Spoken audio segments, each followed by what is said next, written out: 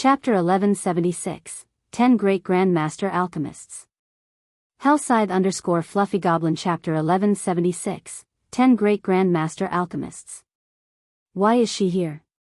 Even after staring at the trader's name for a long time, Shifeng still could not believe his eyes that was the 10 Great Grandmaster Alchemists they were talking about. These existences stood at the peak of all alchemist players. Even super guilds had to treat them respectfully. One could say that all of God's domain's guilds and players tried to suck up to such individuals after all. The further one proceeded into the game, the more powerful the monsters became. If players wanted to defeat these monsters, they needed more than just personal strength. They also needed external items. For example, when facing fire-type bosses, a team would burn to death without high fire resistance, regardless of how strong the team was overall.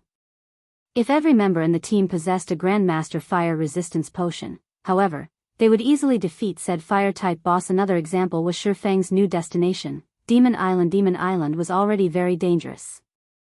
However, with the ever-present dark miasma, players couldn't set foot on the island without darkness resistance. Aside from that, the Tower of Time similarly required high magic resistance. A team would need a large number of magic resistance potions. However, not just any magic resistance potion would do. They would, at the very least, need advanced rank potions, or better yet, master rank. The guild with the most magic resistance potions would obtain more 7 Luminaries crystals. Moreover, this was only one of the many benefits of an alchemist. There were simply too many dangerous locations in God's domain that required these external items. Hence, the various large guilds normally treated Master Alchemists and Grandmaster Alchemists very respectfully. Among the 10 Great Grandmaster Alchemists, Silent Wonder firmly ranked within the top 3. Even the guild leaders of first-rate guilds would have a hard time arranging a meeting with Silent Wonder, and even if Silent Wonder agreed to meet, they would still have to queue up and wait for their turn. Shadow Gold and Ancient Wood? Shifeng fell into deep thought as he looked at the 2 items Silent Wonder wanted in exchange. Shadow Gold was an epic ranked material. If one added a piece of it when crafting weapons and equipment, the weapons produced would deal additional darkness damage, while equipment would provide additional darkness resistance. It was an exceptional material specifically used for producing darkness resistance equipment in the past. 1 ingot of shadow gold had easily sold for 300 gold. However, players rarely sold the material. They were normally pieces of lifestyle players' private collections. As for ancient wood, its price was even higher. A single log could sell for 500 gold. It was also an excellent epic material used to produce staffs, ships, carriages, furniture, and other wooden products. The total value of these 2 materials greatly exceeded that of a master darkness resistance potion and a light cloak. Why does an alchemist like her want these items? Shifeng was incredibly curious. Neither shadow gold nor ancient wood was used in alchemy. However, Shifeng did not think too much on the matter. Immediately, he sent Silent Wonder a message. His message was very brief. I have clues regarding the whereabouts of these 2 items. Current players couldn't get their hands on shadow gold or ancient wood. Even if one reached the required level, it would still be a difficult task. Otherwise, they wouldn't be considered rare materials. However, Shifeng urgently needed items with darkness resistance. A master darkness resistance potion and light cloak could not be more perfect. The light cloak, in particular, significantly increased a player's darkness resistance as long as he equipped the light cloak and consumed an intermediate darkness resistance potion. When he reached Demon Island, he could roam the island with ease. Shortly after Shifeng sent his message, he received a friend invite from Silent Wonder. Shifeng then agreed to the friend request. This way, they could discuss the matter through a video call. Do you really have the clues leading to shadow gold and ancient wood? Silent Wonder did not appear very old. She looked like a woman in her mid-20s.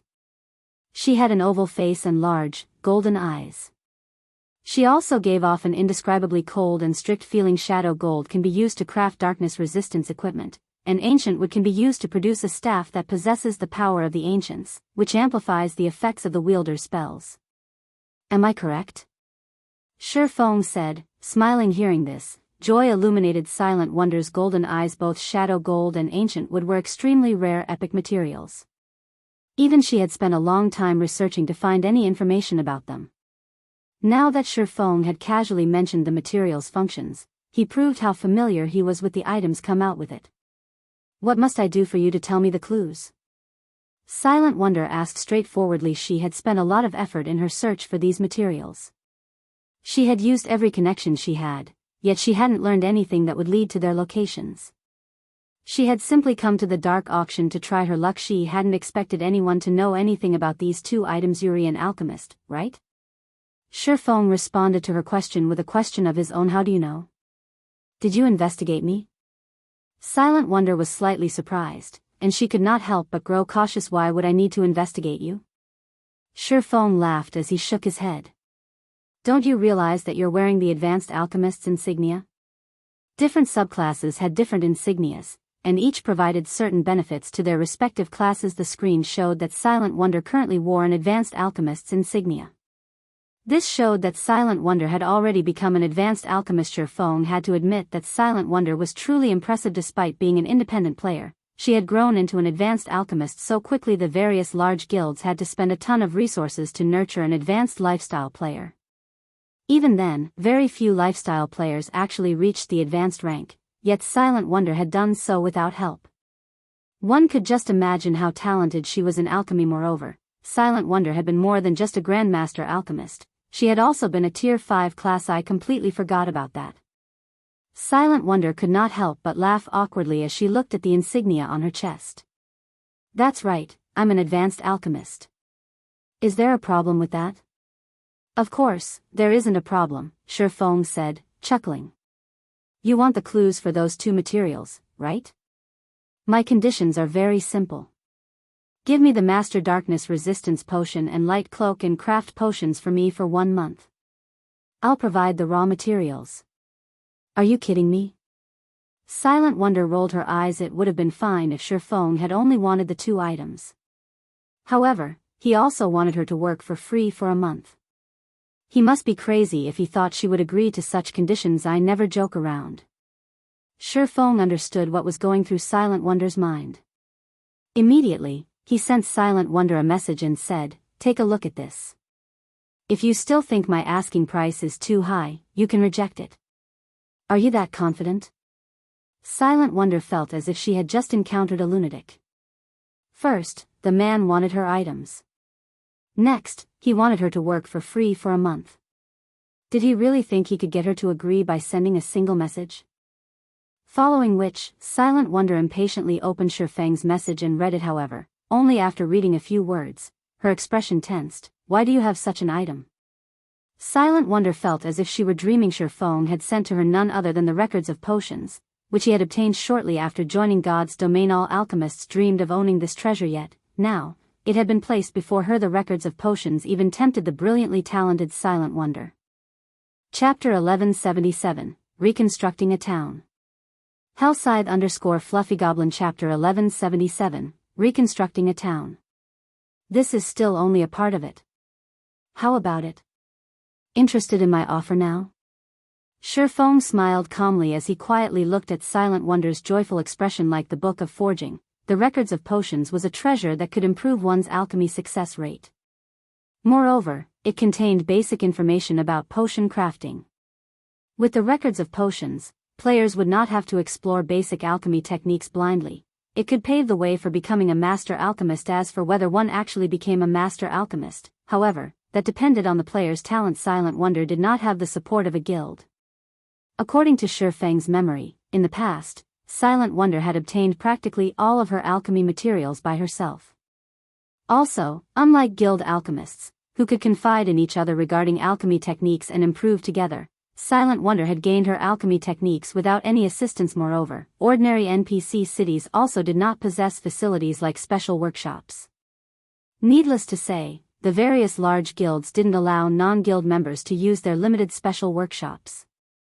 After all, they didn't even have enough to nurture their own lifestyle players. Furthermore, independent players had no access to NPC cities with special workshops.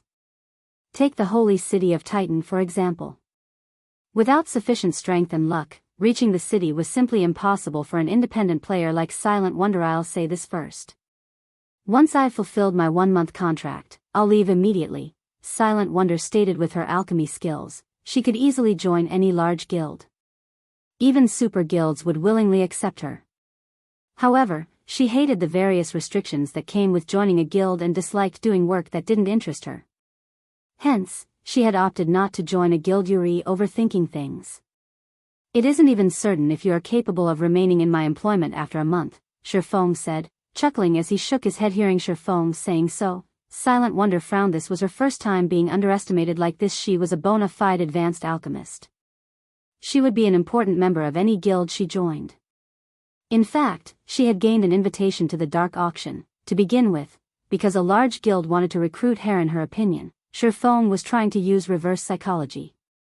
However, such means were useless against her. Once the month was over, she would definitely leave, following which, Shifeng and Silent Wonder signed a contract. The contents were very simple. Silent Wonder would hand over the Master Darkness Resistance Potion and Light Cloak. Afterwards, she would work at the candlelight trading firm for a month. In return, Shifeng would share the clues leading to the Shadow Gold and Ancient Wood with Silent Wonder. After Silent Wonder confirmed that there were no problems with the contract Shifeng had sent her, she signed it. You can tell me the clues leading to the materials now, right? Silent Wonder asked coldly. If not for the records of potions, she wouldn't have made such an unworthwhile trade. After all, the Master Darkness Resistance Potion and Light Cloak were both precious items she had obtained after completing a difficult quest. Trading these two items for 2 clues was a loss. Only level 70 and above Darkness-type bosses have a chance of dropping Shadow Gold. Moreover, the bosses must be Grand Lord rank or above. Ancient Wood can be found near the lake in the deepest parts of the neutral map Stuyak. That area is home to elves. They aren't fond of humans, so it won't be easy to get past them. Shifeng revealed the information. The 2 locations he mentioned were the easiest places to obtain Shadow Gold and Ancient Wood. The other places he knew about were far more dangerous, and even if Silent Wonder was quite strong, she couldn't obtain the materials by herself. Stuyak? Silent Wonder checked the system map. When she found Stuyak, she was speechless. Stuyak was an ancient forest located north of the Frostwolf Empire. The forest had always been the biggest threat to the Empire. You had to be at least level 80 to enter. Moreover, the neutral map size rivaled that of a medium-sized kingdom. She simply did not know what to say about this. With her current strength, it was impossible for her to act on any of the information she had just received. Ivy already told you the clues. You are to report for duty at Starmoon Kingdom's candlelight trading firm by tomorrow night at the latest. After Shifeng was done speaking, he immediately disconnected the call. Shadow Gold and Ancient Wood were both epic ranked rare materials. If Silent Wonder wished to obtain them, she needed to reach level 80 at the very minimum. Particularly, Ancient Wood was highly sought after by even super guilds. If Silent Wonder wished to procure some all by herself, she could not even consider doing so before reaching level 100 in class. Changing to her tier 3 class. Hence, Shifeng had not spoken in detail when he mentioned the clues to Silent Wonder. If he told the woman the minimum strength required to obtain these materials, she would most likely lose her mind afterward. Shifeng received the Master Darkness Resistance Potion and Light Cloak, delivered to him by a staff member. Without waiting for the dark auction to end, he said his goodbyes to Fallen Wind and Autumn Goose before returning to White River City. Although there were many rare items up for trade in the dark auction, there wasn't anything that Shifeng was particularly interested in. So, there was no need for him to stay behind. Shortly after Shifeng exited the room, Starstreak, who had been in a stealth state this whole time, appeared a short distance away from room 017. Why is it him? Starstreak found it somewhat unbelievable when he saw Shifeng coming out of room 017. In his opinion, anyone capable of spending over 600,000 magic crystals within a short period of time must be an upper echelon of a major power.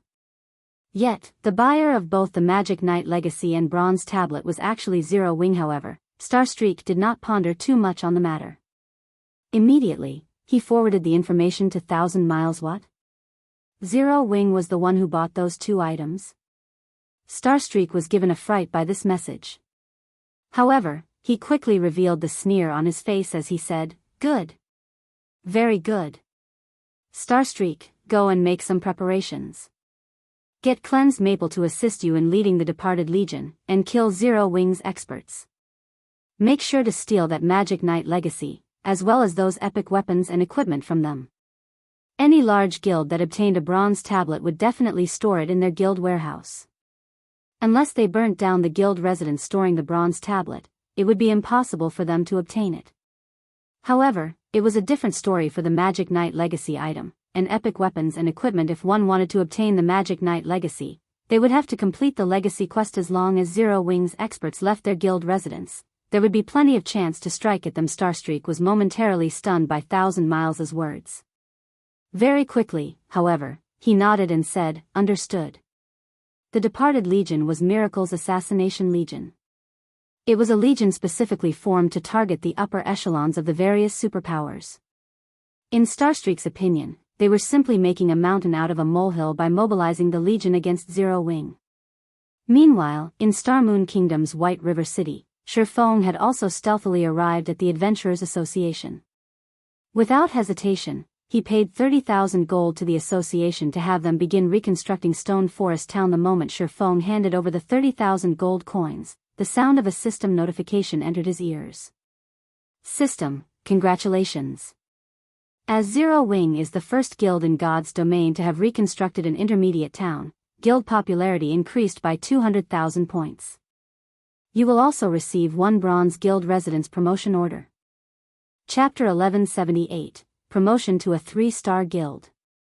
Hellscythe_Fluffy Goblin Chapter 1178, Promotion to a 3-Star Guild. The sudden system notification put Shifeng into a daze. For a long time he had merely reconstructed an intermediate town, yet Zero Wing's guild popularity had instantly soared by 200,000 points. It should be known that a 1-star guild only needed 30,000 popularity to promote to a 2-star guild, while a 2-star guild needed 100,000 popularity to promote to a 3-star guild. The further one progressed into the game, the more difficult it was to obtain guild popularity when a guild was still at the 1-star standard. Guild members could earn quite a lot of guild popularity just by completing ordinary guild quests. With how many players there were in a large guild, the number of guild quests completed each day was plenty. It would take no time for a guild to accumulate 30,000 popularity. The truly difficult aspect of promoting a guild to 2 stars lay in obtaining the guild residence promotion order. However, after a guild reached 2 stars, guild members would no longer obtain guild popularity through completing ordinary guild quests. They could only do so by completing advanced guild quests. However, advanced guild quests were very rare and limited in number. So, it would take a significantly longer time for a 2-star guild to accumulate 100,000 guild popularity. Even super guilds would need a long time to do so. Meanwhile, due to various factors, Zero Wing's popularity accumulation rate was currently on par with super guilds. According to Shifeng's estimates, it would take another month or so for Zero Wing to accumulate 100,000 popularity. However, now that Zero Wing had received an additional 200,000 popularity, it had fulfilled the condition to promote to a 3-star guild. A Bronze Guild Residence Promotion Order? Shifeng looked at the bronze, diamond-shaped token that had suddenly appeared in his bag. The token was emitting a faint, golden glow. It was much more powerful than the Silver Guild Residence Promotion Order he had obtained before. Bronze Guild Residence Promotion Order promotes the star ranking of a guild residence that fulfills the required popularity by 1 star. Can be promoted up to a 4-star guild.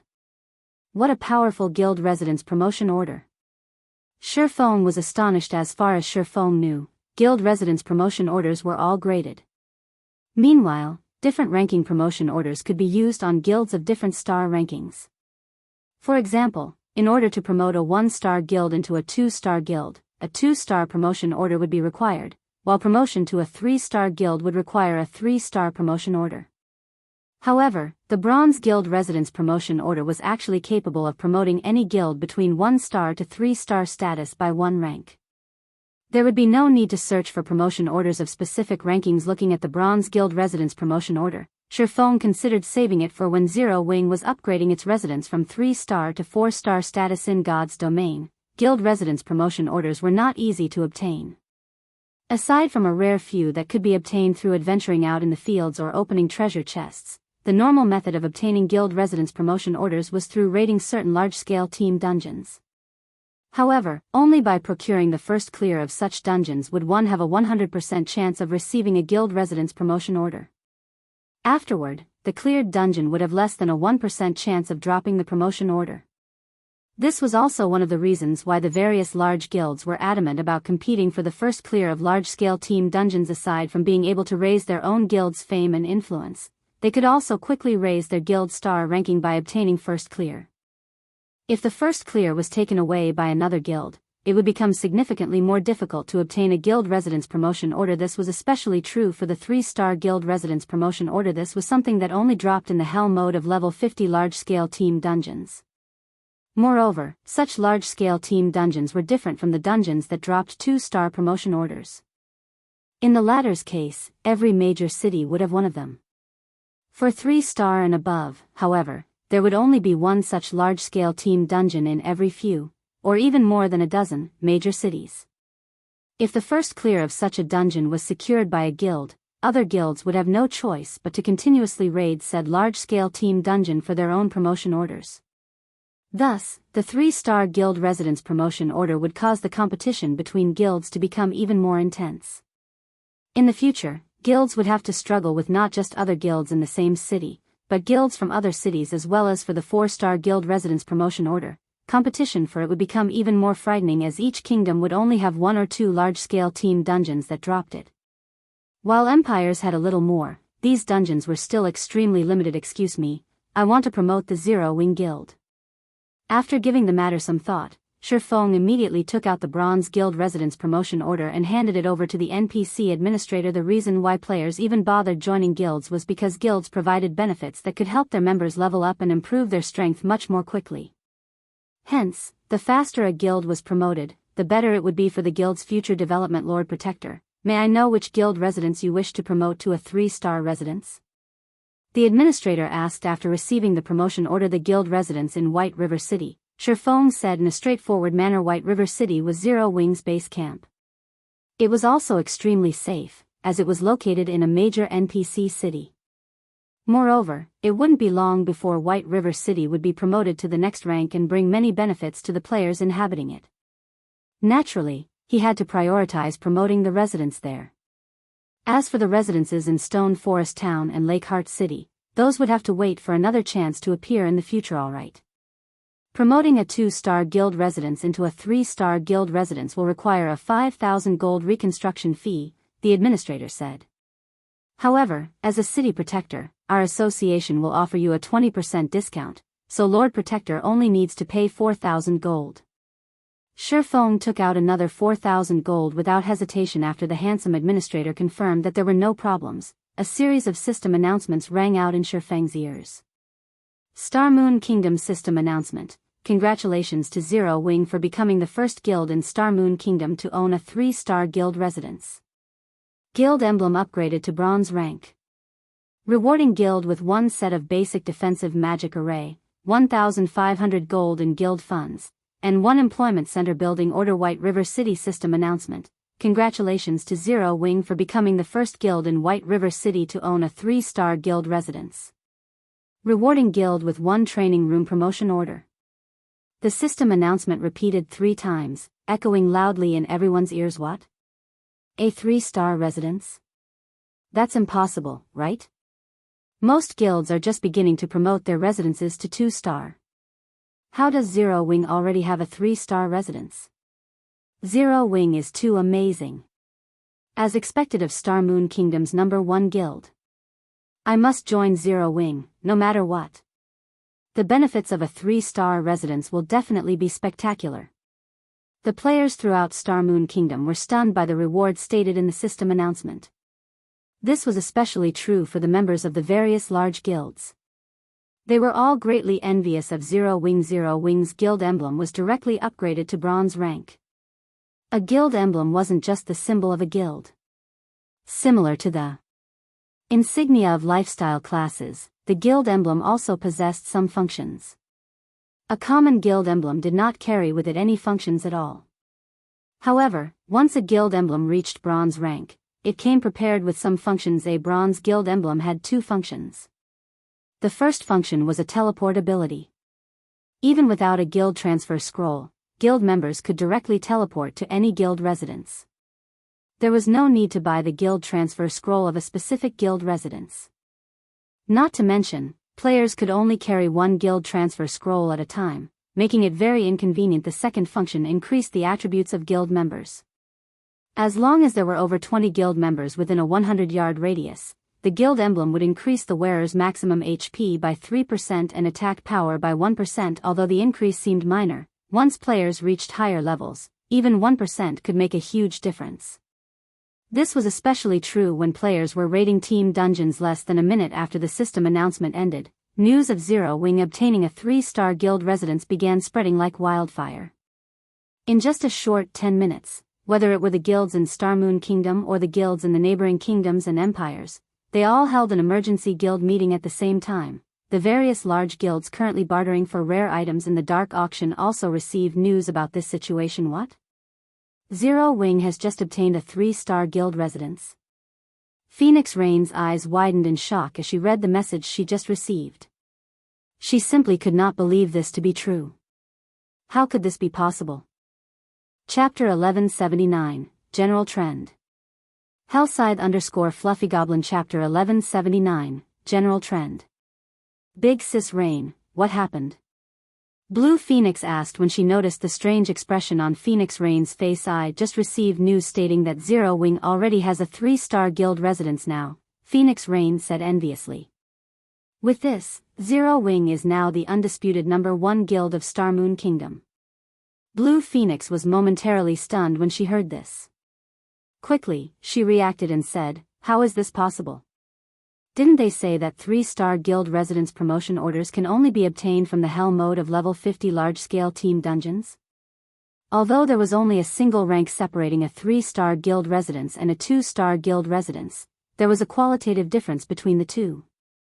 It was similar to shops that were promoted from 2-star to 3-star status. For 3-star shops, aside from having more special workshops, they also had the basic meditation rooms that were very beneficial towards the development of subclasses. In the case of a 3-star guild residence, the guild would receive a qualitative improvement on all its existing benefits. A 3-star guild residence would also be capable of constructing buildings that were not available to 2-star guild residences. Among them, there were 2 buildings of particularly significant importance. One of them was the employment center. Originally, the local NPCs would post quests in the quest area of the guild hall, and guild players were free to pick up any of them. Meanwhile, once a guild established its own employment center, all quests commissioned to the guild in the future would be placed in the employment center instead. In addition, the guild quests in the employment center weren't only limited to the local area. Certain quests would even involve other NPC cities, which would give rise to the number of advanced guild quests. However, these were still not the most important matters. Once a guild possessed its own employment center, it would also unlock large-scale guild quests such as a crusade against orcs, or assisting nearby kingdoms in battles against foreign races. The amount of EXP and coins one could gain from these quests was extraordinary.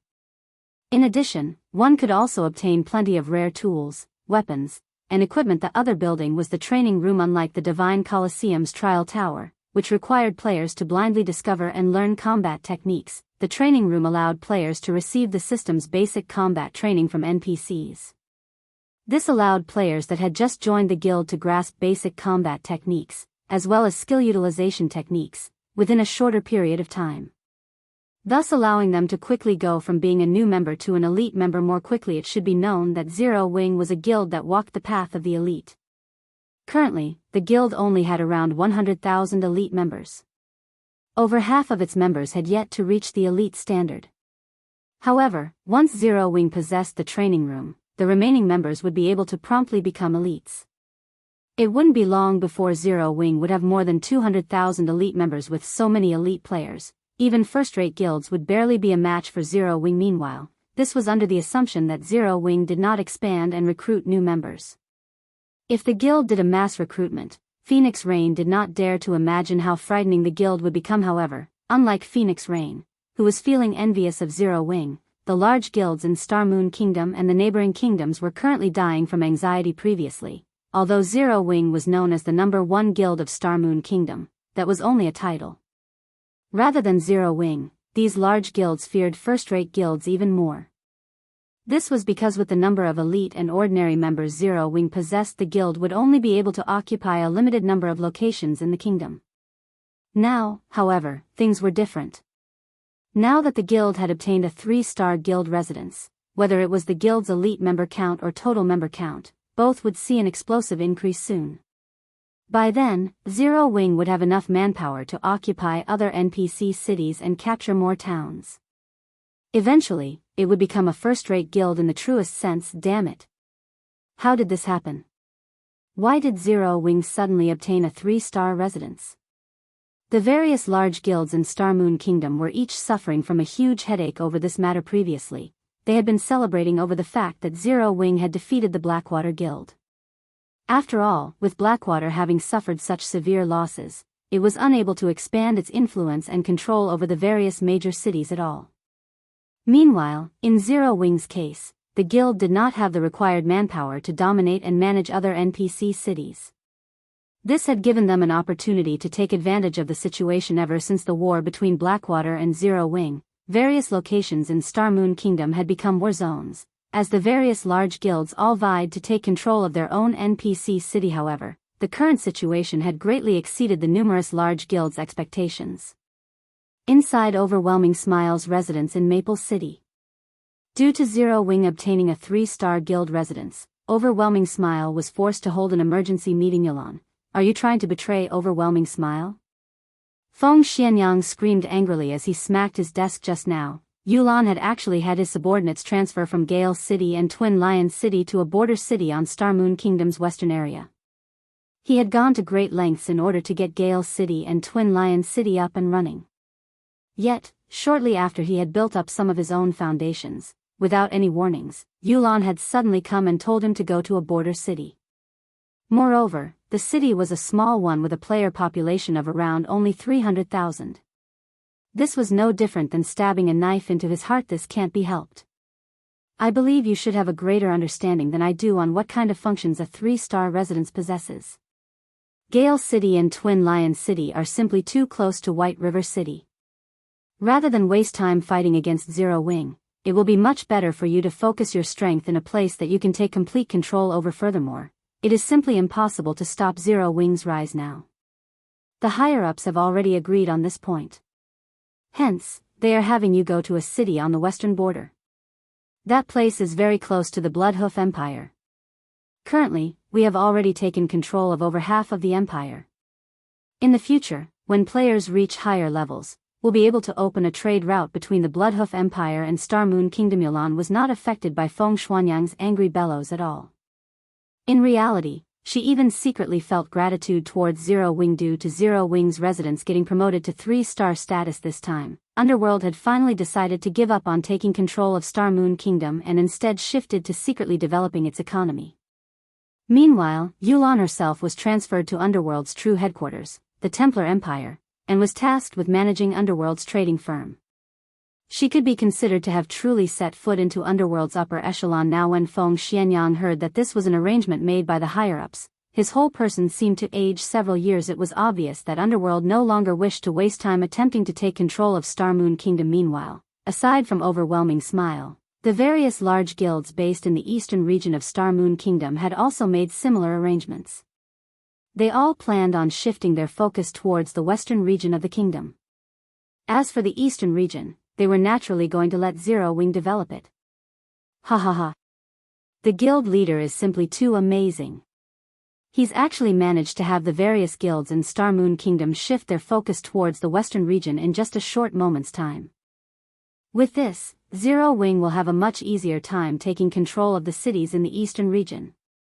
Aqua Rose, who had just exited the inferior legendary treasure chest, was greatly excited when she received news of the latest developments. Originally, she had planned for Zero Wing to gradually whittle away at the various large guilds based in the eastern region of Star Moon Kingdom before eventually taking control of the cities here.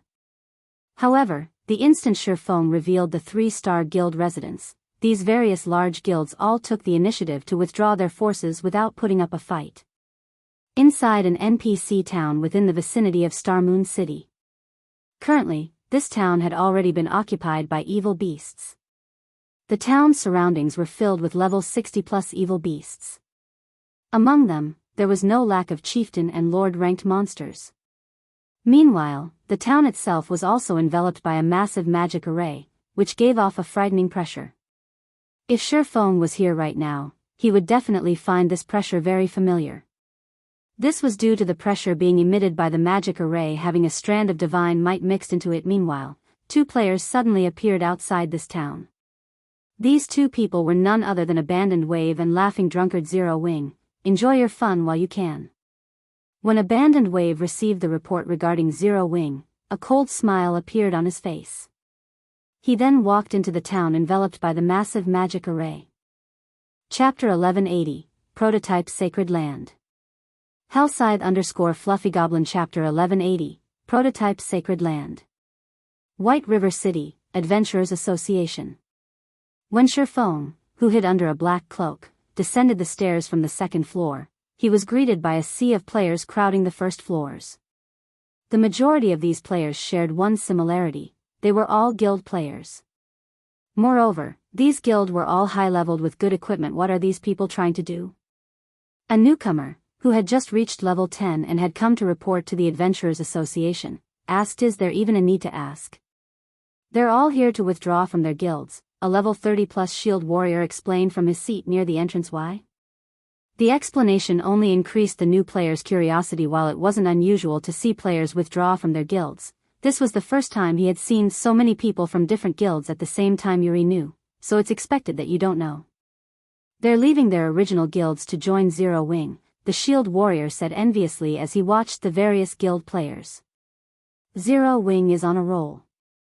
Its residence already has 3-star private rooms.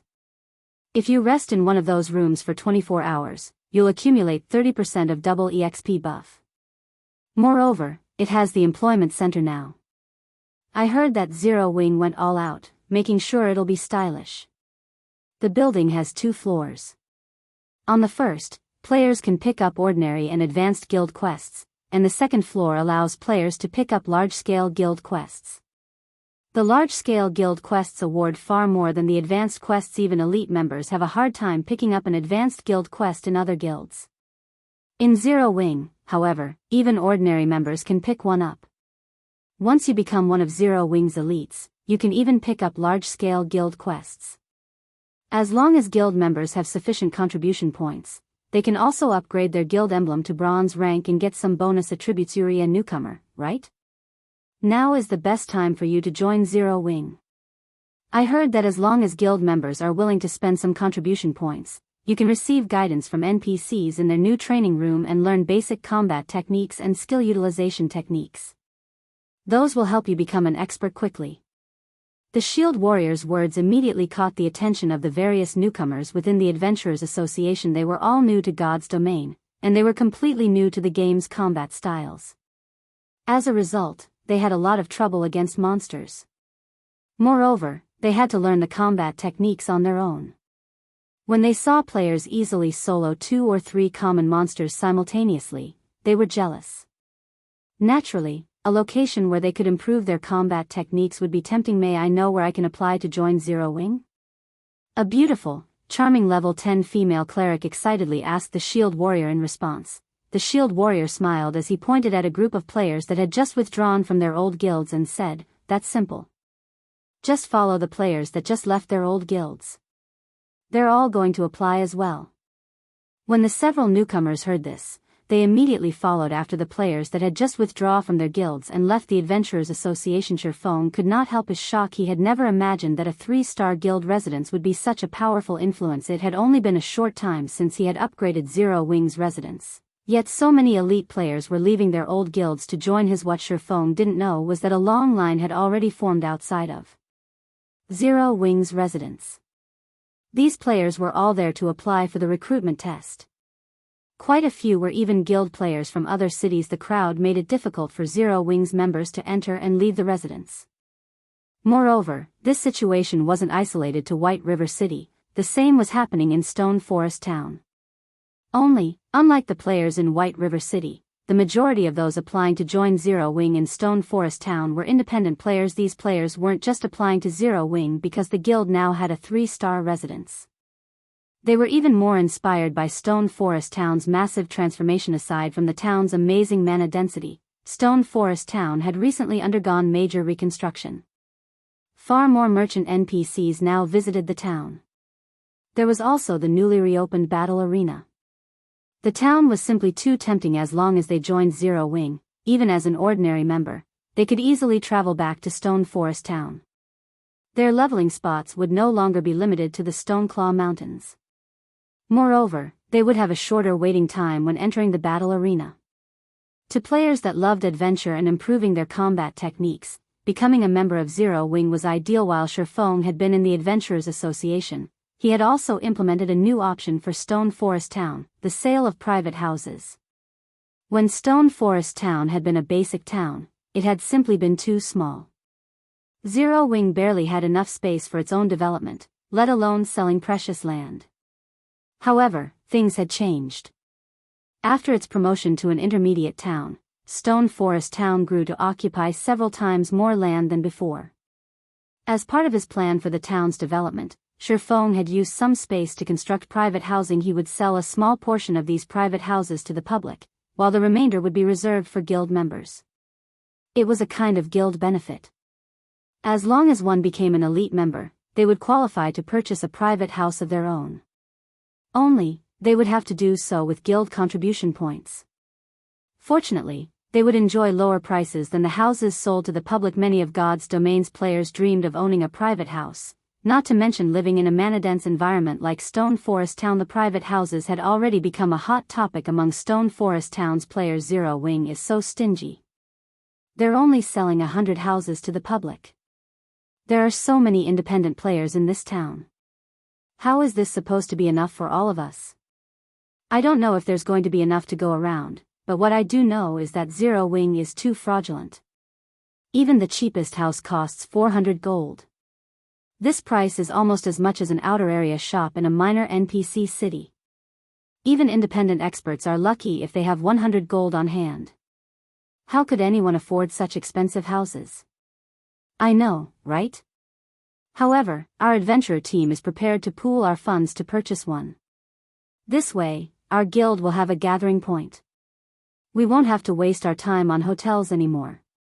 Your team is going to have an awesome time, then.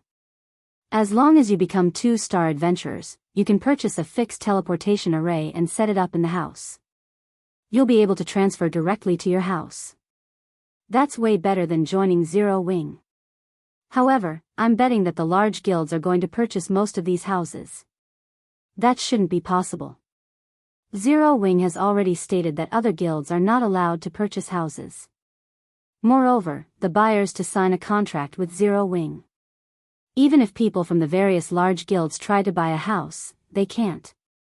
As Shifeng relaxed in an advanced carriage, heading to the candlelight trading firm to store the bronze tablet in the warehouse, he received a call from Aqua Rose guild leader. Twilight Echo contacted me stating that they have something to discuss with you. Aqua Rose joyfully announced. Don't tell me Glorious Echo is looking for me? Shifeng frowned. He did not have a particularly good impression of Glorious Echo. However, he was rather grateful because, if not for him, Aqua Rose wouldn't have joined Zero Wing. No. The elders have already sacked Glorious Echo. One of my uncles is managing the guild temporarily, Aqua Rose said, shaking her head. All right, then. I still have some matters to deal with, so have him wait in the residence for a while. Chapter 1181, New Overlord. Hellscythe_Fluffy Goblin Chapter 1181, New Overlord. Storm Empire, Imperial Capital Storm City. Although the sky grew darker, the Imperial capital shone brightly. Players crowded the streets. Storm City's teleportation hall was particularly packed. Players flooded into the city, one group after another. It was far livelier than in White River City at this moment. A group of players appeared in the teleportation magic array that was the size of half a basketball court. Although it was only a 20-man team, these players were all very high-leveled. The lowest among them was level 42, and the highest was level 44. As these players did not wear black cloaks to hide their levels, the instant they appeared, they attracted almost everyone's attention in the teleportation hall. Many stared at these players with a mixture of awe and fear. Everyone was curious about this powerful group's sudden appearance. After all, the current number 1 player on the Storm Empire's ranking list was only level 43. Moreover, that person had only recently reached level 43. The most unbelievable thing was that none of these players wore a guild emblem, proving that they were not from a guild, but independent players. If Phone were here to see this, he would definitely recognize this group. This team of 20 was none other than the Peak Adventurer Team Owl. The person leading the team was Owl's commander, White Knight. White Knight was already a level 44 ranger. Frozen Dream, the elementalist who stood beside him, had also reached level 44 commander. This place is really lively. I think that there are as many people here as there are in Flame Dragon City. Frozen Dream, who wielded an icy blue, crystal staff, said, slightly surprised as she surveyed the teleportation hall. Flame Dragon City was the Flame Dragon Empires, one of the 4 great empires, imperial capital. The player population there far outstripped other empires' capitals. The Storm Empire wasn't particularly powerful. It was only on par with the Black Dragon Empire. Moreover, the empire occupied a relatively remote area. Logically, the city's prosperity shouldn't be a match for Black Dragon City, yet the current commotion was shocking at a glance. Frozen Dream could tell that practically every player in the teleportation hall was level 38 or above. Among these players, there were even level 40 and level 41 experts. Aside from the players' high levels, there were also a considerable number of guilds from the various guild emblems Frozen Dream could see. At least 100 guilds had gathered here. Among them, quite a few were first-rate guilds. There should be nothing surprising about this. Have you forgotten why we have come? White Knight asked calmly, chuckling. Did the Nature Hall invite them? Frozen Dream quickly came to a realization. Not exactly. Only a small portion has actually received invites. The other guilds have simply taken the initiative to come here to express their goodwill. After all, the situation in the Storm Empire has changed. As for the independent players, I'm willing to bet that 80% of them are here to join the Nature Hall, White Knight said, shaking his head. They had come here because they had received an invite from the Nature Hall, a first-rate guild, to celebrate the guild's achievement of becoming Storm City's ruler. God's domain didn't have many empires. Until now, the Storm Empire's capital had been under the rule of the super first-rate guild, 9-Star family. However, nobody had expected the Nature Hall, which had an intense competition with Twilight Echo, to wage a violent war against the 9-Star family. This war had sparked due to the mineral vein beneath a particular town. Everyone had thought that the Nature Hall had lost its mind to battle the 9-Star family. It was madness in the end. However, the 9-Star family suffered a devastating defeat, and the Nature Hall had taken possession of the town. No one had expected this outcome either. Although the 9-Star family was a relatively weak super first-rate guild, at the end of the day, it was still a bona fide super first-rate guild. No first-rate guild could afford to provoke it. When the war had ended, everyone believed that the 9-Star family would exact its revenge on the Nature Hall. Shockingly, however, the 9-Star family had withdrawn from Storm City. With the 9-Star family's retreat, the Nature Hall had grown stronger with each passing day. It had even shocked other first-rate guilds. In the end, nobody could stop the Nature Hall from taking control of Storm City. Meanwhile, today was the day that the Nature Hall took full control. Today, it became the #1 guild in the Storm Empire. As Owl had done some business with the Nature Hall in the past, the adventurer team had received an invite to the guild's celebration. As soon as White Knight and the others left the teleportation hall, a group of shield warriors and guardian knights wearing uniform equipment appeared before them. A strict-looking man stood at the lead of this group. The man looked to be in his 30s and had a cross-shaped knife scar across his face.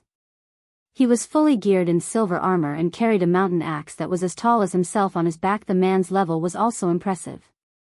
He was actually level 42. Hello, Mr. White. I am Abyssal Thunder. Guild Leader Universe sent me to receive you. Your carriages have already been prepared, Abyssal Thunder said as he pointed at the advanced carriages parked beside him. The passers-by on the street were stupefied by this scene. Who are these people? Amazing. The Nature Hall's security team is actually welcoming them personally. Even first-rate guilds don't get such treatment. Level 44. Could they be the overlords of some other city? When the passers-by saw White Knight and the others climb into the advanced carriages, they were jealous. As the Nature Hall celebrated its success, several strangers appeared before Zero Wing's residence in White River City. These people were all very high-leveled, with the lowest among them being level 41. They all wore level 40 dark gold equipment, becoming the envy of those lining up to apply to Zero Wing. Brother Spring, Zero Wing is astounding. I can't even see the end of the line of elite players. I'm afraid that it won't be long before Zero Wing's elite member count even surpasses Twilight Echo, a robust, tanned level 41 shield warrior exclaimed when he saw the crowd at the main entrance. That's right. The middle-aged man named Spring Echo said, sighing ruefully. Nobody could have imagined that, within such a short time, the little girl that left Twilight Echo had managed to develop a small, unknown guild into its current state. The family's old bastards were particularly stupefied to elevate the family's strength. Those old bastards had tried to force Aqua Rose into a marriage with brilliant war god. Now, however, Aqua Rose was getting by even better than those old bastards. If not for Aqua Rose being Zero Wing's vice guild leader, they wouldn't be here to meet the mysterious guild leader today. Following which, Spring Echo led the 4 people behind him into Zero Wing's residence. After entering the guild hall, Spring Echo was flabbergasted by what he saw. The players occupying the first floor hall were all level 36 and above. Moreover, he could tell that the level 36 and level 37 players were only ordinary members. However, this was not the reason for Spring Echo's shock. Rather, he was surprised by the equipment these players wore. The majority of these players were equipped with level 35 secret silver equipment, with the most inferior being level 35 mysterious iron equipment. As for the elite players that had reached level 40, they actually wore level 40 fine gold equipment. Not even Twilight Echo could say the same. As Spring Echo and his group quietly waited inside the reception room, Aqua Rose entered. The instant Aqua Rose stepped inside the room, Spring Echo and the others astounded once more. At this moment, Aqua Rose did not wear a black cloak to hide her level and equipment, so everyone saw that she had already reached level 48. Chapter 1182, The Intimidating Zero Wing. Hellscythe _ Fluffy Goblin. Chapter 1182, The Intimidating Zero Wing. How did she reach such a high level? Spring Echo was thoroughly shocked. Level 48. Aqua Rose could definitely rank number 1 on the ranking list in any kingdom or empire in God's domain. The current known highest level player in the Storm Empire was only level 43 inches. Addition, Aqua Rose's equipment was extraordinary. Ordinary experts might not recognize the woman's equipment, but as the acting guild leader of Twilight Echo, Spring Echo knew full well what Aqua Rose was wearing right now. The Tier 1 set equipment for Cursemancer's Evil Soul. They had recently encountered Tier 1 set equipment as well. It had been recognized as only inferior to Epic set equipment below level 50. While a Tier 1 set equipment's basic attributes were only slightly superior to a Dark Gold set equipment of the same level, the equipment's true power lay in its high compatibility with players, allowing the wearers to exert higher combat power. As a set equipment, its set effects were highly compatible with the class it was meant for, further enhancing the class's strengths. However, such a good set equipment was not that easy to obtain. Even a veteran first-rate guild like Twilight Echo had not managed to collect a complete set after investing a ton of manpower and resources. Yet, now, Aqua Rose wore one. Uncle Spring, I'm sorry for the long wait. The guild leader has just returned. I'll bring you to meet him now. Aqua Rose simply smiled as she looked at everyone's shocked expressions. She then led Spring Echo to the guild leader's office. While Aqua Rose led the way, the experts behind Spring Echo spoke in hushed tones. Brother Spring, your niece is simply amazing. I'm afraid that even Twilight Echo's number 1 expert, Dark Wave, can't match her now. A Tier 1 set equipment. If those elders knew about this, they'd die from envy. Despite investing all that effort into collecting Tier 1 set equipment, even now, we only have 3 pieces of our most complete set. Spring Echo could only smile bitterly in response to his subordinate's discussion. What else could he say? Before coming to Zero Wing, he had prepared himself mentally. After all, Zero Wing's battle records were incredible. This was especially true for the latest one. Not only had Zero Wing annihilated Blackwater, which had the Blackwater Corporation's support, but it had also suppressed the Super Guild Pantheon. If Zero Wing did not have a certain background, how could it possibly defeat such powerful enemies? Now, not only did Zero Wing control the gold mine that was Stone Forest Town, but it also had a 3-star guild residence.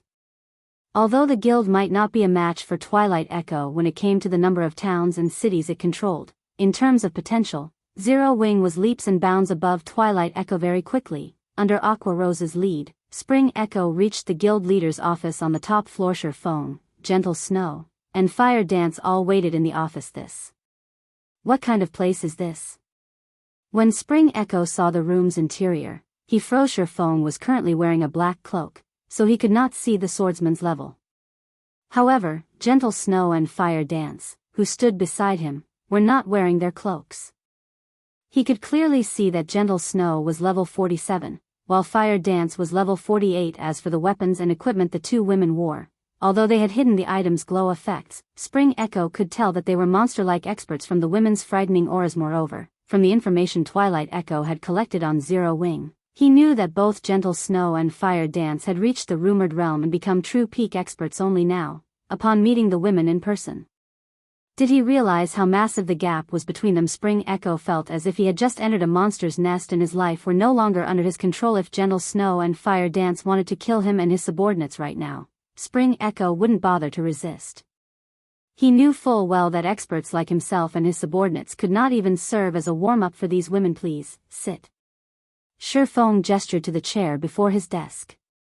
He was utterly satisfied with how effectively Gentle Snow and Fire Dance had shocked Spring Echo and his companions. This was an act to help Aqua Rose increase her bargaining chips and influence in her family. I heard that Twilight Echo has some business to discuss. May I know what that business is? Guild leader Black Flame, I'll get straight to the point. Twilight Echo has discovered a mine in the Storm Empire. However, with only our guild strength, I'm afraid we can't secure that mine. Hence, Twilight Echo wishes to cooperate with Zero Wing and operate the mine together. As for the profits, we'll split them 50-50. Spring Echo understood that Twilight Echo could hold no secrets from Shifeng. After all, Aqua Rose was here. However, it was also precisely because of Aqua Rose that Twilight Echo had sought out Zero Wing to cooperate. This is interesting. There's a mine that even you guys can't handle? Shifeng found the revelation somewhat surprising. No matter what was said or done, Twilight Echo was a veteran first-rate guild. The Storm Empire was already famed for its mineral production. There were plenty of mines throughout the empire, so much so that first-rate guilds had no reason to compete with each other. What if I tell you that it produces energy ore? Spring Echo asked, smiling. Are you sure? The news stunned Shifeng. Energy ore. That was an even higher ranked material than Raven's manatite ore. While players had a certain chance of obtaining magic crystals when mining manatite ore, there was an even greater chance to obtain magic crystals when mining energy ore again. Moreover, energy ore was an extremely rare mineral that had many uses currently. A stack of energy ore could sell for roughly 2 gold. If sold in an area where minerals were scarce, one could easily sell a stack for 3 gold. The high demand was due to energy ore's two main purposes. The first regarded forging, since it could increase forging success rate. The second was in engineering, where it could be used to produce core components in engineering tools. Hence, energy ore was expensive. Normally, players could only harvest some scattered ore. No one had found a mineral vein that produced it. I can assure of this, Spring Echo responded seriously. I can agree to work with you. However, I want a 30-70 split, 70 to Zero Wing and 30 to you. Moreover, the nearby town must be placed under Zero Wing's control. Shifeng proposed his conditions after giving the matter some thought. When everyone inside the room heard Shifeng's conditions, they could not help but gasp. Even Aqua Rose hadn't expected Shifeng to be so demanding. Guild leader Black Flame, aren't you going a little overboard?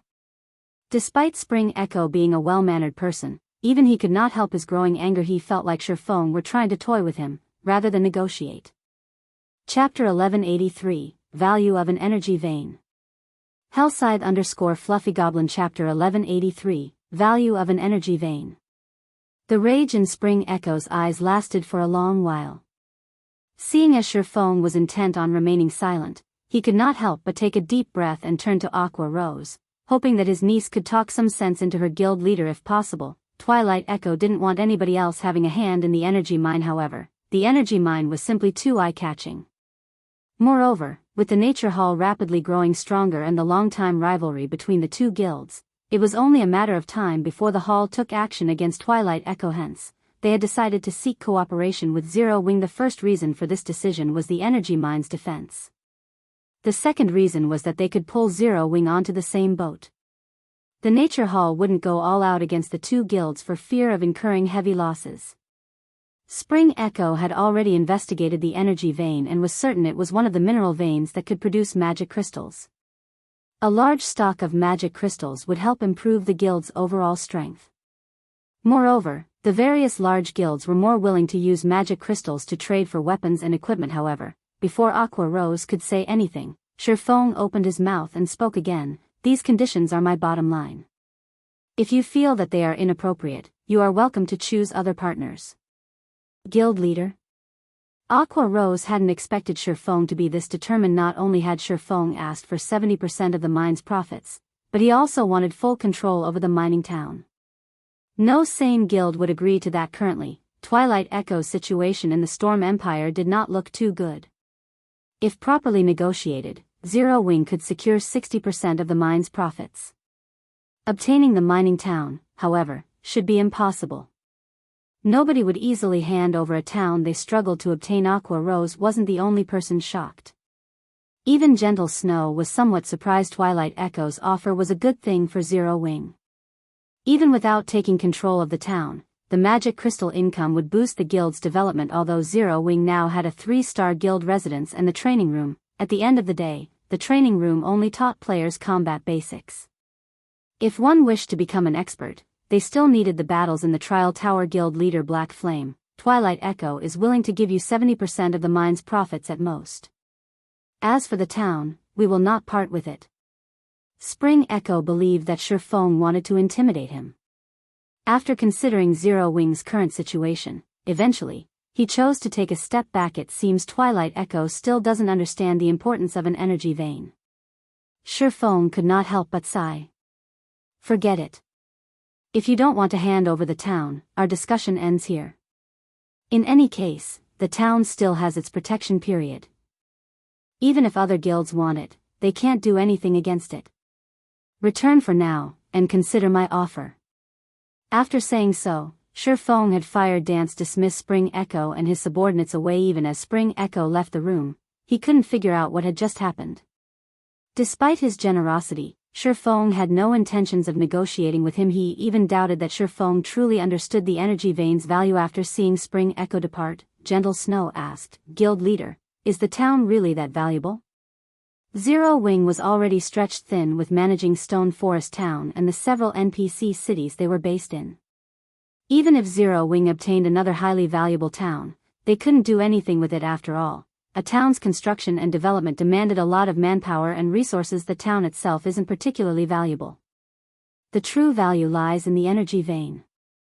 Only, the vein is far more valuable than Twilight Echo can imagine. If they want to defend the energy vein successfully, Zero Wing needs to control the town. Otherwise, even if we work with Twilight Echo, defending the energy vein will be impossible. If that's the case, we might as well stay out of it, Shifeng said, shaking his head. That was an energy vein they talking about. It was far more valuable than a manatite vein. A single manatite vein had already forced Raven, one of the 6 great dark guilds, to go all out to defend it. Even Raven wouldn't be able to secure an energy vein in the past. Every energy vein had sparked an intense war. In these wars, first-rate guilds were little more than cannon fodder. Yet Twilight Echo thought that they could defend an energy vein with the strength of 2 guilds. It was wishful thinking. If it were possible to obtain 50% of an energy vein's profits by contributing manpower and resources, Shifeng would raise both his hands and legs to volunteer. However, God's domain was a far crueler place than Spring Echo assumed. He had only dared to agree with Spring Echo because he had 3 trump cards. The first was the 4 Towers of Elements. He had the designs for the towers in his hand. As long as they had the materials, they could construct the towers to defend the town. The second was Phoenix Rain. Phoenix Rain was a pavilion master in the Dragon Phoenix Pavilion. Dragging her into the fray would deter others from joining the fight. The third was the Secret Pavilion. He had worked with the Secret Pavilion frequently. Meanwhile, the Secret Pavilion was a transcendental existence in God's domain. It was even more of a deterrence than the Dragon Phoenix Pavilion. As long as the town was protected by the 4 Towers of Elements and had the backing of the Dragon Phoenix Pavilion and Secret Pavilion, other superpowers and first-rate guilds would have to think twice before moving against the town. In fact, with how much manpower and resources he would have to invest to have a chance of defending the energy vein, he was only willing to give Twilight Echo 30% of the profits due to his consideration for Aqua Rose. Of course, if Zero Wing were sufficiently powerful and could afford to station 1 million elite members and over 10,000 expert players to defend the town, it might be able to occupy the vein itself.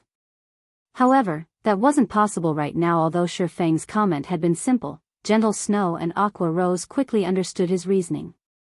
Hence, they said no more. It was common knowledge that great wealth often attracted disaster. They hadn't imagined that the energy vein was so valuable. Brother Spring, what do we do now? A level 41 berserker asked after noticing Spring Echo's silence. Zero Wing's asking price is simply too high. We can't negotiate with them. They had come here today to negotiate cooperation. However, instead of gaining Zero Wing's help, the guild had chased them out. What else can we do?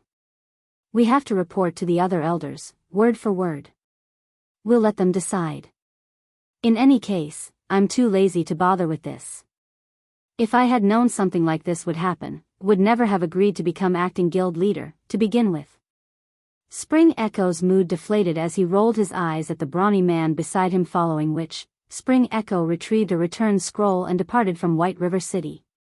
Elsewhere, Shi Feng used the teleportation array in the residence's basement to teleport to the savage wildland. He was prepared to set out towards the Sea of Death. He handed the rest of the guild's matters to Aqua Rose and Gentle Snow.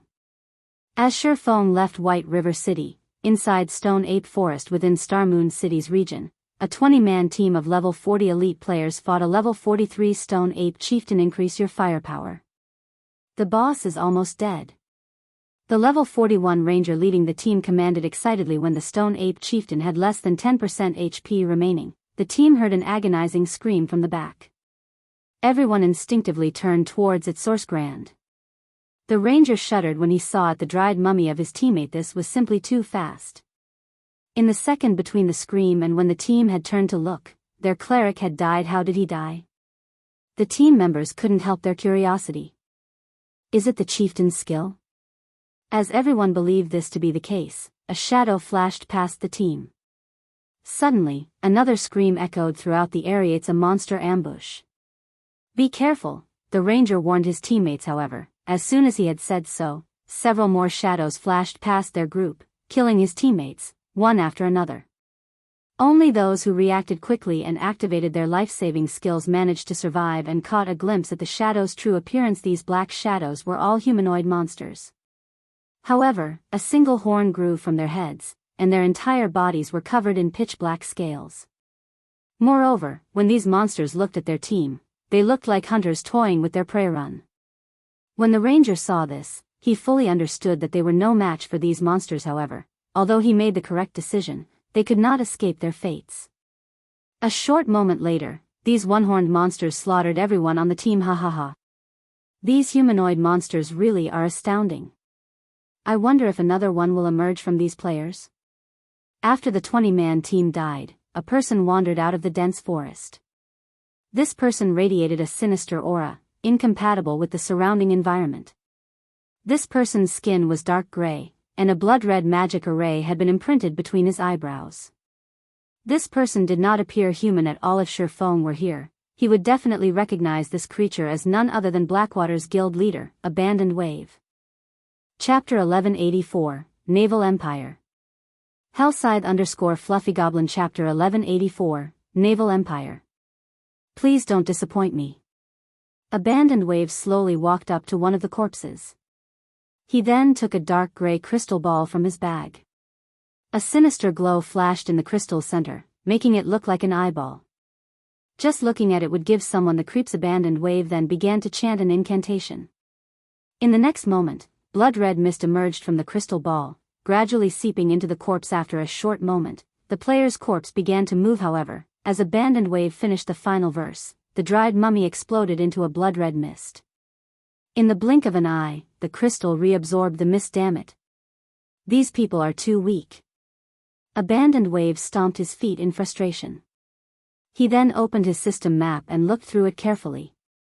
It seems that I'll have to go elsewhere to find experts. I recall that place being one of the high-resource maps the Star Alliance occupies. There should be quite a number of experts there. I'll use you guys to test my new powers. Saying so, Abandoned Wave summoned a giant, two-headed wolf. He rode it towards the Sunset Hills, which was only a short distance away from Stone Ape Forest. Storm Empire, Twilight Echo's guild residence. Spring, so you're saying that if we don't hand over the town's management rights to Zero Wing won't agree to work with us? Zero Wing is playing us for fools. Do they really think that Twilight Echo needs their help to defend a town? I've always said that Zero Wing is unreliable. Rather than working with Zero Wing, we should invest more in the town's defense.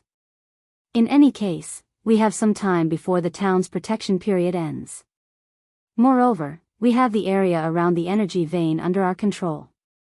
Even if the Nature Hall wants to take it from us, it won't be that easy for them to steal in our territory. However, we cannot underestimate the Nature Hall either.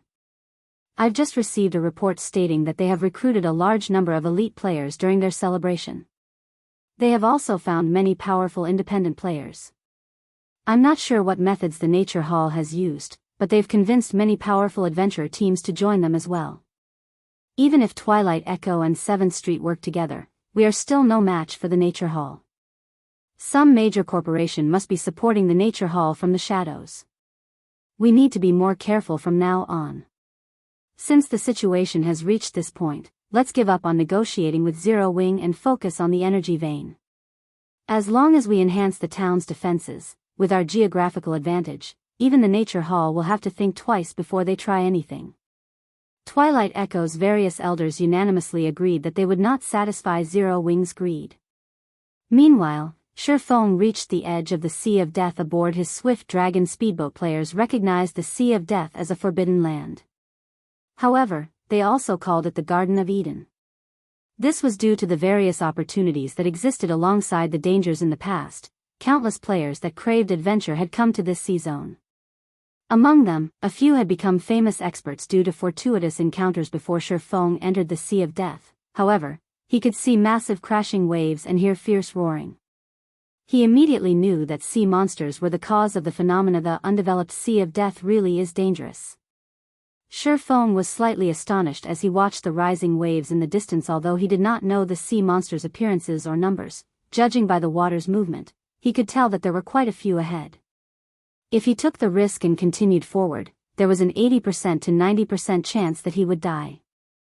The Swift Dragon speedboat did not improve his chances. Unlike the monsters on land, sea monsters all had extremely high HP. They normally had 3 to 5 times more than land monsters of the same rank and level. Including the geographical advantage, even a Lord-ranked sea monster could easily annihilate a team of 100 elite players. If 5 or more sea monsters occupied this route, it would be inaccessible for players. With so many sea monsters in one location, a boss rank existence must be present. A boss in this area would be at least a great lord in land. Monsters of such rank shouldn't be provoked, much less at sea. Without a fleet of ships, players would have no choice but to take the long way around. By Shifeng's estimation, there should be over 10 sea monsters ahead. With so many, it was possible that a Grand Lord-ranked sea monster was present. Although the Swift Dragon speedboat was powerful, it would be nothing more than an appetizer for a Grand Lord. While Shifeng plotted a different path into the Sea of Death, he discovered a fleet of ships heading towards the sea monsters. It was clear that these players were looking for a raid. A fleet consisted of at least 30 ships. Of course, fishing boats did not count. The fleet Shifeng watched consisted of over 100 ordinary speedboats and numerous advanced speedboats. There were even a few bronze speedboats in the lead. As the fleet gradually approached the sea monsters, Shifeng got a clear view of the situation through the Swift Dragon speedboat's telescope. The 4 bronze speedboats in the lead had been decorated with the image of an aqua-blue spear. This image was the fleet's symbol. These symbols weren't just for show. They had a similar function, although significantly weaker, to a suppression magic array. Normally, players could only gain such a symbol after registering as a fleet with the Adventurers Association, the Freedom Alliance. Shifeng was surprised when he saw that blue spear. Why are they here? The Freedom Alliance was not a guild. Rather, it was an organization of various small guilds and adventurer teams. Of course, not just any guild or adventurer team qualified to join the alliance. They needed to meet certain criteria to do so. In such a way, the Freedom Alliance combined the powers of various naval guilds and adventurer teams to form a superpower at sea. In the past, the Freedom Alliance had been even stronger than some super guilds' naval forces. However, the Freedom Alliance hadn't been active in the Sea of Death. Instead, it had occupied the sea's end. The sea's end was many times larger than the Sea of Death. It was even considered a naval empire. The sea's end housed cities and alliances that were comprised of numerous islands. The playstyle there wasn't as intense as on land. Rather, competition between players there wasn't particularly intense. However, the area was far more dangerous than on the mainland. Moreover, players that lived in the sea's end had been inseparable from naval combat since the moment they joined God's domain. Hence, when it came to combat at sea, players from the sea's end were far more powerful than even the experts of the various large guilds they were just barging in. Shi Feng was momentarily stunned as he watched the fleet charge towards the sea monsters. Chapter 1185, Marine King Creature. Hellscythe_Fluffy Goblin Chapter 1185, Marine King Creature. What are they trying to do? Shi Feng was at a loss when he saw the Freedom Alliance's fleet charge into the sea monster group without hesitation. Logically, as veteran sailors, the Freedom Alliance should not have made such a rookie mistake. Sea monsters were different from monsters on land. Not only were they massive, but they were also capable of influencing the battlefield's terrain. They also had wide-range attacks, making it very difficult for players to dodge or block. As a result, fighting sea monsters was many times more challenging than monsters on land. Normally, a fleet had to distribute tasks and prepare before battle. In battles against multiple sea monsters, the ship's positions were very important. Players would pay for mistakes and blood. Players would be asking for a beating if they simply charged into battle. In the majority of land battles, at most, players would pay for mistakes with their lives. However, a mistake out at sea would destroy their ships. Even if the ship survived after being struck by sea monsters, the ship would lose durability. When a ship's durability fell to a certain point, like weapons and equipment, it could no longer be repaired. Not to mention, the price of repairing a ship was much higher than weapons and equipment.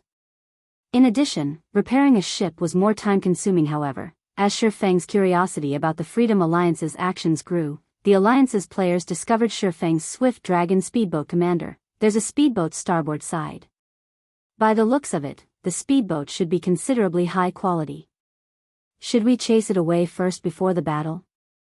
A level 41 male elementalist in dark blue mage robes asked a robust man in a respectful tone. This robust, leopard of a man was none other than the Freedom Alliance's 3rd Fleet commander, Passing Monarch. Practically everyone in the sea's end had heard of this man. Ignore it. It's just a speedboat. It won't affect our operation. If it tries to pull something, we'll deal with it then, Passing Monarch casually commanded as he glanced at the Swift Dragon speedboat. Alright, enough. We'll proceed according to plan. They had a total of 120 ships. Among them, 24 were advanced speedboats. In addition, they had 4 bronze speedboats. A single speedboat could not disturb their operation. If they wanted to, they could sink it with little more than a thought. Understood. Immediately, the fleet spread out and gradually circled the group of sea monsters. Roar. The sea monsters soon noticed the Freedom Alliance's fleet. They began to surface, revealing their true appearances. Among the sea monsters, one was a massive sea serpent king. The serpent's head alone was the size of a 3-story building. When the serpent roared, waves rose and smashed against the Freedom Alliance's ships. Aside from this sea serpent king, which was hundreds of meters long, there were also many one-horned sea serpents, which were roughly 60 to 70 meters in length. If ordinary players saw this, they would most likely pale from fright. Sea serpent king, marine king creature, king class sea monster, great lord. Level 52. HP 160,000/160,000,000. One-horned sea serpent, sea monster, chieftain. Level 50. HP 18,000/18,000,000. A king-class sea monster? When Shi Feng finally saw the sea monster's true appearances, he was shocked. Sea monsters fell into different categories than monsters on land, as they had additional classifications based on their life ratings. The higher a sea monster's life rating was, the stronger they were than other sea monsters of the same rank and level. A king sea monster, for example, was a boss among bosses. Normally, sea monsters could be categorized as ordinary, leader dash, and king class. There were also sea monsters of the legendary Titan class. The King class's life rating could already rival that of the archaic species on land. Not only were such sea monsters extremely rare, but they were also insanely strong. As for Titan class sea monsters, they were the equivalent of ferocious beasts like the 9-headed magic snake, whose life rating was even higher than ordinary dragons.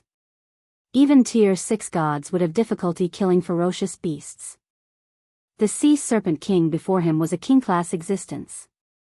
Despite it being only a great lord, it was more than capable of annihilating an entire fleet by itself. That's right, annihilation. Normally, king-class sea monsters only lived in extremely dangerous sea zones. They didn't usually show up in places like Theseus. Sherfone considered steering his ship away from this area. The Sea Serpent King pointed its head at the sky and roared. Dark clouds then began to gather, covering the sky as expected of a king-class sea monster. It is already capable of using a domain despite being a great lord? Shifeng's expression twisted as he watched the sky. He was familiar with the move the Sea Serpent King had just used. The skill was called Weather Control, and as its name suggested, it allowed the Great Lord to control an area's weather in the blink of an eye. Waterspouts formed, one after another, enclosing the area and cutting off players' escape routes. Unless players wanted to risk their lives and sacrifice their ships, there would be no retreat. This was also one of the reasons that fleets would suffer annihilation after encountering king-class sea monsters. However, as if they had predicted this development, the Freedom Alliance's scattered ships began to activate magic arrays. Together, 100 speedboats formed a massive, blue magic array that enveloped the zone. Following which, 2 more similar magic arrays appeared, overlapping in the next moment. Arcs of blue lightning descended, limiting the sea monster's movements. What a powerful threefold magic barrier. Sherfone was stunned when he saw the fleet suppress the Sea Serpent King's movements. Normally, magic arrays capable of suppressing king-class sea monsters were intermediate rank at the very minimum. With every additional layer a magic array possessed, its strength would be increased by 1-fold. As this was a 3-fold magic array, its strength tripled. As Sherfone watched, the Freedom Alliance's players began to move. Among them, 100 ships maintained the magic array, while the remaining 20 ships circled and attacking the sea monsters. Naval battles were different from land battles. Due to sea monsters' wide-range attacks, players couldn't dodge with their own movement speed. Hence, they needed to rely on their ships to avoid the sea monsters' attacks. If an attack were truly unavoidable, the ship's MTs would meet the attack head-on. Meanwhile, players had to rely on ranged classes and their ship's attack power. This was also why ships were more important than experts at sea. The 20 ships madly bombarded the Sea Serpent King and one-horned sea serpents. Due to the magic array's suppression, both the Great Lord and the chieftain's mobility was limited. With the Freedom Alliance's high-quality ships, avoiding the sea monsters' attacks was relatively easy. Even if an occasional attack struck their ships, the MTs on board received most of the damage, significantly reducing the ship's durability loss. The only troublesome foe was the Sea Serpent King. Fortunately, the Freedom Alliance's fleet was very strong. The 4 bronze speedboats were responsible for tanking the Great Lord. Bronze speedboats possessed a certain damage reduction capability. Only after the ship reduced the initial damage would players receive the attack. If advanced speedboats received one of the Sea Serpent King's attacks, the MTs on board would die instantly under the constant stream of cannon fire and ranged attacks. The chieftain-ranked one-horned sea serpents quickly died off eventually. Only the Sea Serpent King remained. However, the Great Lord still possessed over 100 million HP. The more damage the Sea Serpent King received, the more powerful its attacks became. It also grew faster as the battle progressed. It was obvious that the Great Lord had adapted slightly to the magic array's suppression originally. After 5 MTs split the damage from an attack, each MT would only lose around 1/3 of their HP. Now, however, the MTs would lose half of their HPs instantly. If the Sea Serpent King dealt 2 consecutive attacks, the MTs would be annihilated. Increase the healing. If your mana falls below 25%, use a mana recovery potion immediately. Old wizard, hold on for a little longer. I'm going to give this little snake a big one. Passing Monarch commanded when he realized the Sea Serpent King's attacks were growing more aggressive. Leave it to me, old wizard. The captain of the ship currently tanking the Sea Serpent King confirmed and nodded. However, as soon as he said so, the Sea Serpent King spread its jaws, a large amount of elemental mana gathering in its mouth. In the next moment, it spat a beam, sweeping across over half of the battlefield. As the beam struck, 3 advanced speedboats were crippled. As for the other 5 advanced speedboats that were struck, their durability dropped to below 50%. As for the 2 bronze speedboats that had received the attack, they fared slightly better as they hadn't lost a single player.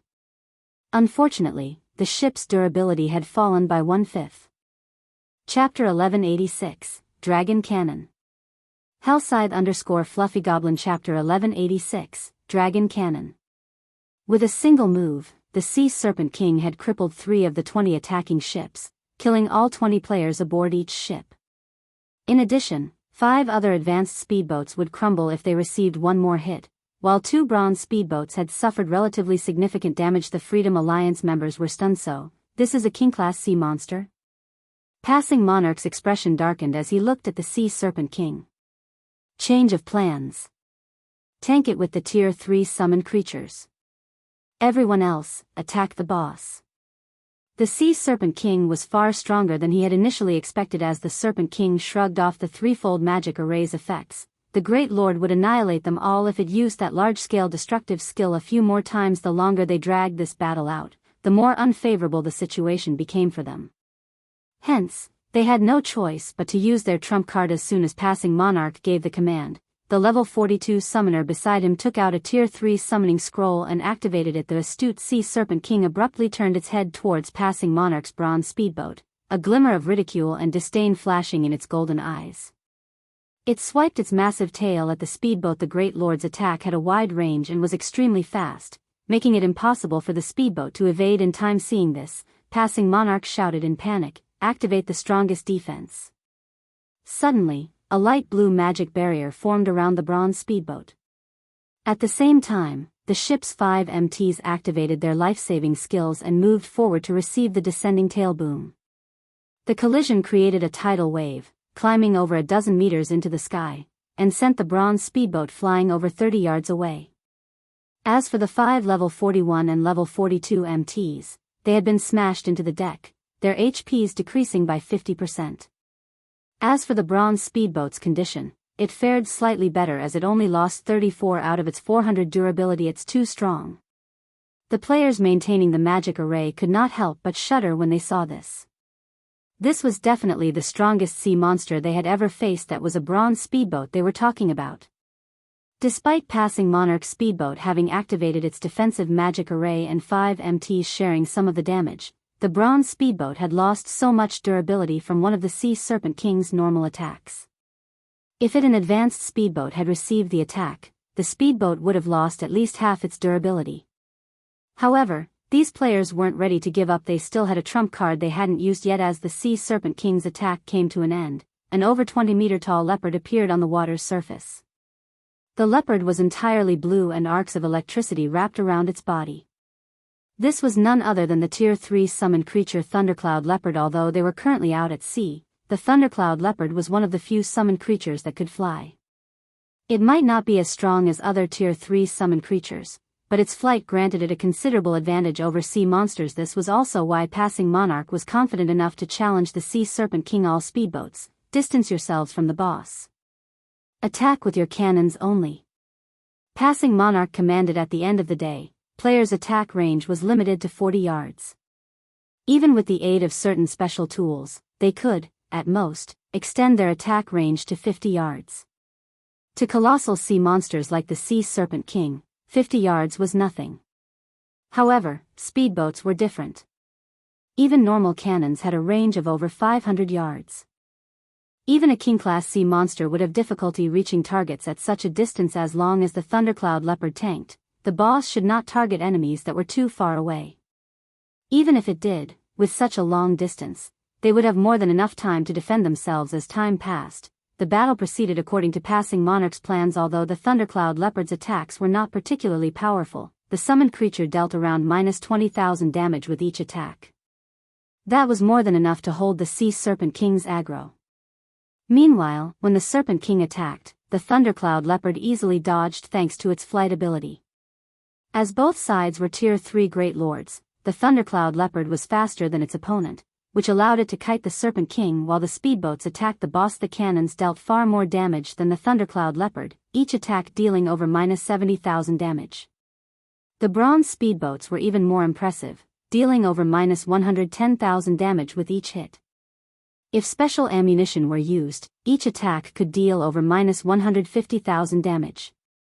Unfortunately, special ammunition was very expensive. Even the most common flame shell cost 70 silver coins per round. There was also the more expensive Thunderbolt shell, which cost 1 gold, 50 silver, and was considerably more effective against sea monsters. With how high these shells' prices were, if the monster didn't yield anything valuable upon death, they would suffer a major loss. Moreover, sea monsters could block cannon fire, which would drastically reduce the damage they received.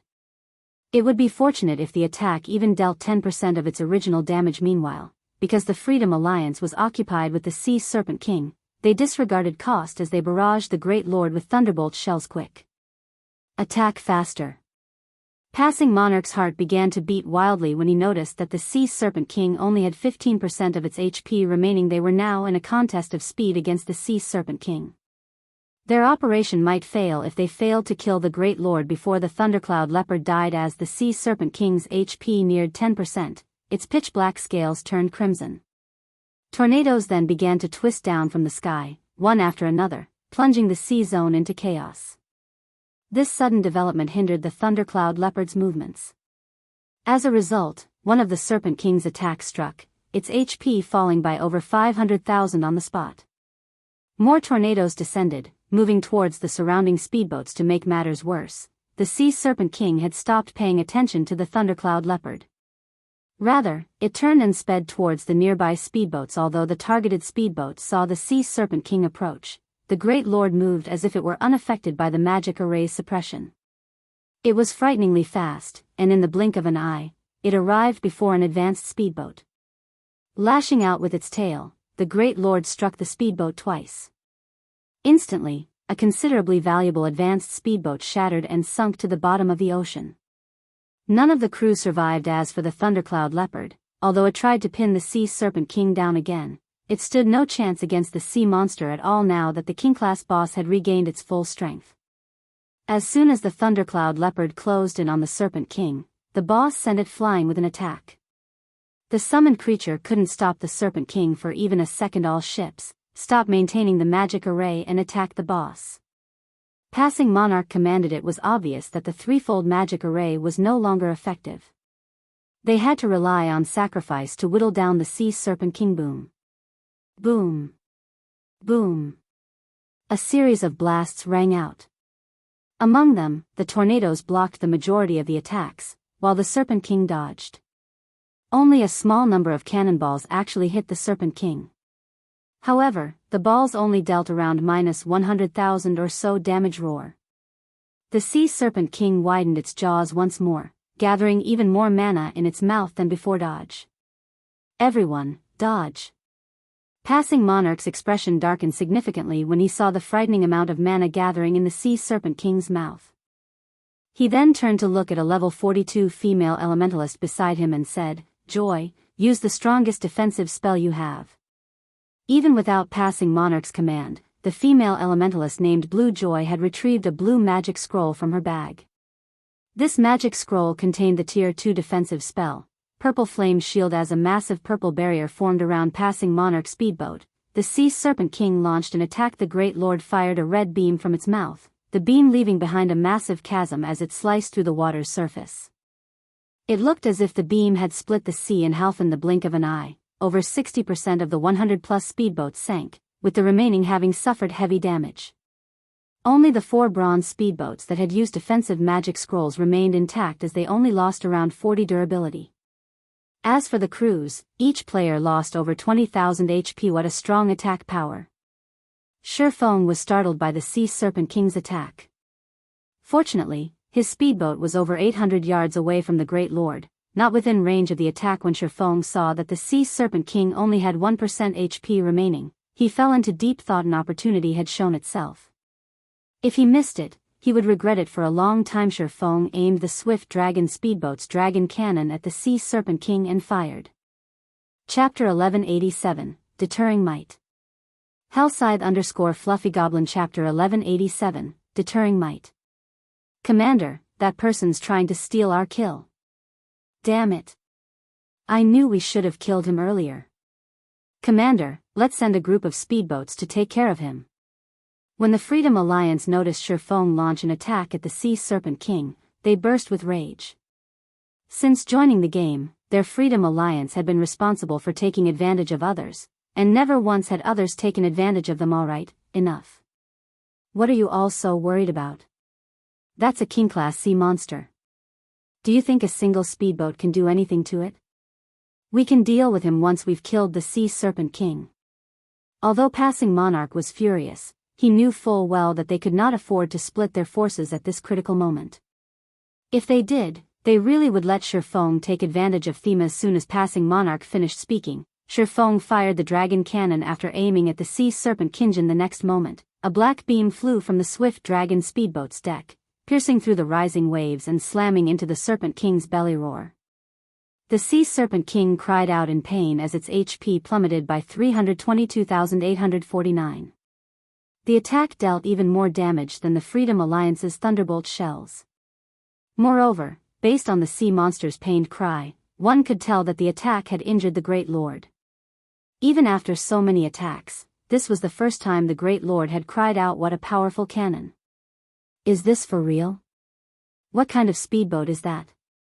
Even when we fire the Thunderbolt shells from the bronze speedboats, we only dealt around -120,000.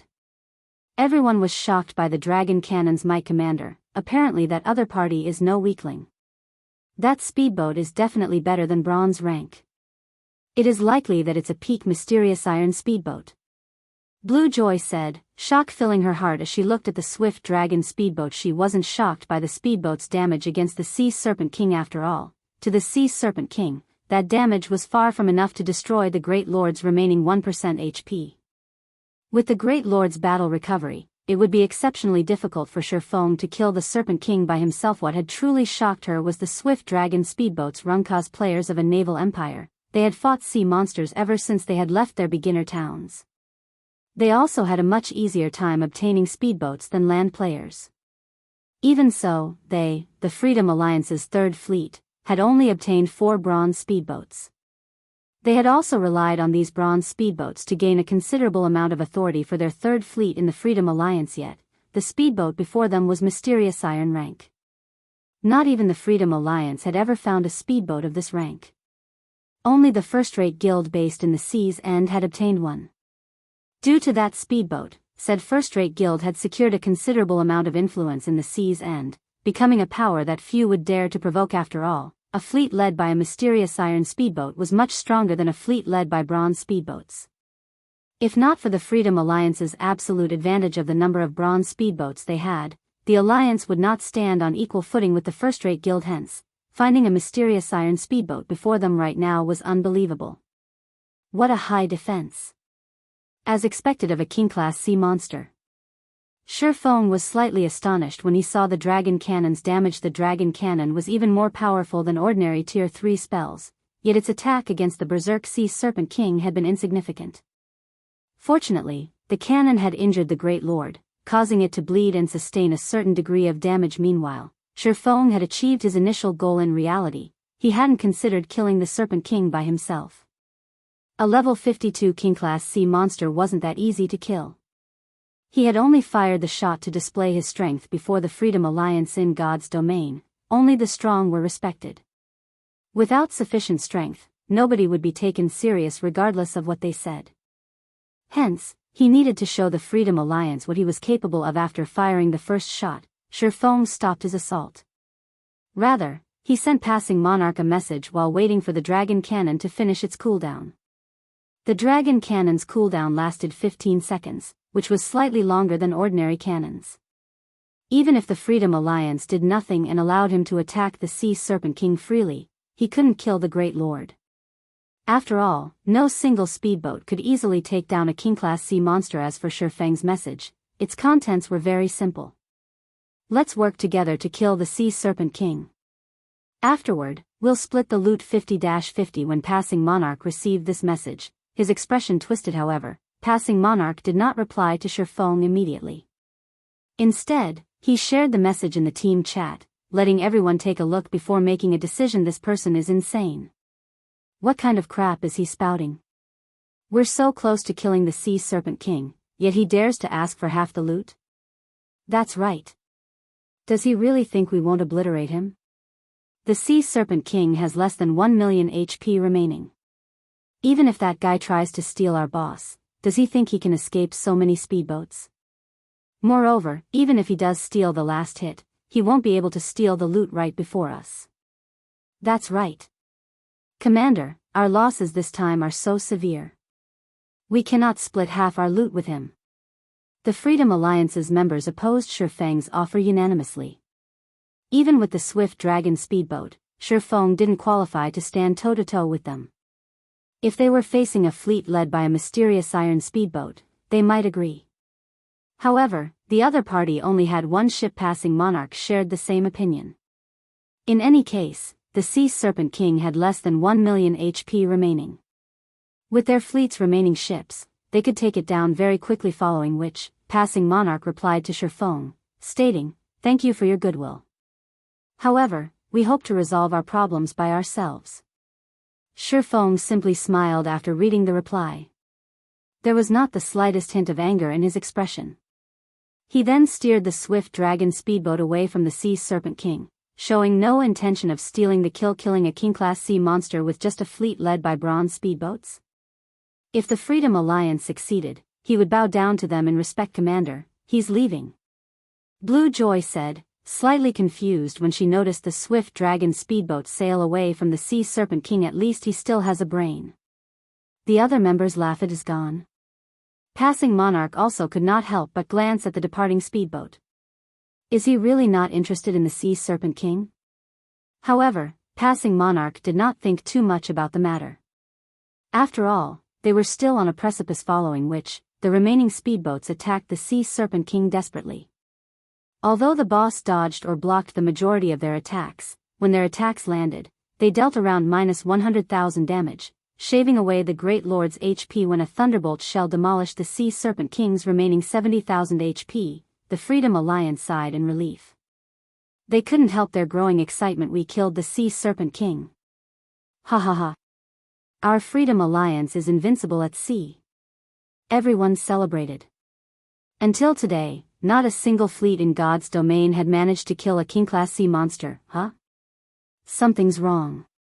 Why hasn't my experience bar increased? Don't King-class sea monsters give EXP? Some of the Freedom Alliance members realized that something was amiss. However, before they could react, a deafening roar echoed throughout the zone. Before anyone knew it, a massive, crimson serpent broke through the water's surface. The serpent before them was not the same as the Sea Serpent King. Not only was it significantly larger, but the serpent also had 2 heads instead of 1. A long, pitch-black horn grew from both heads, and one could faintly see arcs of purple electricity circling the horns. As this serpent appeared, the sky turned dark. Sea Serpent King, complete state, Marine King creature, King-class sea monster, Great Lord. Level 52. HP 200 000/200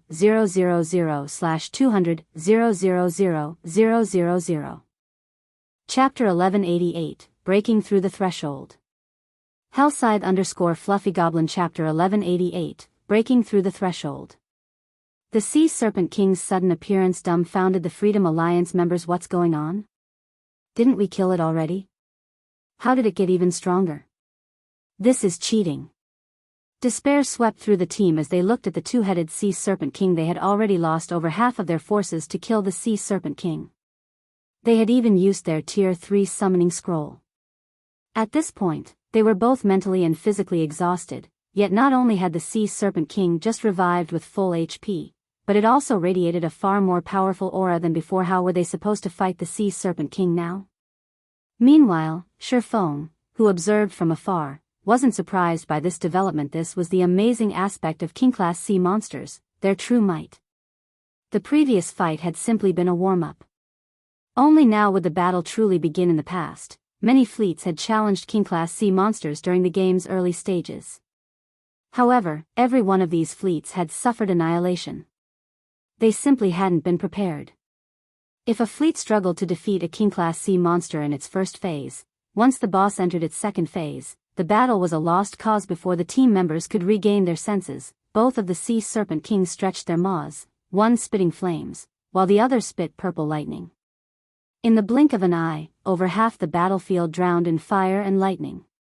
Any speedboat that encountered both turned to ash immediately with a single attack. The Freedom Alliance lost another 16 speedboats, with another dozen or so speedboats dropping below 50% durability.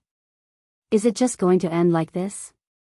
Helplessness filled Passing Monarch's eyes as he stared at the Sea Serpent King. He now realized that challenging a King-class sea monster had been an incredible mistake. Tornadoes enveloped the area around his fleet. It was impossible for their speedboats to break out of this encirclement. Only a mysterious iron speedboat would have any hope of escape. When Passing Monarch thought about how the fleet he and his companions had put together after through so much difficulty was about to be destroyed due to his reckless choice, guilt gripped his heart. Those were 4 bronze speedboats they were talking about. Their third fleet had spent a ton of effort to obtain these bronze speedboats. It would take them a very long time to secure another 4. Suddenly, Passing Monarch received another message from Shifeng. Interested in working together now? When Passing Monarch read the new message, he was confused. Do we still have any hope of winning? Their Tier 3 summoned creature had less than 1/3 of its HP remaining. They had less than 40 speedboats. Even with the strength of a mysterious iron speedboat, they had no chance of defeating the Sea Serpent King. However, when Passing Monarch recalled Shifeng's attack against the Serpent King before it had died, he realized that it was possible that the man may have predicted this situation immediately. Passing Monarch sent Shifeng a friend request. This way, both sides could contact each other with ease. If we work together, do we really have a chance of defeating the Sea Serpent King? Passing Monarch demanded. We would have had a 50% chance of winning if we had started working together earlier. Now, we only have about a 30% chance, Shifeng replied after considering the odds. 50%? That high? Passing Monarch suddenly regretted his earlier dismissal. Had he known that something like this would happen, he would have agreed to team up with Shifeng earlier. However, he had no choice but to give it a shot right now. A 30% success rate was better than nothing. All right, I promise you that, as long as we kill the Sea Serpent King, we'll split the loot 50-50, Passing Monarch said in response. However, Shifeng shook his head and said, that was the previous condition. Now, I want all of the loot. He had never involved himself with the Freedom Alliance in the past. They were neither friends nor foes. He was already being generous by offering to lend a hand. Hearing Shifeng's words, Passing Monarch's expression turned indescribably ugly. However, he had to admit that each side standing had transformed. The Freedom Alliance was now at a major disadvantage as Shifeng could swiftly leave the battlefield with his swift dragon speedboat gnashing his teeth. All right. I agree. Passing Monarch felt tears well up in his eyes. No matter what was said or done, he was a famous expert that everybody in the Sea's End knew, yet he was at Shifeng's mercy. No one would ever believe this, following which, both sides signed a system contract, agreeing that all of the Sea Serpent King's loot would go to Shifeng once the boss died. Once they finished, Passing Monarch sent Shifeng a team invite. However, Shifeng rejected it. Weary not forming a team?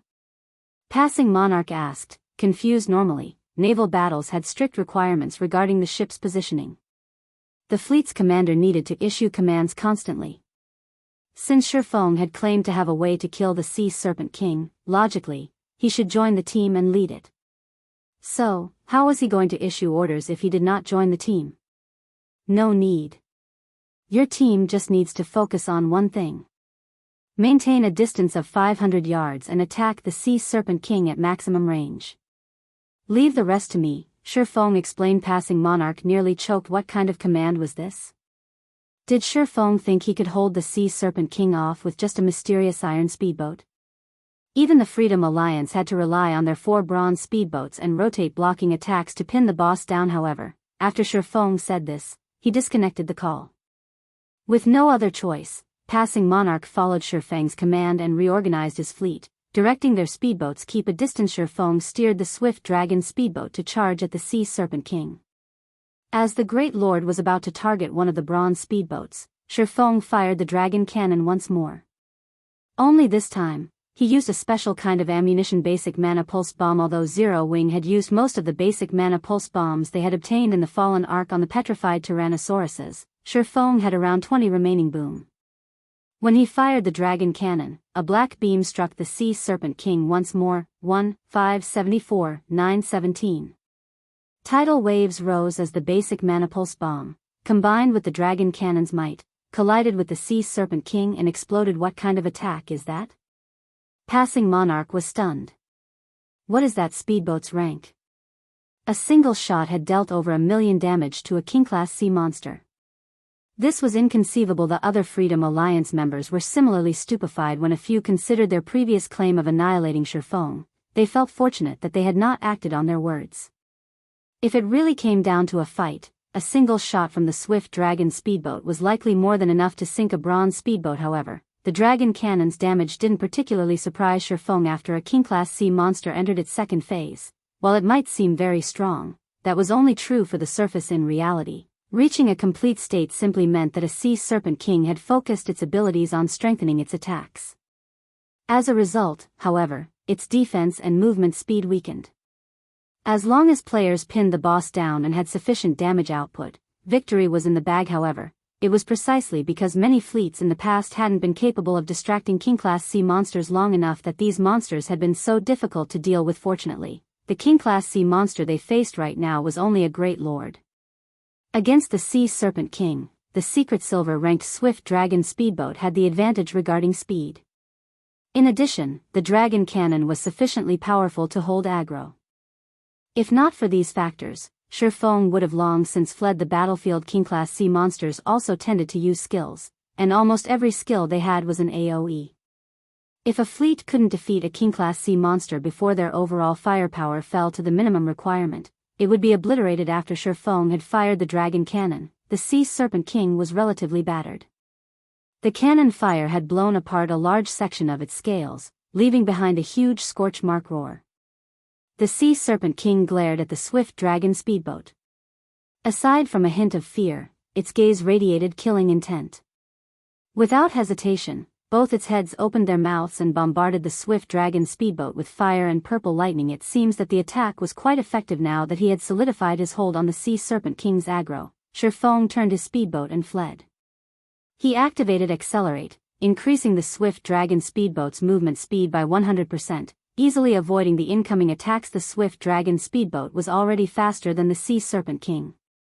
After activating Accelerate, Shifeng maintained a distance of 600 yards from the Sea Serpent King and attack at maximum range. This distance was also the Serpent King's limit. With this, the Sea Serpent King couldn't attack him, but it wouldn't give up the chase either. Just who is he? Shock filled Passing Monarch as he watched Shifeng's control over the swift dragon speedboat and the boat speed. Passing Monarch finally understood why Shifeng had told him to leave the rest to him in such a way. Shifeng led the Sea Serpent King in circles. All the Freedom Alliance's speedboats needed to do was bombard the boss and avoid the occasional AoE attack. As time went by and the Sea Serpent King's HP decreased, the Freedom Alliance's speedboats sank, one after another. Even Shifeng sometimes made a mistake and received one or two of the Great Lord's attacks. Fortunately, as a secret silver speedboat, the Swift Dragon speedboat had frightening defense. It only lost around 30 durability after a direct hit. As for Shifeng, he had deflected the damage using Defensive Blade or Absolute Defense. When the Sea Serpent King's HP fell to 1%, it went berserk and used its strongest power. Both its heads merged the fire and lightning, launching an attack that consumed a radius of 1,000 yards. Seeing this, Shifeng activated Magic Barrier, making the Swift Dragon speedboat immune to all spell attacks and neutralizing the Sea Serpent King's damage.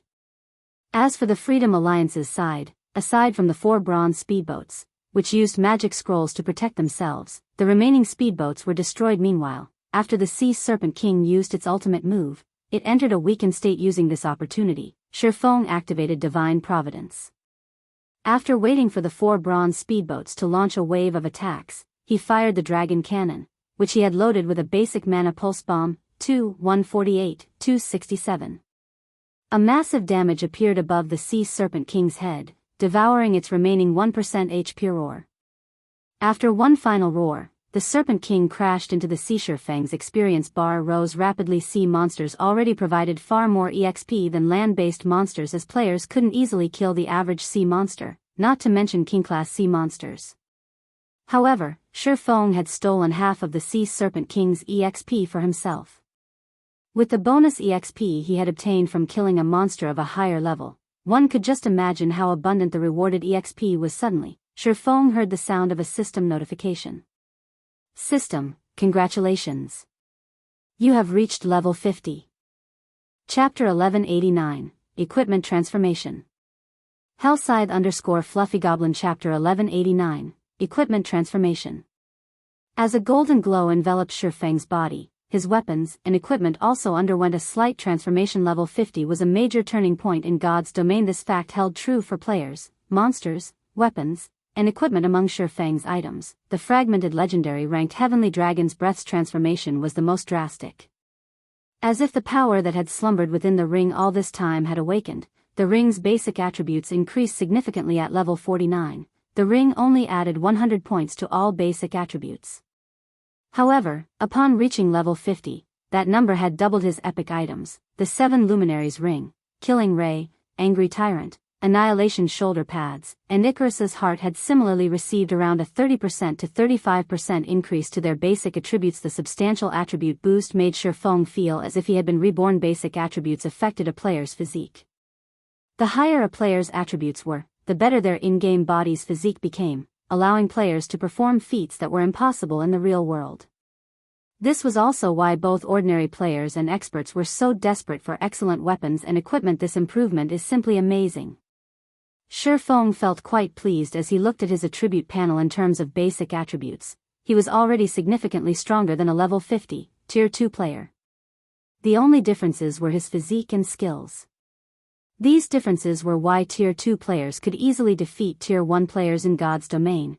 It wasn't unheard of for players to possess attributes that rivaled those of a higher tier. However, due to inferior physiques, they couldn't challenge those of a higher tier.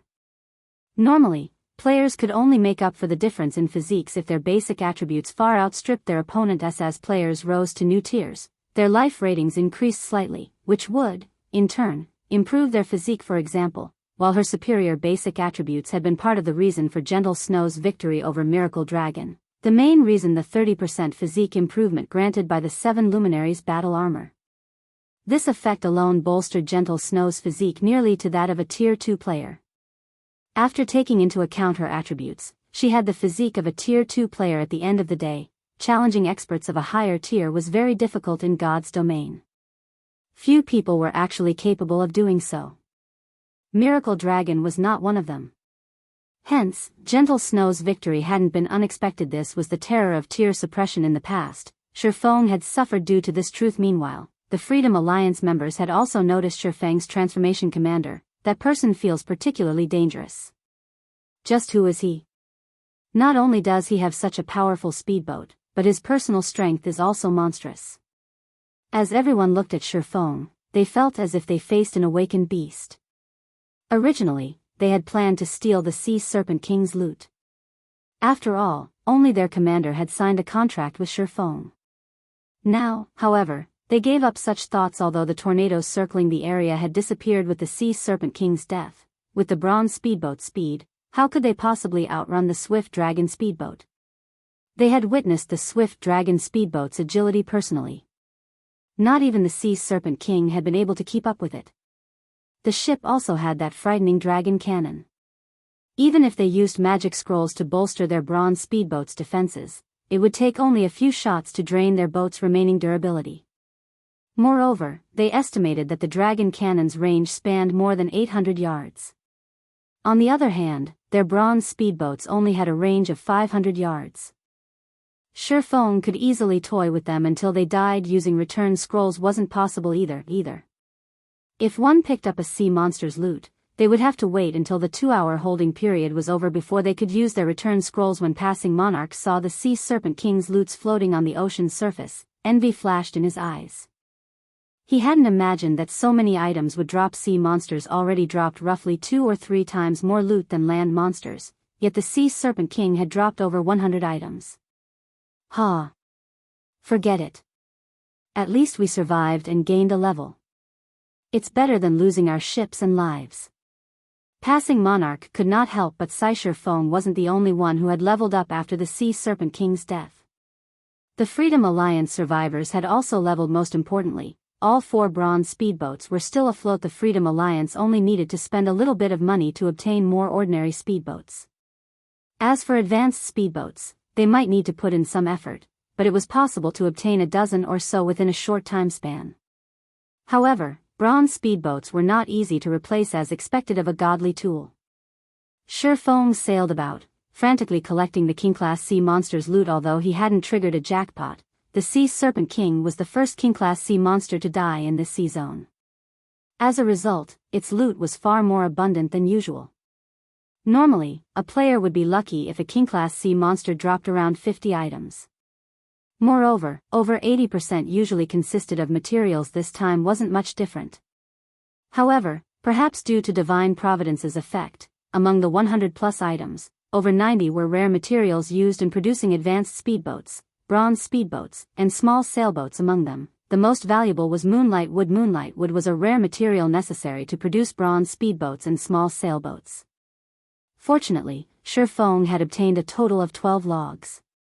Constructing a bronze speedboat required 10 logs. After Shifeng finished picking up the loot, he began to organize the items in his bag. Wonderful.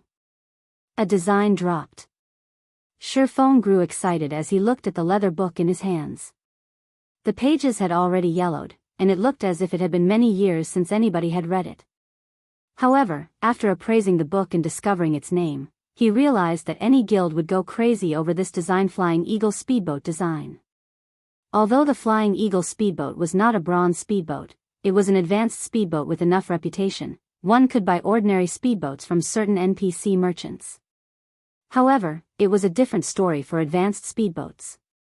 One could only obtain them by completing rare quests or trading special materials that sea monsters drop. Now that he had the design for an advanced speedboat, he could build an unlimited number of advanced speedboats as long as he had sufficient materials and a small shipyard. Although the Third Fleet Passing Monarch commanded had become such a powerful force in the seas, and due to the 4 bronze speedboats, the 20+ advanced speedboats also played an important role. If Zero Wing could form a fleet of advanced speedboats with the Swift Dragon speedboat in the lead, the guild could rank at the top of God's domain's naval powers. Just thinking about this excited Shifeng, there were only a handful of super guilds that could rival such a naval force right now.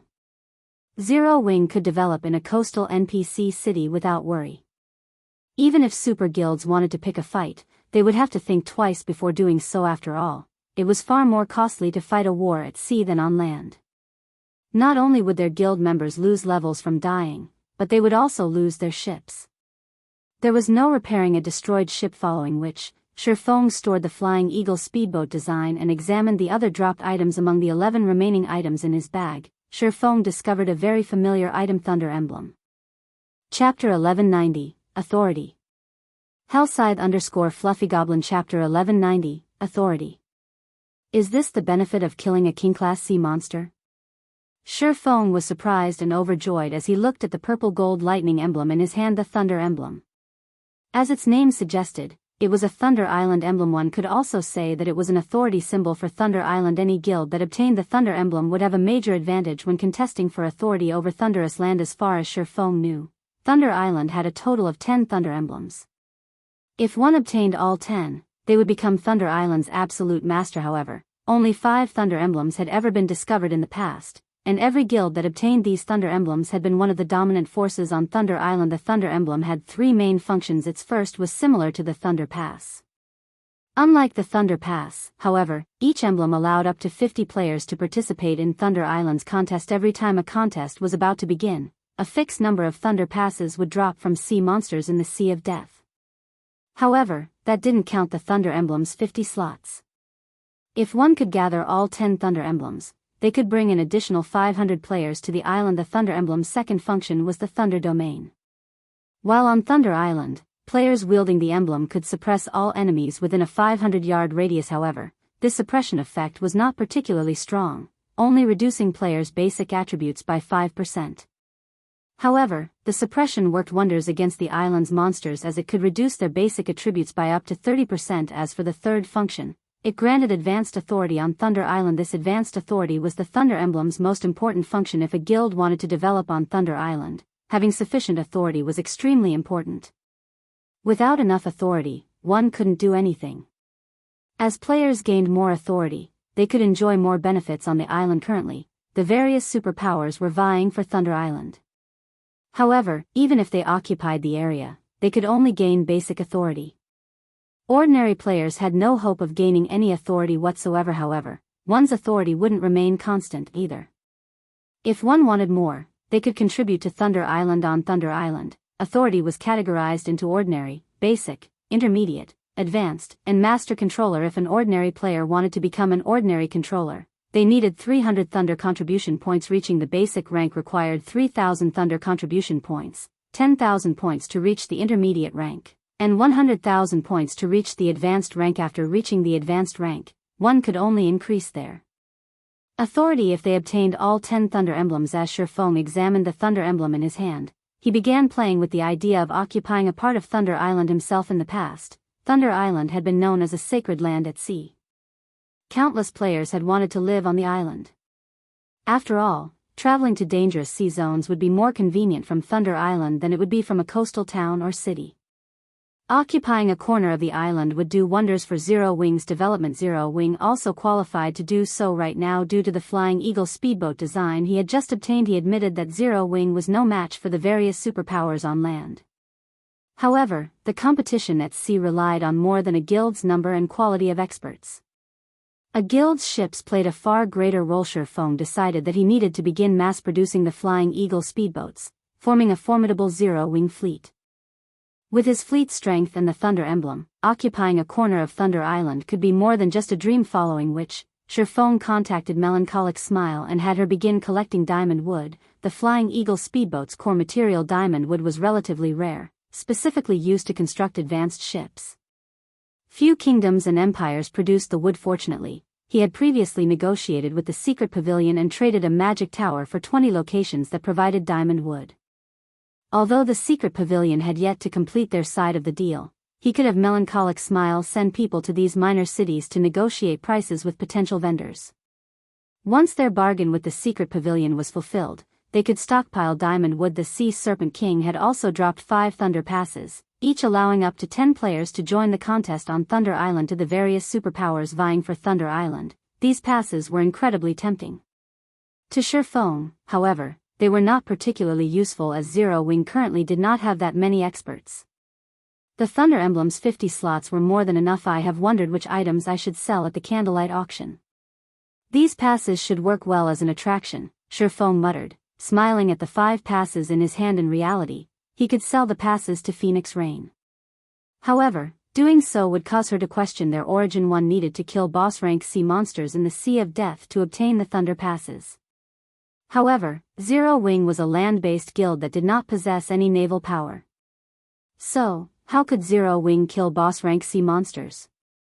Zero Wing didn't have a foundation at sea. It was still too early to contest for Thunder Island, so exposing their trump cards was not wise.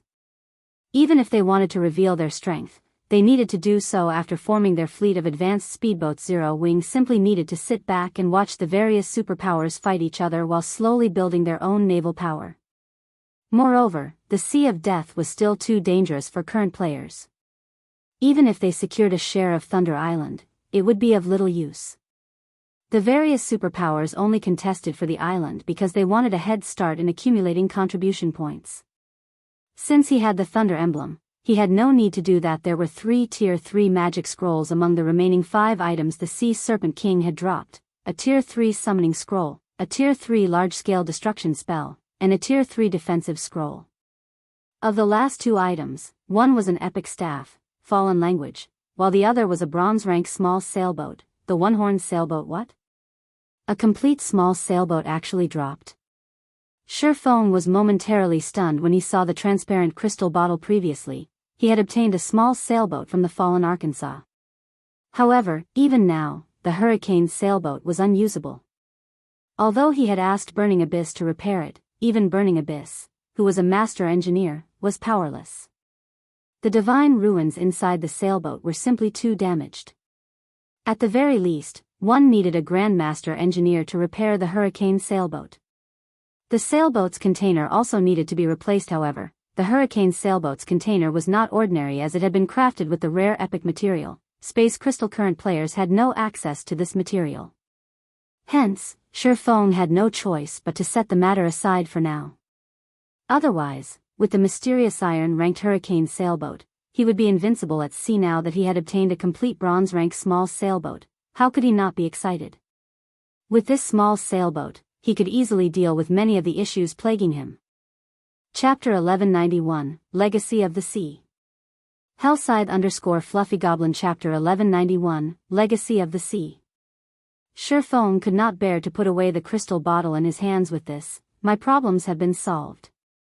Previously, he had struggled to figure out a way to transport the diamond wood needed to construct advanced speedboats. Diamond wood could not be stored in a player's bag space. Transporting the wood via teleportation magic arrays would cost enough to choke any guild. The only efficient way to transport diamond wood was to use a teleportation array to reach a border town and then rely on transport carriages to move the wood to another country's border town before transporting it via teleportation array once again. While the cost was still considerably high, one could save more time than transporting the wood via carriage the whole way. However, the 20 minor NPC city Shifeng had asked the secret pavilion for were in several different countries. Moreover, none of them were near the Apocalypse Empire. Even if he relied on transport carriages, it would take a very long time for the wood to reach Ocean Viewing Town. On the other hand, if he relied on maritime transportation, not only could he save a lot of money, but he could also save plenty of time. One-horned sailboat, small sailboat, bronze rank. Maximum capacity, 120 people. Durability 900/900. Item storage when liberated, 7,000 bag space slots and 100 non-bag space slots. Additional active skill 1-. Magic shield, absorbs up to 1 million damage for 5 minutes cooldown, 15 minutes. Additional active skill 2-. Thunder cannon, 1,200 yard range. Deals lightning damage to an area of 15 by 15 yards. Cooldown, 30 seconds. 6 cannons are currently equipped. Cannons can be replaced. Additional active skill 3-. Mana drive, converts mana into motion, increasing movement speed by 30%. Every 10 magic crystals consumed extends duration by 15 minutes. Cooldown, 10 minutes. Additional active skill 4-. Thunder blast, deals devastating damage to the area 500 by 30 yards ahead. Attack includes knockback and paralyzing effects. Cooldown, 5 minutes. Additional passive skill -. Braving the winds and waves, when sailing with the wind, movement speed increased by 50%. When sailing against the wind, movement speed is unaffected. Although the one-horned sailboat's attributes were slightly lower than the Hurricane sailboats, it was one of the best ships currently available in God's domain. Moreover, the small sailboat was much faster than speedboats.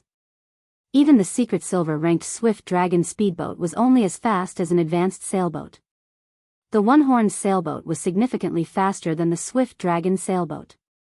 In addition, one could use magic crystals to increase the ship's movement speed.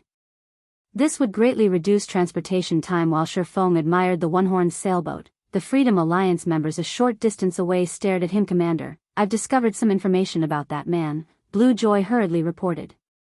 "That person is Yifeng, and he is a core member of the Zero Wing Guild. He is also the leader of the Azura battle team. He is very strong. As for Zero Wing itself, it is one of the upstart guilds that established when God's Domain launched. The guild's development speed is incredible, and Zero Wing has even suppressed veteran first-rate guilds. Right now, Zero Wing is Star Moon Kingdom's publicly acknowledged #1 guild. Recently, it even dared to provoke a few superpowers, but none of them can do anything about the guild, forced to turn a blind eye. Just what kind of backing does this guild have? It even dares to provoke superpowers." Passing Monarch could not help his astonishment when he heard Blue Joy's report. The Freedom Alliance consisted of small guilds and adventure teams. They only knew that the virtual gaming world's various superpowers were powerful, but they did not know exactly how powerful these existences were. However, as the Freedom Alliance grew stronger, they uncovered more information. In fact, A super first-rate guild had previously decimated the Fifth Fleet. They had finally understood that, while their alliance might be a match for superpowers that hadn't focused on marine strength, the Freedom Alliance was no match for those guilds that had poured resources into their navy. Superpowers simply had too many experts. Moreover, they weren't ordinary experts. With so many, these superpowers could get their hands on advanced speedboats and bronze speedboats far more quickly than the Freedom Alliance. Hence, Passing Monarch found it unbelievable that Zero Wing had provoked multiple superpowers on land and still existed. However, what shocked Passing Monarch the most was the Swift Dragon speedboat. During the previous battle, Passing Monarch had come to understand that the Swift Dragon speedboat was not just a mysterious iron speedboat as he had assumed. It must be a secret silver speedboat. A secret silver speedboat. Since joining God's domain, Passing Monarch had never seen or heard about any of the naval powers owning a secret silver speedboat yet. Such a speedboat had shown up in the hands of a land-based guild. This revelation excited Passing Monarch. He had come to the Sea of Death because he had heard of a low-level king-class sea monster in the area. In addition, he had heard that the various superpowers were purchasing thunder passes at astronomical prices. Hence, he had come to kill the king-class sea monster to earn some side income.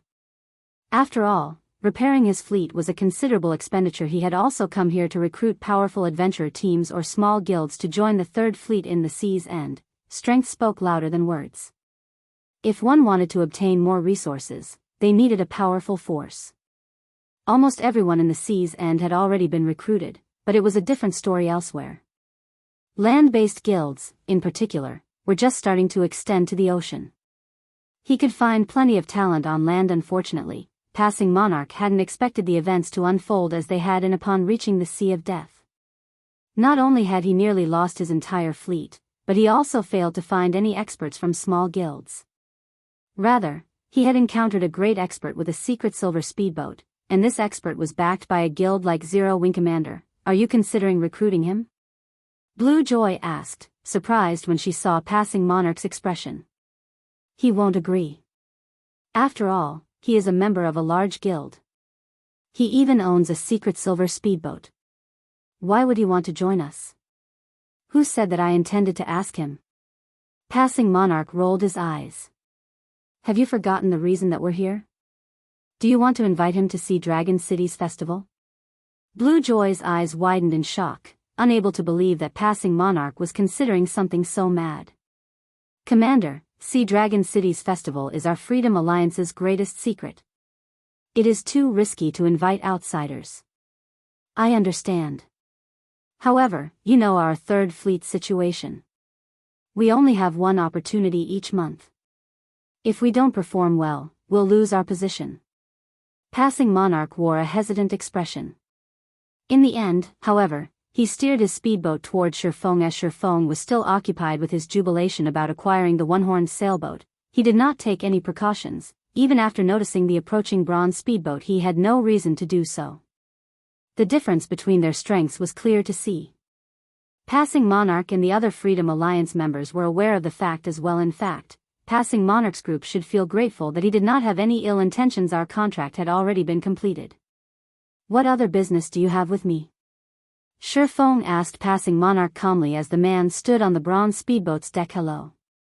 I haven't introduced myself yet.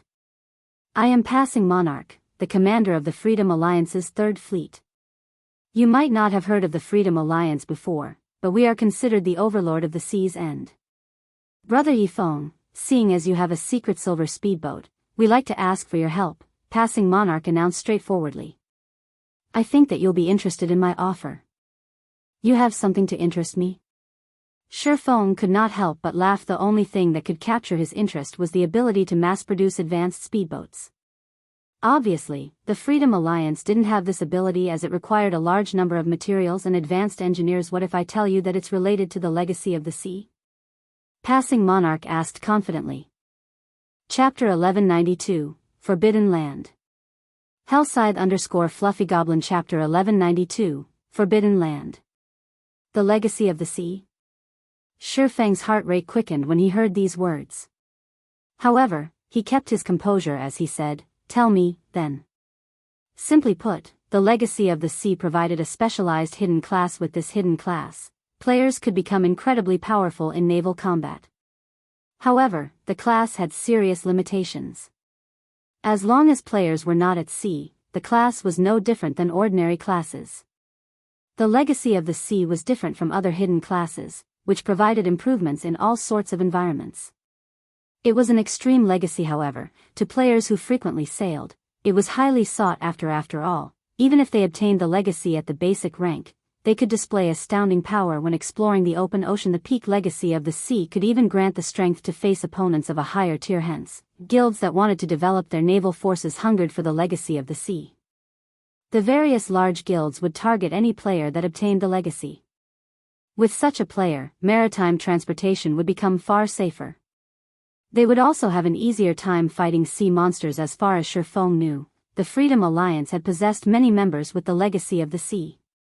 This was also why the Freedom Alliance had become famous throughout God's domain, becoming a force that even the game's superpowers were hesitant to provoke. Seeing Shifeng's interest, Passing Monarch knew that he had hoped for cooperation. To tell you the truth, our Freedom Alliance discovered the legacy in an ancient ruin. However, obtaining the legacy depends on the player's abilities once they enter the ruins. Due to a barrier restricting the number of people that can enter, our Freedom Alliance only allows each fleet to take 10 ships into the ruins. I'd like to invite Brother Yifeng to join us. With your speedboat and our third fleet strength, I believe that we can secure quite the bounty. We can sign a contract. If we obtain 2 legacies, one will go to you. How about it? The other third fleet members were stupefied by Passing Monarch's offer. They had never expected their commander to be so generous. However, after giving the matter some thought, they found it reasonable. After all, Shifeng owned a secret silver speedboat. If they did not show some sincerity, he wouldn't bother listening to their offer. Obtain 2 legacies? Shifeng curiously asked, are there many in the ruins? Each time we enter the ancient ruins, there are a number of legacy items. It just depends on whether or not we can leave with those items, Passing Monarch explained confidently. When the Freedom Alliance had first activated the ancient ruins, they had dispatched 11 fleets. Inside, they discovered several legacy items. In the end, however, only one fleet had obtained the legacy of the sea. This fleet was now the strongest in the Freedom Alliance. As it had become the strongest fleet in the Freedom Alliance, it enjoyed far more benefits than its companions. The fleet was able to occupy the 3 large shipyards the Freedom Alliance managed. It was still a little too early for players to construct ships, as this task required many lifestyle players. However, a large shipyard could also repair ships during an intense battle. Ships usually suffered some damage. Repairing ships in a large shipyard not only reduced the repair costs, but it also increased the repair speed. On the other hand, the third fleet only possessed a large shipyard. There was simply no comparing their 2 fleets. The strongest fleet also received priority over special ammunition. It was given access to the most and the best available. The next ruin exploration was about to begin. How could he not make use of this opportunity to recruit Shifeng's help? What if we obtain 3 legacy items? Shifeng asked. I'm afraid that will be incredibly difficult. Brother Yifeng, you've never been to the ruins, but a large number of sea monsters occupy the area. Those monsters are extremely powerful. Traps litter the ruins, and there's a time limit once you enter. We won't have enough time to search for a 3rd legacy item, Passing Monarch explained, smiling. He understood Shifeng's train of thought. So, that's the case. Then, if we really obtain a 3rd legacy item, can I have it? Shifeng asked, smiling. He now had a basic understanding of the ancient ruins rules. All right. If you obtain a 3rd one, you can have it, Passing Monarch said nonchalantly. In any case, that wasn't going to happen. His promise was empty. We have a deal, then. However, before we sign the contract, may I know when the ancient ruins will open? Shifeng asked. I still my own matters to deal with. If there is a clash in timing, I'm afraid that I cannot help you. Hearing Shifeng's words, Passing Monarch grew a little nervous. It's tomorrow, Passing Monarch replied, feeling slightly embarrassed. He could tell that Shifeng had something to do, and today was almost over. Shifeng was speechless. I understand that I am putting you in a difficult position. If there is anything we can help with, please tell us, Passing Monarch hurriedly offered. How about this? You guys can follow me. With your help, I should be able to save a little time, Shifeng said after considering the matter. The demon island he was heading to occupied the Sea of Death's inner region. Although it was not the most dangerous location in the Sea of Death, the island's monsters were troublesome. Normally, he would have to clear a path slowly. However, if he had an expert like Passing Monarch, who could lead a fleet with 4 bronze speedboats, he could save plenty of time. Passing Monarch and the others then followed Shifeng into the Sea of Death. Originally, the Freedom Alliance did not think much of traversing the Sea of Death. However, as Shifeng ventured deeper into the zone, they began to worry. They had never expected Shifeng to lead them into the Sea of Death's inner region. Not only did this area have many sea monsters, but the monsters were also very high-leveled. There were level 70 sea monsters everywhere, and the slightest mistake could destroy their ships and end their lives. Commander, what do you think that Yifeng is trying to do here? Blue Joy asked. When she saw the nearby sea monsters eye them like prey, goosebumps danced across her skin. Watching the swift dragon speedboat steady advance and giving the matter some thought, Passing Monarch said, "It must be for a quest." The Sea of Death's inner region was a forbidden land to current players. Aside from a quest, Passing Monarch could not fathom why anyone would come to this place questing here at this level. As Blue Joy looked at a distance level 70 Grand Lord sea monster, a thought suddenly came to her mind as she said, "Could he be here for an epic quest?" Hearing Blue Joy's words, the Freedom Alliance members paled. An epic quest was incomparably dangerous. Even now, nobody within the Freedom Alliance had completed Oni's. The Freedom Alliance members discussed Shifeng's goal. Shifeng led the group to 2 gloomy, twin islands. One could occasionally hear lung-tearing screams from the islands. It was enough to give one goosebump. Surprisingly, over a dozen speedboats were docked beside the island. Based on these ships' appearances, it was clear that they were high quality. Why are there people here? Shifeng was momentarily stunned because this area was a forbidden land for players. One would have to pay a massive price to get this far. He had only arrived safely due to his familiarity with the sea zone and the quality of his speedboat. Passing Monarch and the others behind Shifeng were similarly stunned. Among the 14 speedboats docked around the island, 1 was a mysterious iron speedboat, 6 were bronze speedboats, and the rest were advanced speedboats.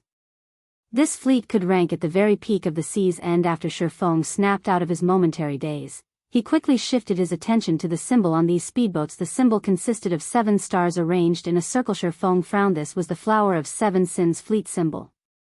Chapter 1193, Naval PvP.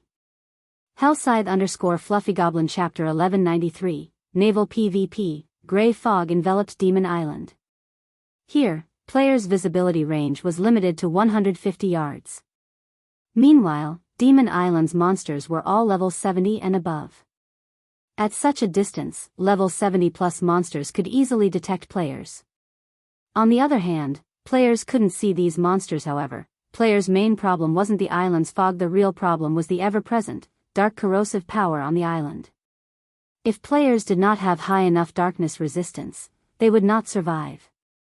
Moreover, the further one ventured, the stronger this corrosive power would become. Boss Brute, 5 speedboats are approaching Demon Island, a level 43, black-clothed ranger reported as he watched the distant swift dragon speedboat. Speedboats are approaching?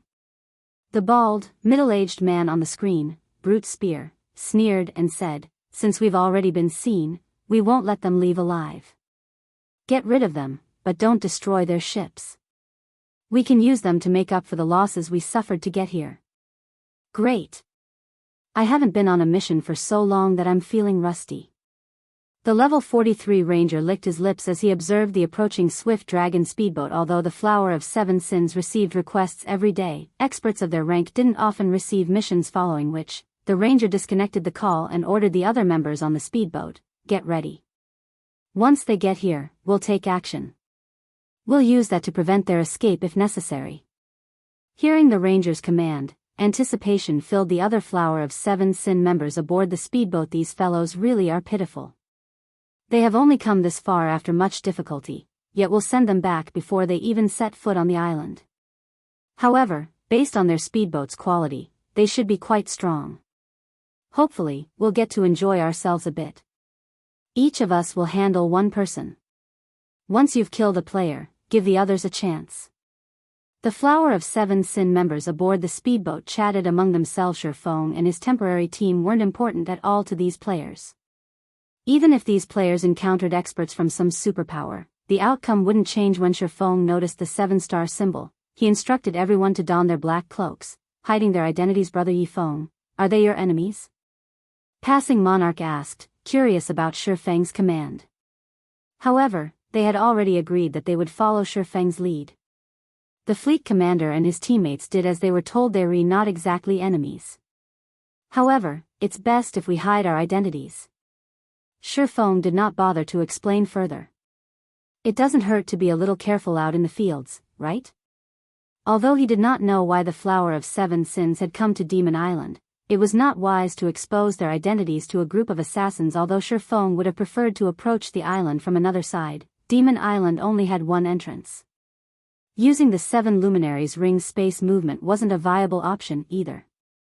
A unique power enveloped the Sea of Death, preventing all spatial movement type skills. Otherwise, he would not have used the swift dragon speedboat to travel such a long distance. When Shifeng and the others were only 300 yards away from Demon Island's entrance, the Flower of Seven Sins members burst into action. Move out. Suddenly, 5 elementalists aboard the mysterious iron speedboat each took out a magic scroll. As the elementalists unfurled their magic scrolls, a dark blue magic array appeared on the water's surface. The sea water instantly began to freeze, and in the blink of an eye, the space within a 1,000-yard radius was covered by a sheet of ice. As a result, Shifeng and the Freedom Alliance's speedboats had been forced to a halt as if they had long since prepared for this. The Flower of Seven Sins members stored their own speedboats and stepped onto the ice. Who are these people? Passing Monarch's expression darkened as he looked at the frozen sea surface. Why are they attacking us all of a sudden? Normally, when one encountered other players, particularly out at sea, one wouldn't abruptly attack. After all, there was no benefit to fighting each other. Moreover, without any information about the other party, picking a fight in the fields wasn't smart. One might end up throwing away their life due to Shifeng's command. They all wore black cloaks, so it was obvious that the other party did not know them, yet these players had attacked without hesitation. They were simply lunatic. Shifeng was also surprised the Flower of Seven Sins was very secretive about what it did. The organization didn't normally take the initiative to provoke others. This was nothing like the organization's usual operations. Do they know that Demon Island has 7 Luminaries crystals? Shifeng wondered as he looked at the foggy island ahead. Logically, he should be the only one who knew about the island's 7 Luminaries crystals. Demon Island was home to an ancient shrine, and only by entering the shrine's inner region could one obtain the 7 Luminaries crystals.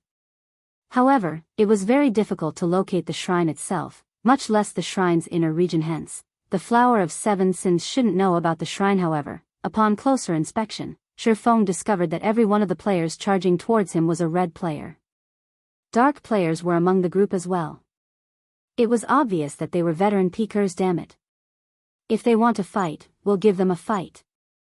Ready the cannons. We'll blast those bastards to smithereens. The Flower of Seven Sins attack enraged Passing Monarch. Now that the other party had stored their speedboats, they couldn't attack their ships. Their only option was to bombard the players in God's domain. It took 40 seconds to store a ship. However, there were less than 300 yards separating these players. The other party would reach them before the 40 seconds were up. Furthermore, once players entered combat, they weren't allowed to store their ships. They had to finish these players off. As the cannons rang, one cannonball after another flew at the Flower of Seven Sins members. Foolish. The level 43 ranger in the lead sneered at the incoming cannonball. Although speedboats' cannons were immensely powerful and could kill a player in one hit, expert players like himself could easily dodge cannon attacks by relying on the projectile prediction lines the system provided. The 100-plus Flower of Seven Sin members closed the distance to their targets rapidly. Soon, they were only 200 yards away. In front of these Flower of Seven Sin experts, the bronze speedboat's cannon fire was practically useless. These experts dodged every attack easily. Seeing this, Passing Monarch and the others were frustrated. They had thought that they had escaped danger after defeating the Sea Serpent King. Now, however, they had to face a large group of experts trying to rob them of their ships. Get ready to split up. Remember, do not damage the speedboats. Boss Brute has already laid his claim. The leading ranger commanded through the team chat. Boss, relax. We won't even give them the chance to destroy their own ships. The other members laughed before the battle had even begun. They looked at Shifeng and the others as if they were dead meanest. The Flower of Seven Sins members were about to cross the 100-yard mark. A black beam flashed past them. Boom. The solid layer of ice vaporized instantly, exposing the blue sea water beneath it. The affected area spanned a radius of 25 yards. Meanwhile, 6 Flower of Seven Sins members died on the spot, leaving 12 weapons and pieces of equipment floating upon the water. Chapter 1194, Demons Appear. Hellscythe_Fluffy Goblin Chapter 1194, Demons Appear. The dragon cannon's attack had pulled a gasp from the Flower of Seven Sins remaining members. The previous few cannon attacks had only dented the ice, yet the dragon cannon had obliterated it. Moreover, its attack speed was at least double that of the previous cannons. Its attack range was even more impressive even without the high attack speed. With such a long range, it was extremely difficult to dodge the dragon cannon's attacks. What is that speedboat's rank? The leading, black-clothed ranger's expression twisted. He had seen a mysterious iron speedboat's cannons in action many times, so he was fully aware that a mysterious iron speedboat didn't have such fast and powerful attacks. Facing the dragon cannon at such a close range would be extremely dangerous. He had assumed that this fight would be nothing more than a game to kill time. He hadn't expected an actual opponent. Meanwhile, Passing Monarch and the other members of the Freedom Alliance celebrated the cannon's success. Ha ha ha. A secret silver speedboat is truly astounding. Just a single shot is enough to stun those bastards. I want to see if they still dare to fight us now. The Freedom Alliance members could not help but laugh at the frozen Flower of Seven Sins members. This Yifeng really is amazing. Passing Monarch sighed ruefully as he looked at the massive hole in the ice. He had to admit that Shifeng was a skilled strategist. While the Flower of Seven Sins members had been over 200 yards away, they had been spread out. Even if Shifeng had used the dragon cannon, he would have been lucky to kill even one player. However, as these players came within 100 yards, they clustered. Since such a short distance left them little room to react, Shifeng able to kill 6 players in one hit after such an attack, their enemies should be more cautious. The other players might even give up the fight. However, as Passing Monarch pondered these assumptions, the Flower of Seven Sins members revealed excited grins. Brother Chin, our opponent seems to be a tough one. With this, we can finally use that move, right? A level 42 assassin asked, chuckling as he looked at the black-clothed ranger. He felt nothing in particular in regard to his fallen companions. All right. The ranger nodded helplessly when he saw the eager light in his companion's eyes. Don't let any of them get away. The same goes for their souls. Brother Chen, relax. We won't let their souls go to waste, the other members assured their leader as they licked their lips, eyeing Passing Monarch and the others. The Freedom Alliance members shuddered involuntarily. These players didn't look at them like enemies, but food. With the ranger's consent, the Flower of Seven Sins members wailed painfully, dark fog swallowing their bodies. In just a short moment, they transformed. Although their weapons and equipment remained the same, their skin was now pitch black, and they had blood-red eyes. 2 curved horns grew from their heads, while a pair of pitch black, bat wings and a tail grew from each of their backs. They didn't look human at all. What are these people? Passing Monarch's expression froze as he watched these players transform. The rest of the Freedom Alliance members were similarly stunned. There were players who could actually transform. This was definitely the first time they had seen something like this in God's domain. Not only had the Flower of Seven Sins members transformed physically, but they also emitted a terrifyingly oppressive aura. If these players had looked like a group of ferocious beasts, brandishing their fangs and claws, they now looked like monsters that no ordinary human had any hope of defeating. They all felt like humanoid lords. Among them, the ranger in the lead gave off the strongest aura. The Freedom Alliance members felt as if a higher being looked down upon them when the ranger turned his gaze towards their ships. Unlike the other Flower of Seven Sins members that transformed, this black-clothed ranger had 2 sets of wings growing from his back. Rather than a lord, he felt like a great lord. Go. Leave none alive. The ranger shouted as he pointed towards Shifeng and the others. The Flower of Seven Sins members fluttered their wings, lifting off from the ground. However, they weren't actually flying, only hovering above the ground. Even so, they moved much faster than players on foot. Even the dragon cannon would have a hard time hitting them with such speed. Are they really players? Blue Joy began to feel frightened. She discovered that these players' HPs had also undergone a massive transformation, increasing from their original 20,000 plus to above 100,000.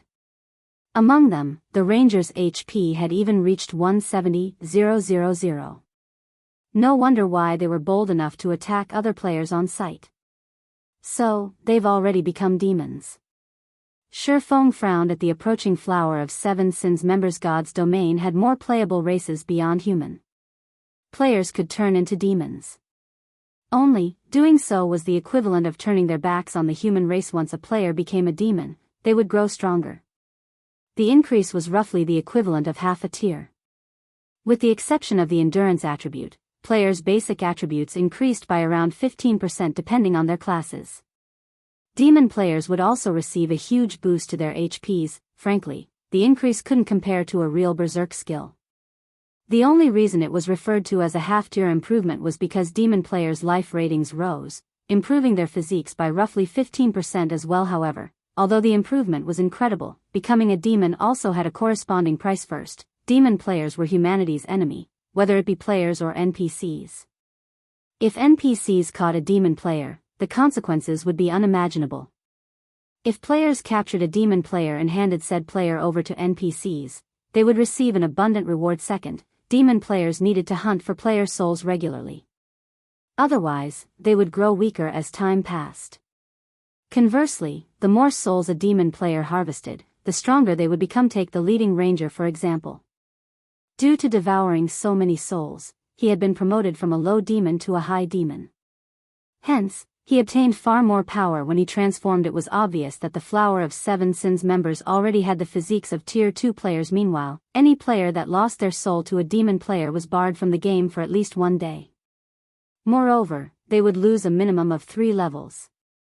Third, demon players had a far more difficult time raising their tiers as demons' tier promotion mechanics were different from humans. Normally, guilds forbade their members from becoming demons. It was detrimental to a guild's development, after all. Only a non-guild organization like the Flower of Seven Sins were bold enough to do something like Thesis. For the fourth and most fatal aspect, demon players suffered far more severe death penalties. If a demon player were killed, not only would they lose at least 3 levels, but they would also be barred from the game for 2 or 3 days. Their demon rank would also fall by 1, and recovering the lost rank would take quite some time. As a result, most players opted against becoming demons. Anyone capable of using berserk skills, use them now. If not, use Tier 2 magic scrolls. At this point, only Shifeng had maintained his composure. A pointless struggle. Just give up and let us devour you.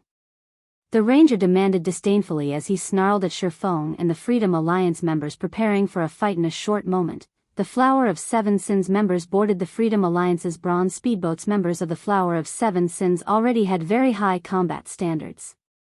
Now that their attributes and physique had grown so much stronger, the Freedom Alliance lost over a dozen players in just a few exchanges.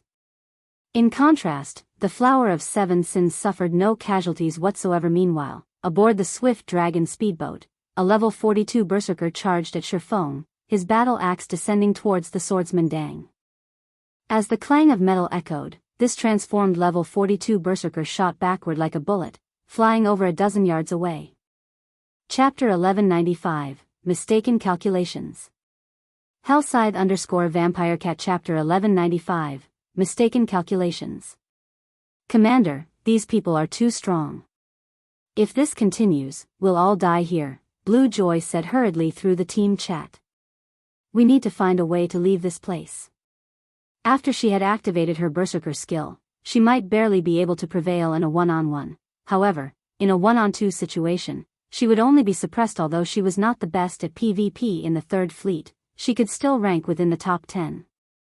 Hence, if she was already faring so poorly, there was no need to mention how the other Freedom Alliance members were doing right now. Their only advantage was the fact that none of these demon players could use berserk skills. This provided them, who could use berserk skills, an edge in basic attributes and allowed them to hold off the demon players for now. However, the duration of berserk skills was simply too short. If the other side dragged out the battle long enough, their side would definitely get wiped out. Just who are these people? Passing Monarch was also extremely anxious right now. The members of their third fleet could be considered experts in the sea's end. He was even one of the top 10 experts in the entire Freedom Alliance. Nevertheless, after he arrived at the Sea of Death, it was as if he had come to an entirely different world as he met one expert after another. There would have been no problem if it was just Shifeng. Now, however, among the 100+ players assaulting them, every one of their opponents was an expert superior to them. He even began doubting whether he was playing the same game as he had been up to now. Despite Passing Monarch having already activated his berserk skill, his strength and speed superior to the black-clothed rangers, he failed to land any attacks on the ranger at all. It was as if the ranger had seen through all of his attacks. The ranger could not only dodge his attacks easily but also launch attacks at his blind spots while dodging, and this left him no choice but to defend himself. Even launching counterattacks became difficult. If not for the healers at the rear line healing him, he would have already perished by now. Currently, less than 70 people remained in the third fleet. Against the Flower of Seven Sins members, not only did they not possess a numerical advantage, but they were also inferior in quality. Everyone, gather together. Destroy all the speedboats and retreat. Passing Monarch commanded as he gritted his teeth. Now that the outcome of the battle was already obvious, there was no meaning in them continuing this battle. Without a doubt, they would be annihilated, and their speedboats would fall into the Flower of Seven Sins' hands. Rather than accepting such an outcome, it would be much better to destroy their speedboats. That way, neither side would end up winning. As soon as Passing Monarch said so, however, he saw a 2-meter-tall berserker blasted from the swift dragon speedboat. As the berserker's body crashed heavily into the icy ground, his HP fell by over 3,000. Torrent, are you alright? Several nearby Flower of Seven Sins members could not help but look at the level 42 berserker in surprise. Although Violent Torrent's combat standard was only average for their team, he was equipped with a complete set of level 40 fine gold set equipment and wielded a level 40 dark gold battle axe. In terms of strength, he could rank within the top 5 among their team. After demonizing, his strength would have increased by 17%. Even a berserker equipped with a complete set of level 40 dark gold set equipment would lose out slightly to Violent Torrent in terms of strength. Despite that, he had actually been sent flying by a swordsman. It was simply inconceivable. I am fine. My hands are just a little numb. It seems his berserk skill should be a strength-oriented one. You guys should be careful, the berserker named Violent Torrent replied nonchalantly as he shook his hands. The others nodded in response to his words. They then began carefully approaching Shifeng. After they transformed into demons, they would lose the ability to use berserk skills, the price they had to pay to become demons. Otherwise, it would simply be too overpowered if they could stack the attribute bonus they received from demonizing with the effects of a berserk skill. The main god system obviously would not allow this to happen. However, although their demon transformation indeed did not provide as many attributes as a berserk skill did, the 15% improvement to their physiques allowed them to dodge even attacks from opponents with superior attributes. With this, they could slowly whittle down their opponents. At this time, a level 42 silver-robed elementalist said, since it's a strength-oriented berserk skill, we'll attack him from a distance. I'll support you guys from the side, Violent Torrent said as he dashed back towards the swift dragon speedboat. However, the Flower of Seven Sins members had obviously misunderstood something. Shifeng did not have any of his berserk skills activated right now. His previous slash was simply a normal attack. The reason why Violent Torrent went flying was entirely the recent upgrade to Shifeng's equipment. He had yet to adapt himself to the changes.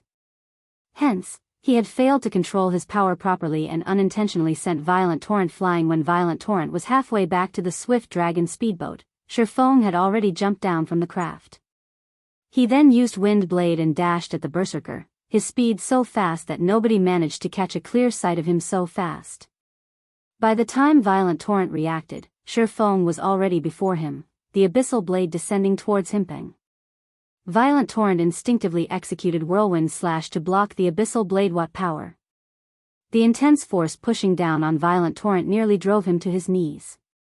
Fortunately, the icy ground had served to cushion some of the impact, though web-like cracks formed on the ice layer as a result. However, almost at the same time as Violent Torrent stopped the abyssal blade with his battle axe, Shifeng slashed Killing Ray at the berserker's chest chop.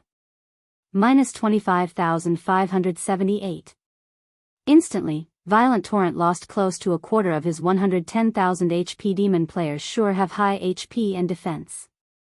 Shifeng was slightly surprised if Violent Torrent were an ordinary level 42 Berserker. Shifeng could have reduced the Berserker's HP to a critical level in one attack. Demon players didn't just have a lot of HP. Their defenses got a significant boost as well. Hence, it was very difficult for ordinary players to capture demon players. Normally, one would need at least a party of players to capture a demon player of the same level. Due to this, quite a few independent players and dark players would choose to become a demon in the past. Even the expansion pack, Demon's Return, was triggered.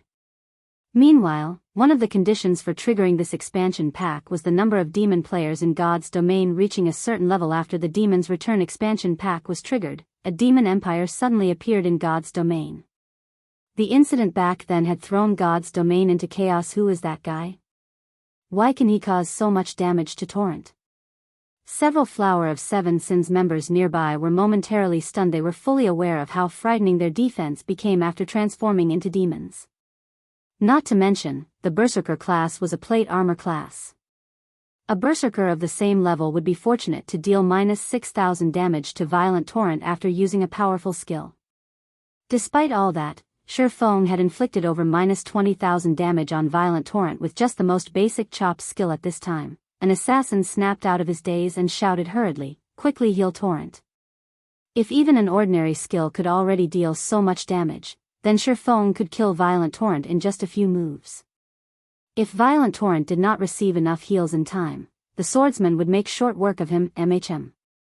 A blue-robed demon cleric quickly began chanting. Meanwhile, Shifeng sent a glance at the Freedom Alliance members, noticing that they would not be able to hold out for much longer, as they had already begun destroying their own speedboats. I need to finish them off fast. Having no other choice, Shifeng activated Heavenly Dragon's power. The instant Shifeng activated Heavenly Dragon's power, a golden glow wrapped around his body. Faint golden dragon scales appeared around his body, making it seem as if he had just donned dragon scale armor.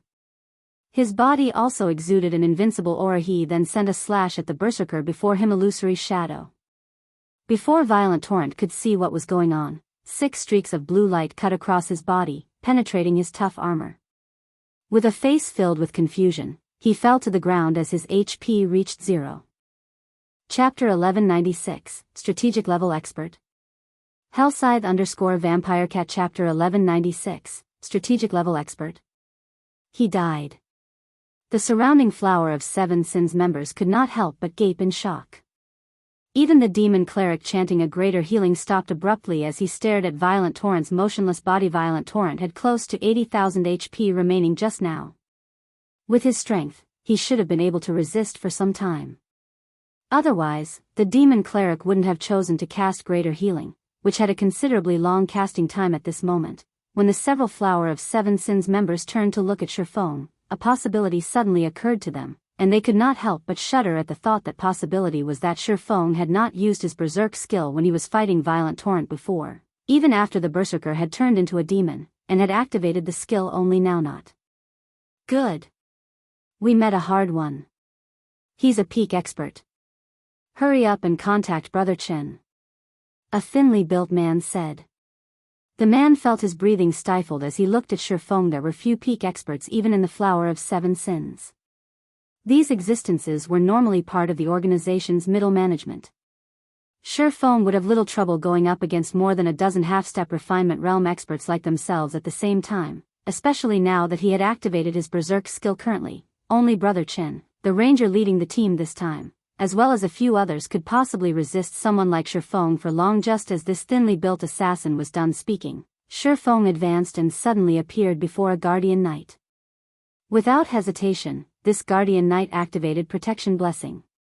However, Shifeng remained unperturbed by this reaction as he brandished Killing Ray Thundering Flash. Immediately, 4 blue arcs of lightning struck at 4 different locations. Combat Technique 4 Moon Lotus. After the 4 lightning snakes pierced through the guardian knight, they each struck at the 4 magical class players behind him. The guardian knight instantly lost over half of his 140,000 HP, whereas the 4 magical classes behind him lost 1/3 of theirs and had their spellcasting interrupted by the impact of Thundering Flash. Block him. Don't let him get close to the magical classes. Hearing this, a guardian knight immediately used Justice Roar on Shifeng. The demon cleric at the rear also cast Truth Shield and Rapid Healing on the guardian knight. As for the other melee players, they each used a control skill on Shifeng. At the same time, the ranged classes launched attacks to seal Shifeng's movement. Shifeng could not help but admit that every member of the Flower of Seven Sins was an expert. Their coordination with each other was also impeccable. In combination with their high HP and defense, it made dealing with them extremely difficult. If it were any other expert here, they would definitely choose to pull back first. However, Shifeng never entertained the thought of retreating. Instead, he activated Defensive Blade without hesitation, greatly extending his attack range. At the same time, he switched the basic Tyrant title to the Swordsmanship Master title, increasing his attack speed by 30%. Sword's Orbit. Starlight immediately emerged around Shifeng's body. Not only did he manage to block all incoming attacks, but before anyone could react, everyone within a 15-yard radius of him also began losing HP rapidly. Despite the demon cleric at a distance spamming heals on the guardian knight, he still failed to keep the MT alive in the blink of an eye. Everyone within 15 yards of Shifeng died. Meanwhile, the oracle reporting to the ranger called Brother Chen was stupefied. Hello? Why are you contacting me at such a time? Did something happen? The level 43 ranger asked as he toyed around with passing monarch Brother Chen. Not good. There's a MO monster here. The level 42 oracle stuttered. During the time the oracle was giving his report, Shifeng had used silent steps and appeared behind the thinly built assassin, who had just activated wind steps. Shifeng then executed Chop, the speed of his attack so fast that the assassin did not even react, as he died instantly. A monster? Did one run all the way out here from the island? The ranger asked, perplexed. No. There's a peak expert on the speedboat we attacked. Torrent and the others, they're all dead. At this moment, the oracle was quickly losing his ability to speak as he watched his companions die one after another. A peak expert? Okay, I'll head over there now. The ranger immediately grasped the severity of the situation. Ignoring passing monarch, he turned towards a few of his companions, who were killing the other members of the Freedom Alliance, and shouted, Hammer, you guys follow me. Torrent and the others are in trouble. Every peak expert was a strategic weapon in a team battle. If not properly contained, a peak expert could easily turn the tide in a fight between hundreds of players. Violent Torrent and the 17 others that went to the Swift Dragon speedboat were merely half-step refinement realm experts. They were simply no match for an expert of such caliber. If the ranger delayed, they would no doubt be annihilated. Hence, he needed to hurry over there right away. He's leaving? Passing monarch was filled with confusion as he looked at the black-clad ranger flying towards the Swift Dragon speedboat. However, the ranger's departure was a good thing for the Freedom Alliance, since the ranger and the 3 companions that followed after him were the ones who had killed the most Freedom Alliance members with the bronze speedboats less than 50 yards away from the Swift Dragon speedboat. The ranger took less than 5 seconds to glide across this distance. However, as soon as the black-clad ranger descended, he was shocked by the scene before him. At this moment, none of the 18 people sent to snatch the Swift Dragon speedboat was alive. However, only 5 seconds had passed since he received the report. 18 half-step refinement realm experts who had turned into demons had died. Just like that, the ranger glared at Shifeng, who stood a short distance away, and asked coldly, where are your companions? Or are they thinking of ambushing us while we're fighting you? No matter how he looked at it, one person simply could not have finished off so many demonized half-step refinement realm experts within such a short time. At the very least, such a feat required several experts working together. Companions? Shifeng shook his head and said, I'm the only one here. If you ran all the way here just to ask this, can we start the fight now? Hammer, you and let her deal with that guy. Scorpion and I will assist from the side and prevent others from ambushing us, the ranger commanded hurriedly. It was obvious he did not believe Shifeng. Leave it to me. The level 43 berserker named Hammer nodded seriously as he looked at the cloaked Shifeng. The fact that the swordsman before them could work with other experts to get rid of Violent Torrent's group so quickly proved that his strength was extraordinary. Not to mention, Hammer also sensed a dangerous aura coming from Shifeng, and he could tell that he was definitely no match for Shifeng in a one-on-one fight. However, if he coordinated with Letter, even if they could not defeat Shifeng, It would also be impossible for Shifeng to kill them. However, just as Hammer finished speaking, Shifeng had already dashed towards him so fast.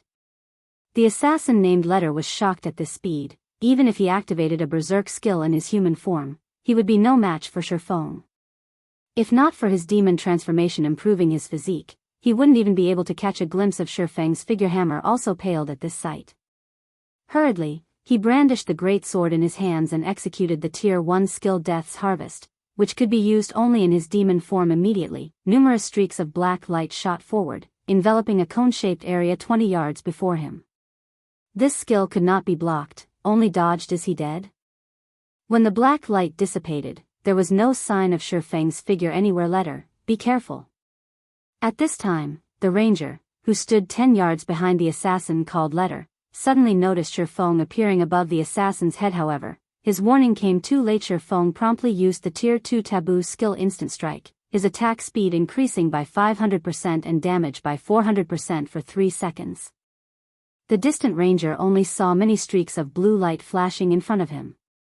Before the assassin called Letter could even activate Vanish, his body was already falling to the ground. Shortly after, Hammer finally reacted to the situation. However, by the time he did, several streaks of blue light were heading towards him. Responding slightly better than Letter, Hammer executed Whirlwind Slash to defend himself. However, as the gap in speed between him and Shifeng was too massive, before his greatsword could even start picking up momentum, he had already been struck several times. Hammer's vision then turned gray as his body fell to the ground. Who is he? The ranger shuddered when he saw this scene. The male elementalist called Scorpion took an involuntary step back, terror surfacing on his face. 2 refinement realm experts, each with over 100,000 HP, were actually killed instantly. How was this just a peak expert? Chapter 1197, Demon God. Hellscythe_VampireCat. Chapter 1197, Demon God. At this moment, fear filled the eyes of the black-clad ranger as he looked at Shifeng. If the opponent was only a peak expert, then after transforming into a high demon, he could more or less resist if he teamed up with Scorpion. Once Shifeng's berserk skill was over, they could then counterattack. However, the swordsman before them was evidently not just a peak expert. Forget the two of them working together. Even if he had everyone in the team come over, they would merely be throwing their lives away. The disparity in attributes between both sides was simply too massive. Even he, who was a high demon, had not managed to get a clear look at Shifeng's attacks. High demons received a 20% improvement to their physiques, which was 5% more than low demons. Their main attributes would also increase by 20%. Yet, even then, he still could not keep up with Shifeng. Weary retreating. Saying so, the ranger immediately extended his wings in preparation to leave. At the same time, he had also sent the command to withdraw in the team chat. But what about the situation on Boss Brute's side? The elementalist named Scorpion asked hurriedly. Boss Brute said not to let anyone enter Demon Island. Fool. The ranger sent a glare at Scorpion. Ignoring the elementalist, the ranger directly flew away. They were currently demons. The death penalty they would suffer was extremely severe. If they already knew that they could not stop Shifeng, persisting in the attempt would only be foolish. Moreover, even if they wanted to stop Shifeng and the others from entering Demon Island, the best place to fight him was not at sea, but on Demon Island itself. They were demons. They had very high innate magic resistance, particularly darkness resistance. They did not need to worry about the dark corrosive power on the island. However, the same could not be said for their opponents. More importantly, Demon Island was shrouded in gray fog, which significantly reduced the player's range of vision. However, demons like themselves were not affected by Demon Island's gray fog at all. They would have plenty of opportunities to deal with Shifeng and the others, whose berserk skills would be on cooldown. At that time it's too late to run away now. Shifeng did not give the ranger and elementalist any opportunities at all. Activating Wind Rider, he left behind an afterimage where he had stood as he instantly appeared before the 2 Flower of Seven Sins members. He then violently swung down, killing Ray. Thunder Flame Explosion. Lightning and fire descended on the ranger and elementalist, and even the ice layer beneath the two began crumbling and evaporating. He escaped. When the lightning and flames dissipated, Shifeng only saw one demon corpse floating on the water. This corpse belonged to none other than the elementalist Scorpion. As for the black-clad ranger, he was nowhere in sight.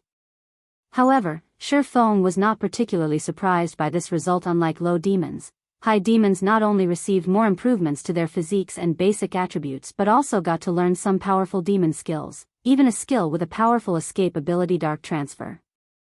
This skill allowed one to teleport to any location within a 3,000-yard radius.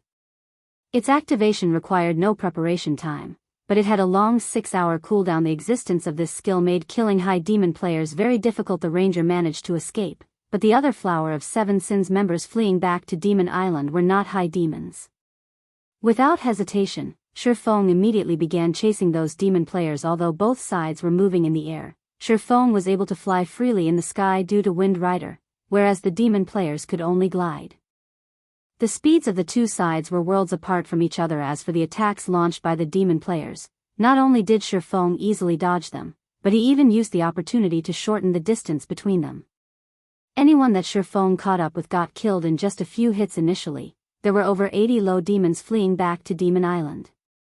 However, the ones that actually managed to reach the island numbered less than 30. Once they reached Demon Island, Shifeng gave up the pursuit. Demon Island was rife with level 70+ monsters. If he was not careful, he would definitely attract the monsters' attention. If that happened, not only would he not be able to kill the Flower of Seven Sins members, but he might even lose his life. In fact, as soon as Shifeng stepped onto the island, he noticed more than a dozen Shadow Stalkers. Shadow Stalker, Dark Creature, Great Lord. Level 71. HP 37,000/37,000,000. When passing Monarch and the others set foot on the island as well, they could not help but gasp when they saw this scene. No sooner had they arrived than the sight of over a dozen level 70+ Great Lords greeted them. Moreover, these were merely the ones they could see. What about the ones in the forest that they couldn't see? This was definitely not a place humans should come to this time. A deafening roar came from the middle of the island and reverberated throughout the place. Even the Shadow Stalkers took fright at this roar. Immediately after, a black and white light pillar shot up from the heart of the island. The instant this light pillar appeared, passing Monarch and the others suddenly felt as if their bodies no longer belonged to themselves, so much so that they could not even twitch their fingertips. Only after a brief period did they gradually recover their mobility. What is that? Passing Monarch stared at the black and white light pillar, thoroughly shocked by the spectacular sight before him. At this moment, the skies above Demon Island began crumpling, forming a black hole. Passing Monarch could vaguely make out a gigantic eye inside the black hole. Just one glance at this eyeball gave him an appreciation of just how frightening the creature inside that black hole was. In reality, it wasn't just passing Monarch and the others that felt fearful. At this moment, even Shifeng could sense an aura of death looming over him. In addition, he detected an extremely familiar aura emanating from that black hole, divine might. However, the divine might he was feeling now was completely different from when he encountered it before. In previous instances, the divine might he felt all came from items. Moreover, as the divine might of these items originated from gods, the divine might they could radiate was extremely weak. If Shifeng were to compare the divine might from items and the divine might he was feeling now, the former felt as thin as air, while the latter felt as dense as mercury. How can this be possible? As Shifeng stared at the massive, red eyeball, he was utterly confused by what was going on. Could this be an event on Demon Island? In God's domain, there would frequently be such events occurring. To players, these events were both disasters and opportunities. However, Shifeng very quickly rejected this thought. According to what he knew about events, a real god simply could not appear. At this moment, he could say with absolute certainty that the massive eyeball was the eye of a god. The reason for his certainty was personal experience with this kind of pressure, so he definitely could not be wrong. At the same time, the Flower of Seven Sins members on Demon Island all revealed excited expressions one after another as they looked at the giant eyeball in the sky. Success. Boss Brute's side succeeded. Ha ha ha. The future of God's domain will be the Flower of Seven Sins' era. At this moment, the Flower of Seven Sins members were so excited that they completely forgot about their battle with Shifeng before. Meanwhile, along with the appearance of this giant eyeball, 3 dazzling, purple gold items fell out from the crumpled space. Every one of the 3 items radiated powerful divine might that could make one shudder. Immediately after, the sound of a system announcement entered Shifeng's and the others' ears. System announcement. Some players have activated the new expansion pack, Demon Gods Disturbance. Chapter 1198, Darkness Rising. Hellscythe _ Fluffy Goblin Chapter 1198, Darkness Rising. The system announcement echoed in everyone's minds for a long time. The players throughout God's domain who had received the news were stunned. Some players had gone directly to the game's official website, searching for any information about this latest expansion, whereas others thought nothing of it at all. After all, this wasn't the first expansion the game had launched. They had long since gotten used to such occurrences. However, when Shifeng, who was on Demon Island, heard this system announcement, he was dazed for a long moment. Demon Gods Disturbance. Shifeng watched the black hole in the sky slowly close, chaos gripping his pounding heart. Had he known something like this would happen, he would have done anything to stop the Flower of Seven Sins. God's domain had many expansion packs. Among them, some had very little influence over the game, while some would impact the world significantly. Take the Abyss Invasion expansion pack for example. The expansion pack had only affected the Twin Towers Kingdom and neighboring countries. The Demon Gods Disturbance expansion pack, however, affected all of God's domain. One could even say that the expansion pack's impact was just as massive as a system update. Although the Demon Gods Disturbance expansion pack hadn't been introduced on the official website, it wasn't good news for ordinary players.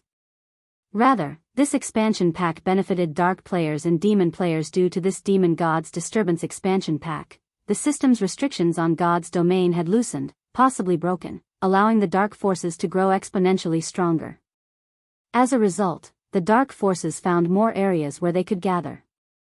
These gathering points referred to NPC towns.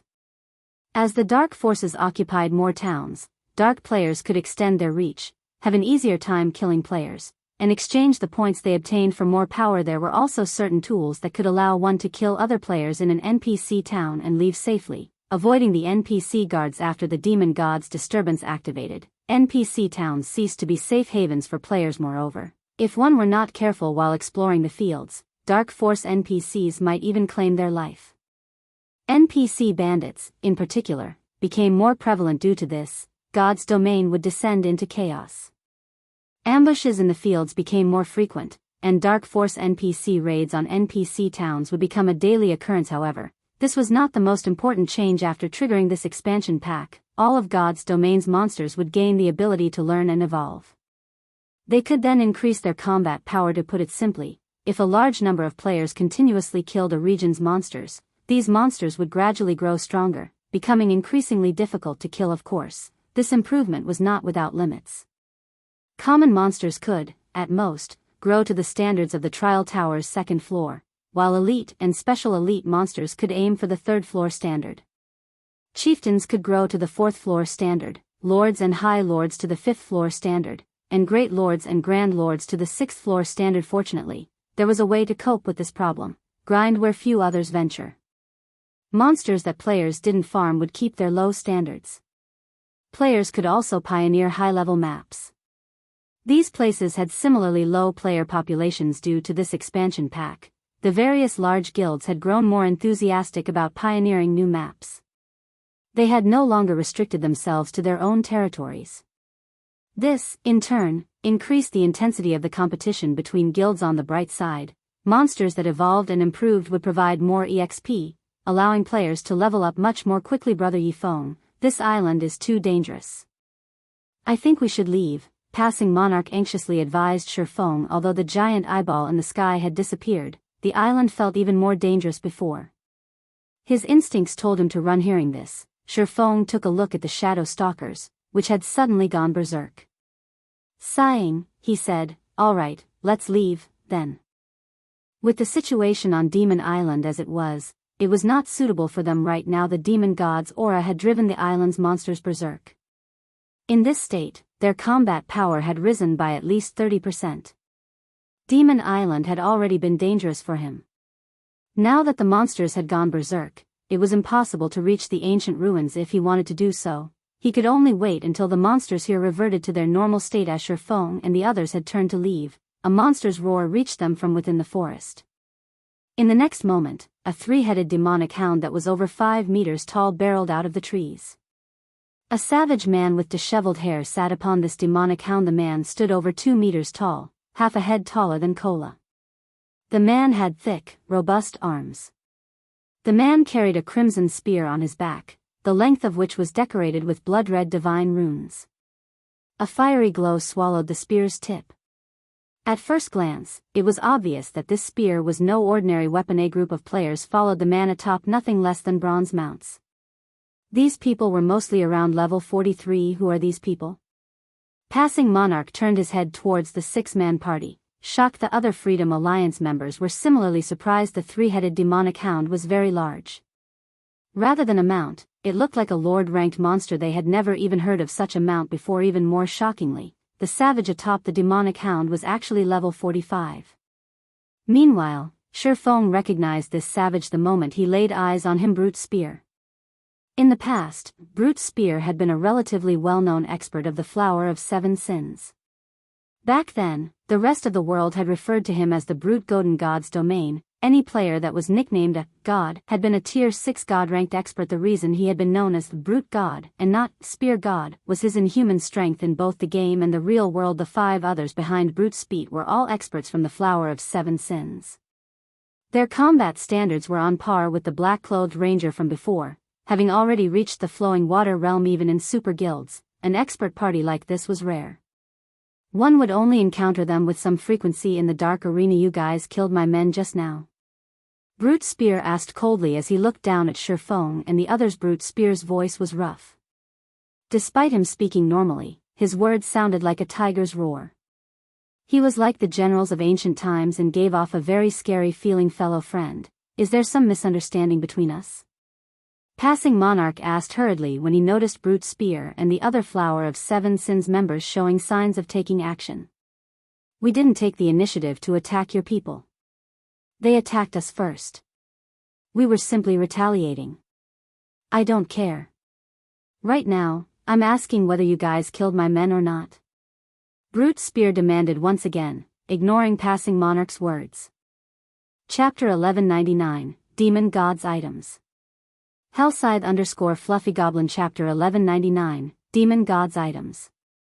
Cold ruthlessness colored Brute Spear's words. Everyone suddenly felt the surrounding air grow heavy as an intense pressure weighed down on them, making it difficult to breathe. Freedom Alliance had the advantage in numbers, but Passing Monarch did not doubt that, if Brute Spear and the others wanted to kill them, they would be powerless to resist. The difference in strength between both sides was too obvious compared to the black-clothed ranger he had fought earlier. Brute Spear and the others were much stronger. If they simply fell in a fight against Brute Spear and his companions, they could deal with the outcome.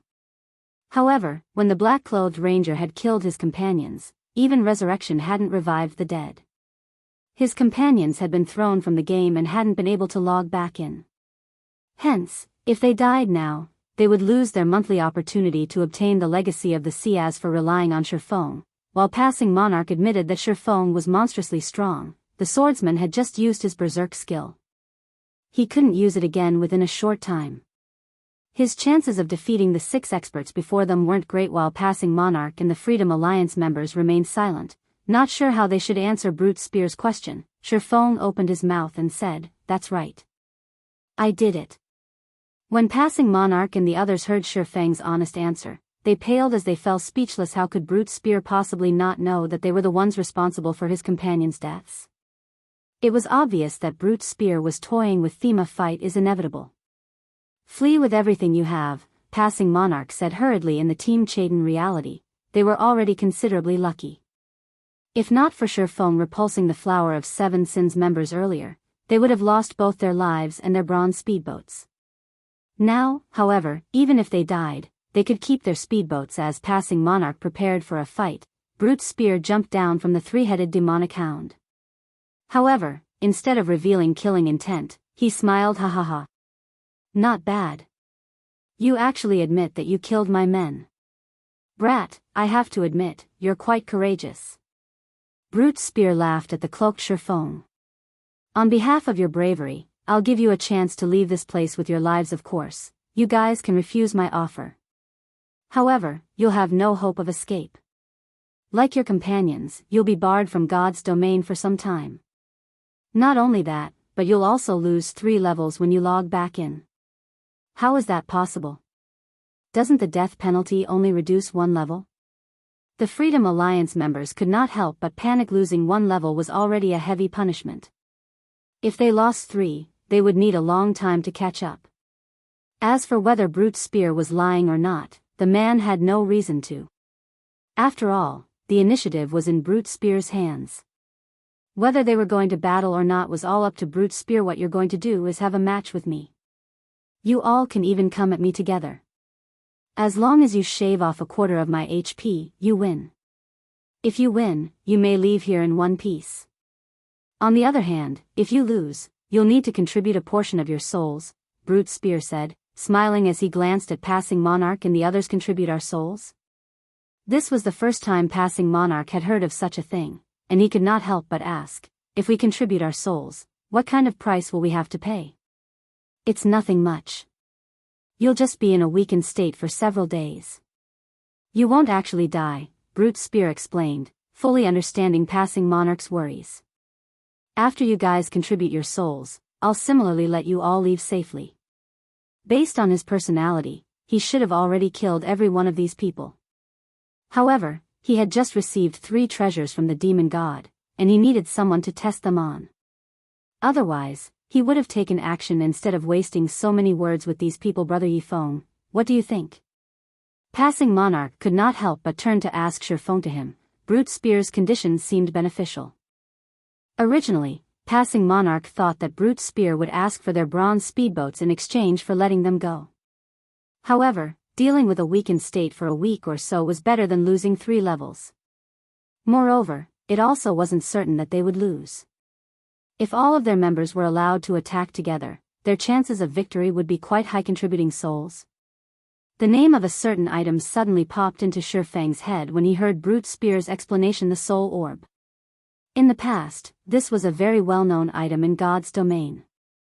Moreover, it had belonged to the Flower of 7 Sins. The Soul Orb had become famous due to its ability to place a player in a state of extreme serenity by sacrificing other players' souls.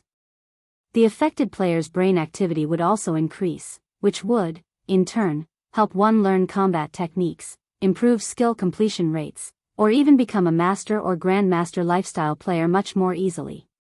This soul orb was far more effective than a high mana density environment. As a result, when the various superpowers wanted to nurture a particular genius, they traded with the Flower of 7 Sins.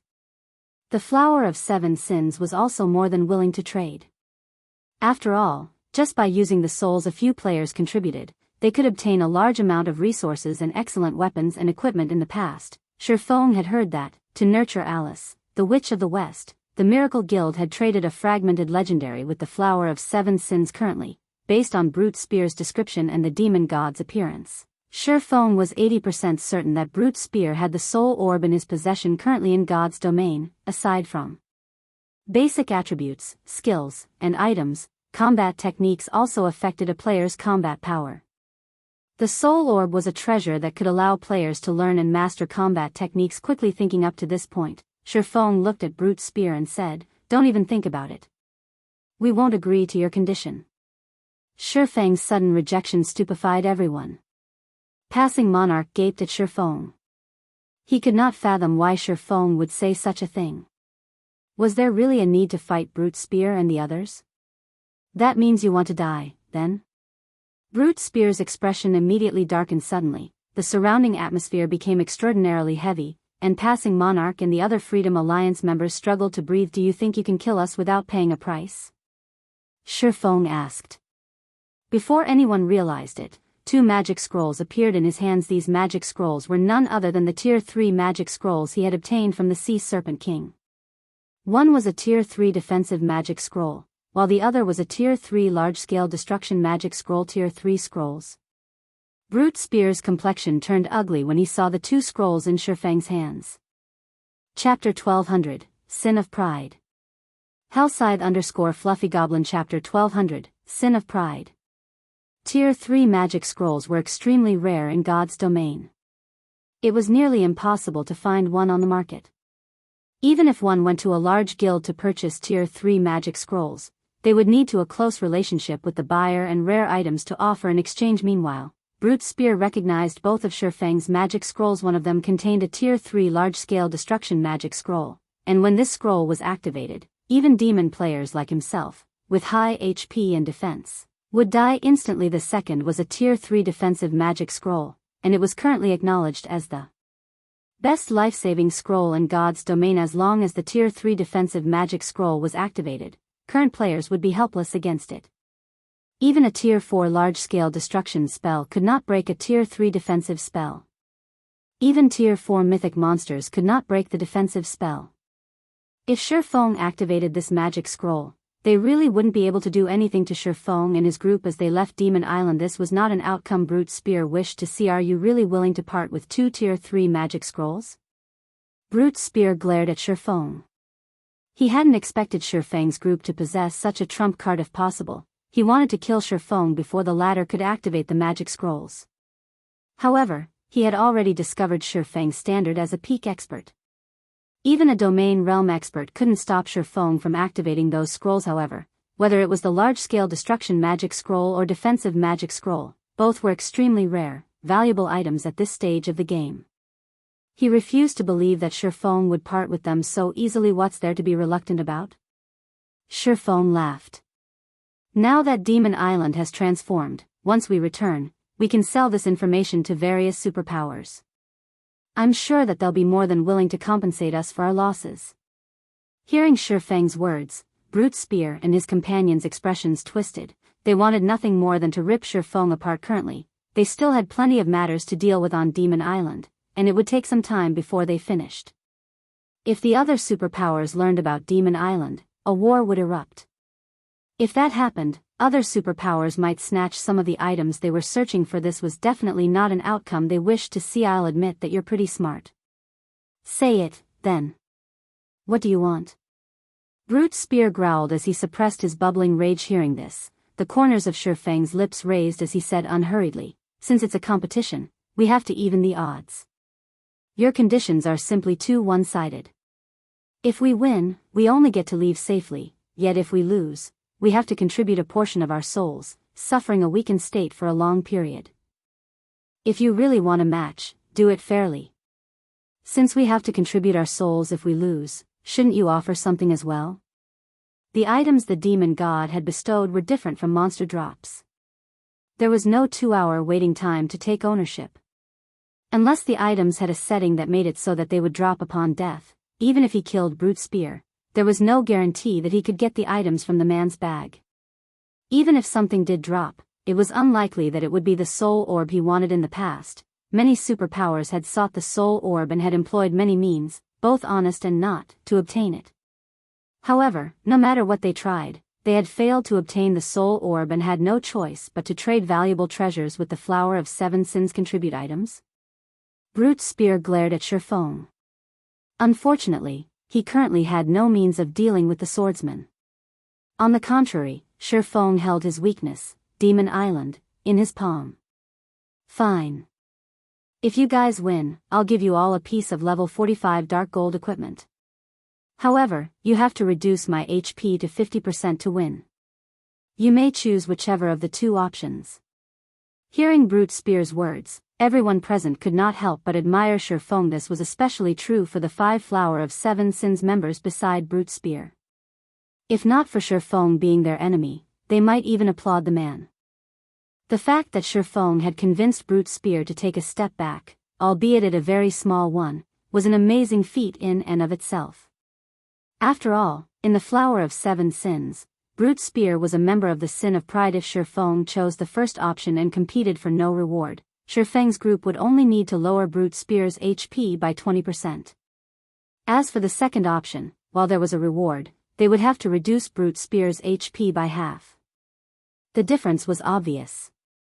If Shifeng's group wanted to win, they would definitely choose the first option. In the end, nothing would change. So, are you saying that, if we decimate all of your HP, you'll give us an epic item?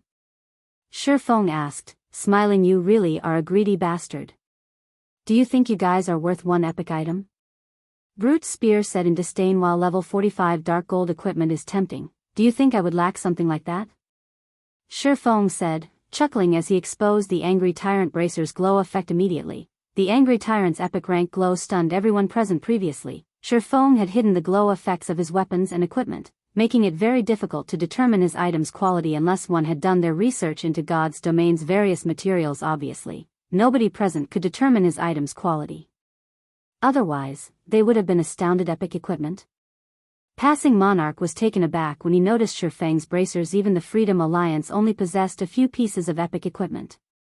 It was unbelievable that a lone player like Shifeng possessed a piece as well. It seems I really have underestimated you. When Brute Spear looked at Shifeng's Angry Tyrant, greed flashed in his eyes. Epic equipment was even rare in super guilds. Super guilds had far fewer epic items than peak experts. Only peak experts that performed exceedingly well were assigned epic equipment. Even Brute Spear only wore 2 pieces of epic equipment. He had received one of them from the Flower of Seven Sins, while he had just obtained the other from the Demon God's quest. He did not have any epic bracers. If he could obtain them, they would undoubtedly increase his basic attributes. If you want to do it that way, we'll do it fairly. If I bet an epic item, then you guys have to bet an epic item as well, Brute Spear said, sneering. It was obviously not possible to steal Shifeng's epic bracers. Even if he killed Shifeng, the swordsman would drop random items. The chance of obtaining those epic bracers was simply too low.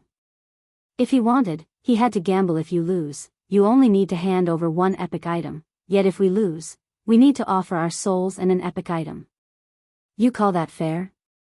Shifeng smirked. If you wish for absolute fairness, fine. You and me, 1-on-1. Brute Spear said. If you win, I'll give you a top-tier epic item. A top-tier epic item? Shifeng's expression twisted into one of contempt. He then publicized Angry Tyrant's attributes for everyone to see. If you can offer a better piece of epic equipment better than mine, I'll consider it. If not, no deal. Chapter 1201, Tier 2 Class. Hellscythe_Vampirecat Chapter 1201, Tier 2 Class. Initially, the Flower of Seven Sins members were about to blow up in rage at Shifeng for looking down on them. However, when they saw Angry Tyrant's attributes, they were all stupefied. How is this possible? Aren't these attributes too overpowered? Everyone present was surprised by Angry Tyrant's attributes. Although the bracers did not possess any active skills, their 2 passive skills were practically tailored for berserkers. An increase of 20% in strength and 30% in attack speed when the wearer's HP was below 50%. Just thinking about this gave everyone the shivers. Not to mention, there was also a certain chance for the wearer's strength to double when attacking. It was practically impossible for any other epic equipment to surpass the Angry Tyrant bracers. Angry Tyrant was definitely the best among epic equipment. Only equipment at the fragmented legendary rank and above would be better. When Brute Spear saw the bracer's attributes, he could no longer hide the greed in his eyes. He was a berserker. Moreover, he preferred strength-oriented equipment. In fact, every piece of equipment below epic rank that he had equipped right now focused on strength-oriented epic equipment was something he always dreamed of obtaining. However, just being able to obtain epic equipment was already plenty difficult. Wanting to get epic equipment that perfectly suited him was practically a dream. How could such excellent equipment for berserkers possibly fall into the hands of a swordsman? I must obtain it. Unfortunately for Brute Spear, although he wanted Angry Tyrant, just like Shifeng said, he indeed could not produce any top-tier epic equipment that was equal or superior to the bracers. No matter how he thought about it, he had only 2 items on hand that were worth more than Angry Tyrant. One was an item that the Flower of Seven Sins wanted, while the other was the epic rank tool Soul Orb. Eventually, Brute Spear gnashed his teeth as he said, "Do you think I can't take out something of even higher value? I have an epic tool here. It is definitely more valuable than your Angry Tyrant bracers. If you can defeat me, I wouldn't mind gifting this epic tool to you." Epic tools were generally more valuable than epic weapons and equipment because epic tools did not take up a player's equipment slots. Players could use an epic tool even if it was in their bag space. Hence, the price of epic tools was generally double that of epic equipment, more if it was an epic tool with good attributes. An epic tool? Shifeng feigned hesitation as he said so. Inwardly, however, he was extremely excited. Alright, let's sign a contract. He had deliberately exposed Angry Tyrant's attributes precisely to bait Brute Spear now. he had succeeded. As for whether the tool Brute Spear would wager was the soul orb or not, Shifeng was 100% sure that it was. Epic equipment was already quite rare. The chances of Brute Spear obtaining 2 epic tools at this stage of the game were lower than winning the lottery. Brother Yifeng, is there really a need to do this? Passing Monarch was bewildered as he watched Shifeng sign a contract with Brute Spear. Originally, if their whole group fought against Brute Spear, they'd had over a 70% chance of winning. Now, however, Shifeng was going up against Brute Spear in a one-on-one. Even if Shifeng was very powerful, in Passing Monarch's opinion, Shifeng would be lucky to have even a 30% chance of victory. After all, Shifeng had already used his berserk skill. Meanwhile, Shifeng was actually gambling epic equipment on such low odds. This was simply insane. Ha ha ha. That fool really signed a contract. Boss Brute sure is lucky. Not only did he obtain an epic tool from completing the quest this time, but he is even going to get a pair of excellent bracers for berserkers. That's right. I wonder what kind of expression that person will reveal when they see the strength Boss Brute reveals. With the addition of these epic bracers, Boss Brute will have 3 pieces of epic equipment in total. He will definitely become our Sin of Pride's #1 berserker with this. Brute Spear's several companions began a hushed discussion among themselves as they looked at Shifeng.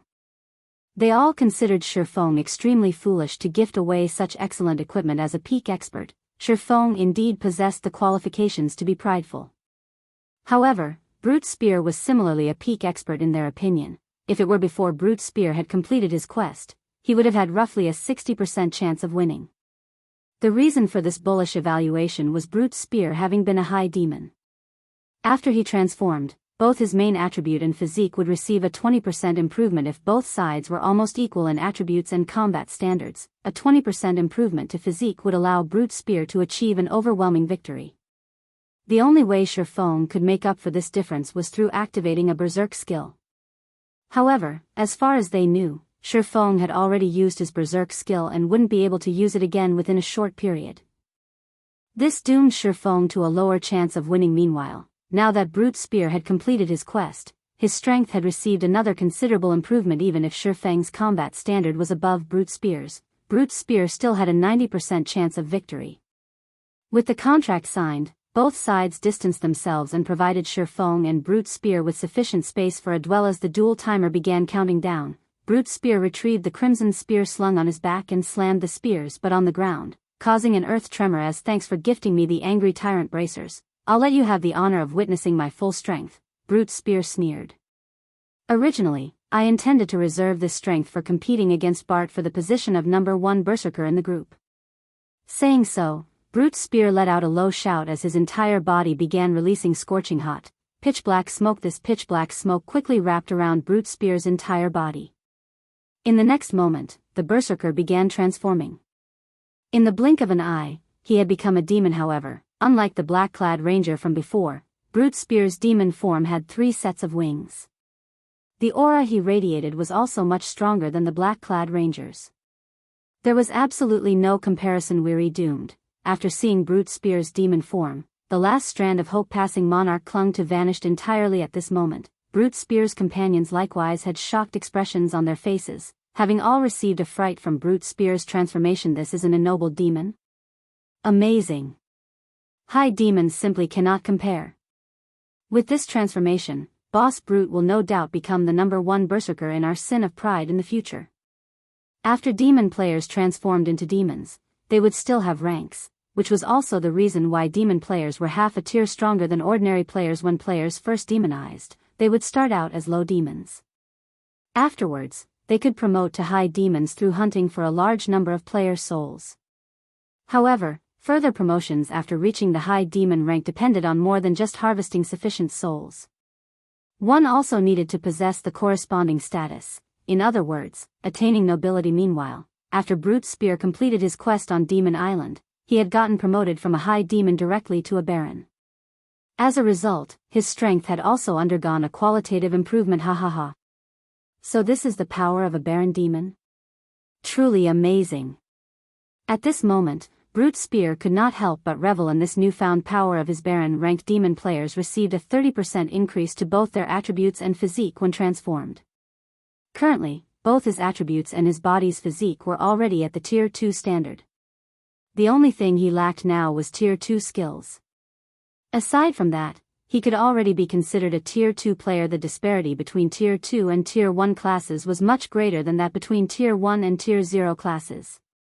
If a Tier 2 class fought against a Tier 1 class, even without using any skills and under a situation where both sides were at the same level, the Tier 1 class would be powerless to resist. After Brute Spear stretched his body a little, his blood-red eyes shifted to the swordsman before him. Alright, I'll let you have a taste of despair now. Chapter 1202, Hidden Ability. Hellscythe_VampireCat Chapter 1202, Hidden Ability. When the duel timer came to an end, Brute Spear walked at a measured pace toward Shifeng. It was as if he was strolling casually through a park right now. He did not take this duel seriously whatsoever, as expected of a quest that could prompt the demon god to emerge. It instantly promoted a high demon to the Baron rank. Shifeng unsheathed the abyssal blade and killing ray, his expression turning serious as he looked at the approaching berserker. Even after 10 years had passed, demon players that managed to reach the Baron rank had still been uncommon, with the majority stuck at the high demon rank. If one wanted to get promoted further, they needed to get the acknowledgement of the demon god or upper-class demons and have them willingly share a portion of their power. However, upper-class demons and the demon god were allowed to bestow their power on only a limited number of people. As a result, the number of demon players that could become nobility was extremely low. Currently, Brute Spear, who was level 45, already possessed 240,000 HP. On the other hand, even after reaching level 50, Shifeng's HP was just slightly over 42,000. The disparity was nearly sixfold. Moreover, Baron demons possessed much higher defense and magic resistance than high demons. Even ordinary Tier 2 expert players would find it hard to kill the current Brute Spear, not to mention that there was not a single Tier 2 player in God's domain yet. When Brute Spear was only 12 yards away, Shifeng abruptly stomped on the ground, leaving behind an afterimage in his original position as he dashed straight at the berserker so fast. The 5 Flower of 7 Sins members spectating from the side were astonished when they saw Shifeng appearing before Brute Spear in the blink of an eye. Shifeng was definitely the fastest swordsman they had ever seen. If it were them fighting against Shifeng right now, they would be caught off guard if they were not careful. Moreover, Shifeng's movements and judgment were also considerably acute. Unlike berserkers that used great swords or battle axes, berserkers that used spears had a longer attack range. Their spears could reach roughly 2 yards farther than the other weapons. The optimum attack range for a spear-wielding berserker was between 4 and 8 yards. Meanwhile, a swordsman that used a long sword had an optimum attack range between 1 and 3 yards. Although their sword auras could reach up to 5 yards, enemies that were standing within 4 to 5 yards could easily dodge such an attack by retreating 1 or 2 yards. If a longsword-wielding swordsman wanted to suppress a spear-wielding berserker, the best way to do so was to close in and move within 1 to 3 yards of the latter. This way, the berserker could not utilize the spear to its fullest potential. Conversely, if Shifeng allowed Brute Spear to gradually approach him, then before he even reached his attack range, Brute Spear would have already begun attacking, a considerably disadvantageous situation to Shifeng. Hence, taking the initiative to attack to launch a fast attack was an extremely wise decision. You have quick reactions, I'll give you that. Unfortunately, you met me. Brute Spear was indeed surprised by Shifeng's speed and judgment. However, while others might have difficulty keeping up with Shifeng's speed, he could see the swordsman's movements perfectly. Moreover, due to his improved physique, he had a much clearer grasp of his surroundings. Right now, he could perceive everything within a 20-yard radius. In fact, the instant Shifeng prepared to take action, he already knew what Shifeng would do. Whirlwind Slash. Having long since anticipated Shifeng's attack, Brute Spear swept the spear in his hands horizontally, his move capable of dealing a serious blow to all enemies within a 10-yard radius. An explosion rang out in the air as he swung the crimson spear, the spear moving so fast that it became invisible to the naked eye. Meanwhile, Shifeng was currently still 6 yards away from Brute Spear. By the time he could start attacking Brute Spear, the berserker's spear would have long since landed on him. Although the spear was weaker than the greatsword and battle axe when it came to raw power, it was superior in terms of speed. Pung! Spear and sword collided, the impact forcing Shifeng to take a few steps back. What a high skill completion rate.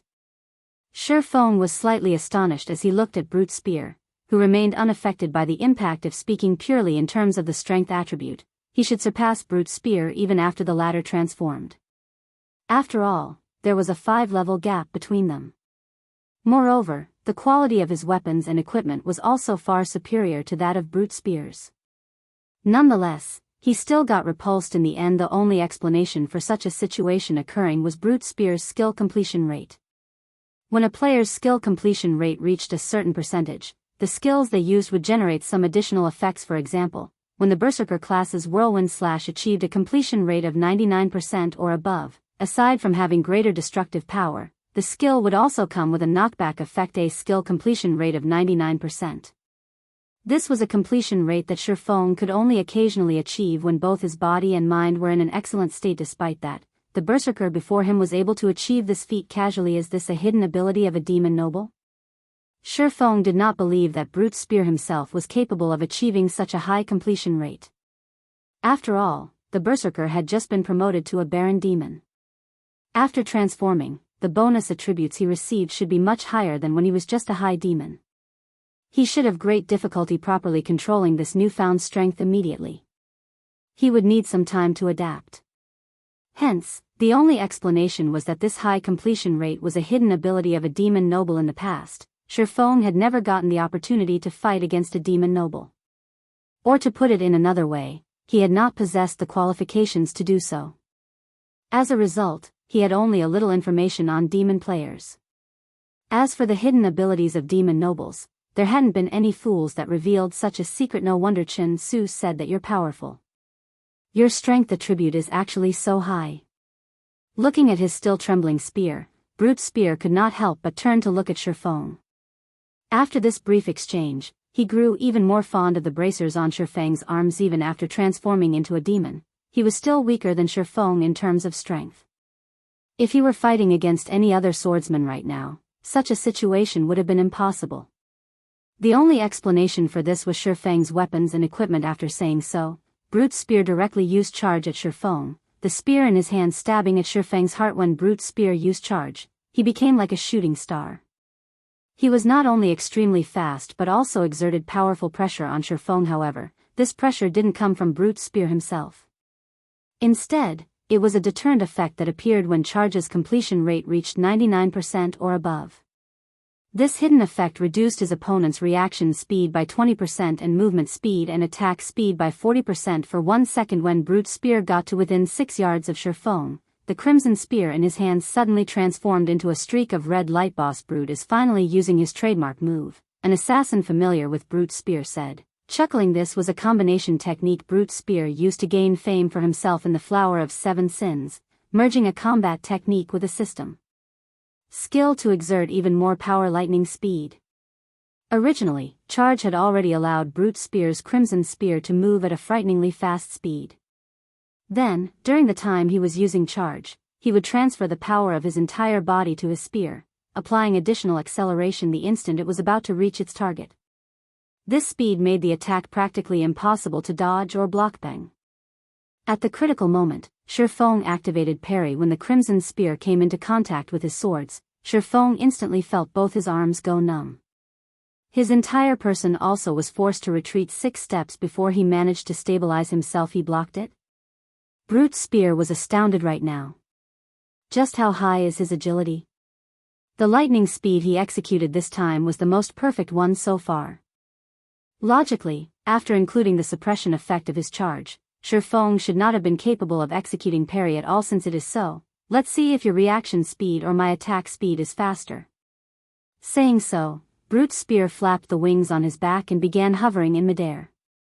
His body then split into 3, and all 3 attacked Shifeng simultaneously from different directions. The skill he had used was called Demon Flash, something he had learned after becoming a Baron Demon. It allowed him to attack his opponent from 3 directions, and each clone mirrored his original body perfectly. There was also no need for him to control his mirror images, as they would carry out the same actions as he did. During the attack, he and his clones would also gain an enormous movement speed boost. Overall, it was a skill many times more powerful than charge. Chapter 1203, Difference Between Trump Cards. Hellscythe _Vampirecat Chapter 1203, Difference between trump cards. After Brute Spear used Demon Flash, he and his mirror images moved faster than when he used Charge. The surrounding spectators could barely see the three berserkers' afterimages, much less their real bodies. Is this his true strength? Passing Monarch was deeply shocked when he saw this scene. It was no wonder Brute Spear was so confident before. With that kind of speed and destructive power, even if all of them went at him together, they would be fortunate to land an attack on him, much less shave away 1/5 of his HP so fast. Although Shifeng's physique had improved a lot after reaching level 50, in the end, he had yet to obtain his Tier 2 class, which would provide a massive boost to his physique. At this moment, his eyes could no longer keep up with Brute Spear's speed. He could only rely on the changes in his surroundings to determine Brute Spear's movements. You should consider yourself fortunate to fall to this move of mine. Brute Spear executed lightning speed on Shifeng once more. Compared to the time he attacked with Charge, the speed of his spear this time had increased by a large margin. Moreover, his two clones had also attacked using the same strength and speed. If attacked at such a speed and from 3 different angles, even a Domain Realm Assassin expert would not be able to evade properly. Dang.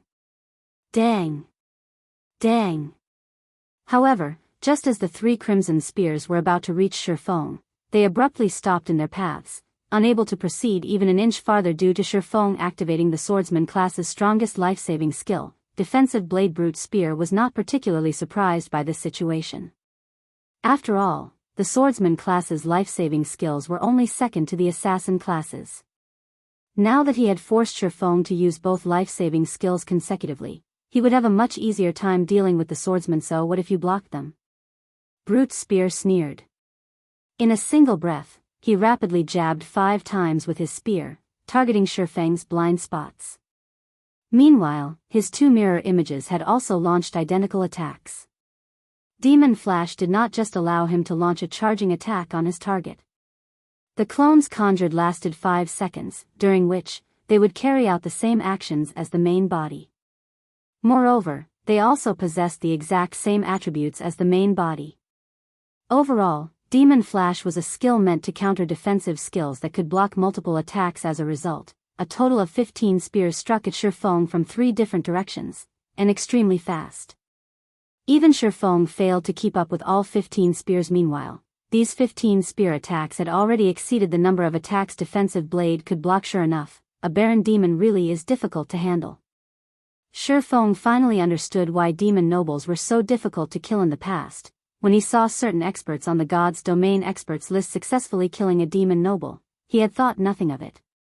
Now, however, it would seem that killing a demon noble of the same tier was a very difficult task. Shifeng immediately activated Killing Ray's additional skill, Summon Lightning Boom. In the next moment, arcs of blue lightning shot down from the sky one after another. Not only did these lightning arcs deal 400% lightning damage to all enemies within a 15-yard radius to Shifeng, but they could also inflict a numb effect for 5 seconds on the target struck. Afterwards, his attack range would even increase by 20 yards for 30 seconds. However, Brute Spear simply sneered at this attack. He did not bother dodging the lightning arcs at all as he abruptly stabbed his spear at Shifeng. He intended to compete and see who could deal more damage. While the 15 spears struck at Shifeng, the lightning arcs also bombarded Brute Spear's body. The block count of Shifeng's defensive blade was instantly exhausted. As for the several spear strikes that got through, Shifeng used his swords to deflect them, so he did not receive any substantial damage. In contrast, Brute Spear had over -13,000 damage from the lightning strikes. What high magic resistance! Envy sprouted in Shifeng's heart when he saw this damage. If a normal level 45 player received this move of his, they would either die instantly or have very little HP remaining. However, a Baron Demon's high magic resistance had greatly reduced the damage Brute Spear received. Brute Spear had over 240,000 HP. By relying on battle recovery alone, he could recover over 2,400 HP every 5 seconds. In addition, Summon Lightning's numb effect was ineffective against the Berserker. As Summon Lightning ended, Brute Spear launched 5 spear strikes once more. This time, however, Shifeng no longer possessed Defensive Blade to protect himself. What a pitiful bastard. He actually dared to challenge Boss Brute to a duel. He might have had a fighting chance if he had his Berserk skill. Unfortunately, he's already used it against Chen Su. However, Boss Brute is also amazing. I feel that the skills he used all have very high completion rates. When the 5 Flower of 7 Sins members saw this scene, they all knew that this fight was as good as over originally. Brute Spear already possessed a huge advantage in HP and defense. Now, he was even using an attack method that trumped all defenses. If Shifeng wished to deal damage to Brute Spear, he would have no choice but to clash head-on as well. However, Brute Spear still had 2 clones assisting him. It was simply impossible for a melee player like Shifeng to stop Brute Spear from this scene. Shifeng also understood what was going through Brute Spear's mind. However, he also had to admit that this was a good plan, as he really did not possess any method of coping with it. Shifeng used silent steps right away and appeared behind Brute Spear. He then pointed the abyssal blade at the Berserker abyssal bind. Immediately, black chains materialized in empty space one after another, every one of them shooting straight at Brute Spear. Seeing this, Brute Spear sneered as he activated a control removal skill without hesitation, causing abyssal bind to lose effect. He then charged at Shifeng and launched another barrage of attacks together with his mirror images. You want to compete using HP? Shifeng smiled. Come, then. Saying so, Shifeng activated Phantom Kill and 9 Dragon Slash. Although his doppelganger only possessed 80% of his basic attributes, which made it slightly weaker than Brute Spear, it should have no problems holding off one of the Berserker's mirror images. Meanwhile, the 12 Abyssal Blade Phantoms summoned by 9 Dragon Slash could also easily stop the other mirror image. This way, the duel would revert to a one-on-one fight at this time. Shifeng activated Thunder God's Descent, increasing his movement speed and attack speed by 150%, damage by 50%, and decreasing the damage he received by 50% for 30 seconds without hesitation. He charged straight at Brute Spear and executed Sword's Orbit. Starlight suddenly filled Shifeng's surroundings. However, Brute Spear paid no attention to this phenomenon whatsoever as he used all his strength to send out multiple spear strikes immediately. Both sides' HP began falling continuously, the rate of decline giving the surrounding spectators a fright. How is this possible? The 5 Flower of 7 Sins members were dumbfounded as they looked at Brute Spear's plummeting HP at this moment. Brute Spear was losing over 10,000 HP with each attack he received, 20,000 HP with a critical hit. On the other hand, although Shifeng was similarly losing HP, he was only losing around 3,000 HP with each attack he received. Moreover, the rate at which his HP fell was much slower than Brute Spear's. For each time Shifeng's HP fell, Brute Spear's HP would fall 2 or 3 times. After just 2 seconds of exchanging hits, Brute Spear had less than 70,000 HP remaining, down to less than 1/3 of his HP. On the other hand, although they could not see the exact value of Shifeng's HP due to him having hidden it with his black cloak, the HP bar revealed above his head showed that he had lost only 1/3 of his total HP so far. The difference between the two sides was obvious at a glance. However, despite this situation, Brute Spear himself remained unfazed. Just when Brute Spear's HP fell below the 30,000 threshold, a sinister smile appeared on his face. Backtrack. Brute Spear roared. Immediately, a blood-red magic array appeared in the air. A red light then shone out of the magic array, enveloping a radius of 30 yards around Brute Spear. This was the strongest skill Brute Spear obtained after becoming a Baron Demon Blood. Backtrack. As long as he was not dead, the skill would allow him to regain the HP he had 6 seconds before. This was the reason why he dared to exchange damage with Shifeng. In the next moment, Brute Spear's HP directly recovered to full. In contrast, Shifeng had less than half of his HP right now. Despicable. He can actually recover his HP. Passing Monarch could not help but curse out loud when he saw this scene. Brute Spear simply sent a contemptuous glance at Passing Monarch. Sure enough, he really does have a trump card hidden. Shifeng was not particularly surprised by this scene. In reality, he also knew about Blood. Backtrack. This was a move that all demon nobles knew. Even monsters like great demons had used it frequently since it was a skill specifically used to trap others. Hence, he also held back a trump card. Suddenly, the 2 swords in Shifeng's hands released a blinding light flame burst. Sword's Orbit. One sword light after another flew at Brute Spear's sure kill skill. Remaining unfazed, Brute Spear activated the additional skill of his epic equipment, Magic Shield, which reduced the damage he received by 30% for 10 seconds. He promptly brandished his spear to deflect the oncoming sword lights. Although Brute Spear failed to deflect all the attacks, with his body's extraordinary physique, he still managed to deflect the majority of them. In the end, he got struck only 3 times. However, these 3 hits shocked him as each one actually took over 60,000 HP from him. In just 3 blows, he had lost over 180,000 HP when Flame Burst ended and Brute Spear was preparing to counterattack. Shifeng activated Dragon Breath. Dragon Breath was an AoE skill that was impossible to block. Moreover, it dealt much more damage than even Flame Burst instantly. Dragon Breath devoured Brute Spear's remaining HP at the same time. Shifeng emerged the victor of this duel. Chapter 1204, Treasure Secured. Hellscythe_VampireCat Chapter 1204, Treasure Secured. After the duel was over, Brute Spear had a look of horror on his face as he looked at Shifeng. How could he have such a high explosive power? Brute Spear could not at all believe that he had just lost. He was a Baron Demon. He also had 2 pieces of epic equipment equipped.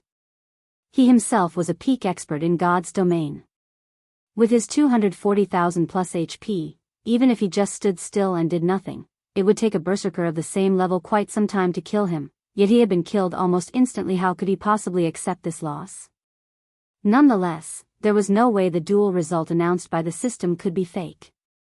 It was also an inescapable fact that he only had 1 HP remaining right now. Unlike the duels in arenas, the system would leave players with 1 HP when they were defeated in a duel held in the fields, preventing them from dying. The match is over. You can hand over that epic item of yours now, Shifeng said as he looked at Brute Spear, who currently had a dazed expression on his face. Although Brute Spear possessed the transformation bonuses of a Baron Demon, the difference in levels and equipment between the 2 of them was simply too massive. It was not something a single demon transformation could offset. Powerful weapons and equipment not only improved a player's basic attributes but also strengthened a player's skills. Just who are you? Brute Spear asked after taking a deep breath. Anyone capable of steamrolling right over me can't be someone unknown. In terms of HP and defense, he indeed possessed an absolute advantage. However, Shifeng was leaps and bounds above him in skills and other basic attributes. Meanwhile, needless to say, the reason for Shifeng's advantage in attributes was definitely the swordsman's weapons and equipment. Any player that could surpass a player like himself in terms of weapons and equipment could not be an ordinary expert. Most likely, Shifeng was a peak expert from a superpower. Moreover, far from just any ordinary peak expert, Shifeng was no doubt a peak expert heavily nurtured by his guild. What? Want to take revenge on me? Not willing to accept defeat? Shifeng asked. That's only one part of the reason. Brute Spear nodded in acknowledgement. The other part is that I don't want to lose without even knowing whom I lost to. He had indeed thought of taking revenge on Shifeng. After all, the reason he lost this time was not due to techniques, but rather weapons, equipment, and skills.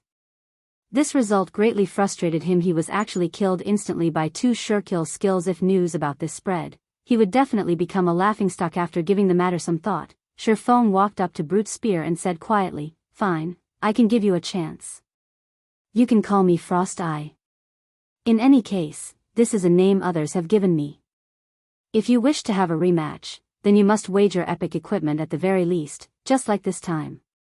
As for the venue of the match, let's set it at the imperial capital of the Fire Dragon Empire. Once you're ready, you just need to spread the message in the Fire Dragon Empire. When the time comes, I'll naturally find out. You're Frost Eye? The number 1 person on the bounty list?"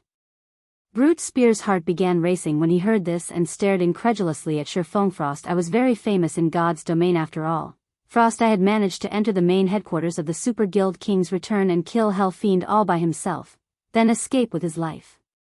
This incident had long since become a legend in God's domain. Even now, King's Return was still hunting Frost Eye. Moreover, the bounty the guild had placed on Frost Eye had increased from the initial 20,000 gold to the current 50,000 gold. King's Return was even offering a reward of several hundred gold to anyone that could provide some clues leading to Frost Eye. This incident had also prompted the various superpowers in God's domain to search for Frost Eye, because of Frost Eye's ability to enter places with heavy security like the Divine Colosseum and pull off an assassination. Since Frost Eye had killed an expert like Hell Fiend, he was naturally capable of killing other guild upper echelons as well, perhaps even the guild leaders of superpowers. A guild leader's assassination would deal a massive blow to the guild's reputation. Hence, the various superpowers in God's domain were searching for Frost Eye. The Flower of Seven Sins was no exception as an organization that dealt in assassination work. If the Flower of Seven Sins could recruit such an expert, its fame would undoubtedly rise significantly. That's right. Since you already have the answer to your question, you can give me my item now, right? Shifeng nodded. It seems I have not lost in vain. At this moment, a trace of admiration flashed across Brute Spear's eyes as he looked at Shifeng. He then took out the soul orb from his bag and passed it to him. In reality, Brute Spear did not place any particular importance on the soul orb. After all, epic items like the soul orb were not particularly rare. Practically every superpower possessed one or two of such items. Take the epic tool the Dark Arena had auctioned, for example. The tool could be used to brew magic wine that had a calming effect when consumed. The calming effect was similar to when a player was in a high mana density environment. The soul orb was similar to that epic tool. However, unlike the magic wine, which required rare materials to brew, the soul orb needed players to willingly offer up a portion of their souls to produce soul water. Moreover, the souls of 100 players were needed to produce 1 drop of soul water. Rather than doing something as tedious as collecting souls, gathering raw materials would be much faster. Hence, Brute Spear felt that the soul orb was somewhat useless, otherwise, he wouldn't have used it as a wager. Soul Orb, Epic Rank Item. An orb crafted by demon god Paimon using the fragments of a destroyed powerful soul treasure. Additional active skill dash. Soul Water, creates soul water from the souls willingly contributed by players. No cooldown. Every 100 souls of players absorbed will produce 1 drop of soul water. Currently, this item has been sealed by demon god Paimon. Item will drop upon death. Those without the power of demons are unable to use this item. If you're not interested in this epic item, I can use 7,000 gold to buy it back, Brute Spear said, grinning as he looked at Shifeng. Although items like the soul orb were indeed rare in God's domain, there were still a few of them, which usually sold for around 20,000 to 30,000 gold. However, since only demon players could use the soul orb, its value was much lower for someone like Shifeng, who was not a demon player. Even if he obtained the soul orb, he would not be able to use it. In other words, it was no different from a piece of junk at the end of the day. It is still an epic item. Keeping it as a decoration isn't a bad idea either. Although a surprised expression had indeed appeared on Shifeng's face after he read the soul orb's attributes, he still stored the item away. He then turned around and left. The corners of Brute Spear's mouth twitched involuntarily when he heard Shifeng's words. Most likely, only the number 1 person on the bounty list could say something like using an epic item as decoration. As for preventing Shifeng and the others from leaving, Brute Spear did not think he and his companions had this ability. If Shifeng was capable of leaving King's Return's main headquarters unscathed back then, it would be child's play to get away from the 6 of them. Following which, Shifeng led Passing Monarch and the others away from Demon Island. Brute Spear and the others had failed to notice that the reason for Shifeng's surprised expression was not the fact that only demon players could use the soul orb. After all, this was something Shifeng had long since known. Instead, he was surprised because the instant he touched the soul orb, the golden stigmata on him had reacted. Chapter 1205, Kingdom Transformation. Hellscythe_Vampirecat. Chapter 1205, Kingdom Transformation. The golden stigmata was originally a tool for Shifeng to search for the 7 treasures. Previously, when he went to Lakeheart City, a clue relating to one of the 7 treasures had appeared. However, the signal had been brief, disappearing after a moment. Fortunately, he had already gotten a lock on the NPC wielding that treasure only, as Countess Katie Green was too powerful for Shifeng right now. He did not want to alert the NPC any more than he already had. Since entering God's domain, Shifeng had already been to quite a few places. However, he had managed to find only 1 clue relating to the 7 treasures so far.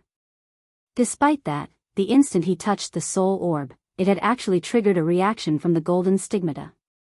How could he not get excited over this? This was also the reason behind Shifeng's decision to give up on entering Demon Island for now and return to White River City first. After all, the soul orb was an item that dropped upon death. The ancient ruins on Demon Island were extremely dangerous. With the demon god's aura causing the monsters on the island to go berserk, the risk of death was simply too high right now. It was much better if he returned to White River City for the time being, following which, Shifeng said his goodbyes to passing monarch and agreed to meet up with him tomorrow at the sea's end. Meanwhile, on Demon Island, the black-clad ranger Xianxia, who had just met up with Brute Spear's group, nearly had his eyes fall out of their sockets when he saw Brute Spear sending off Shifeng and the others. Boss Brute, are you letting them go, just like that? Xianxia could not believe this was true. We lost a lot of men to them. As demons, they lost 3 levels each time they died. Just the number of Flower of Seven Sins members killed by Shifeng alone numbered over 70. If their superiors were to find out about this, they would no doubt receive severe punishment.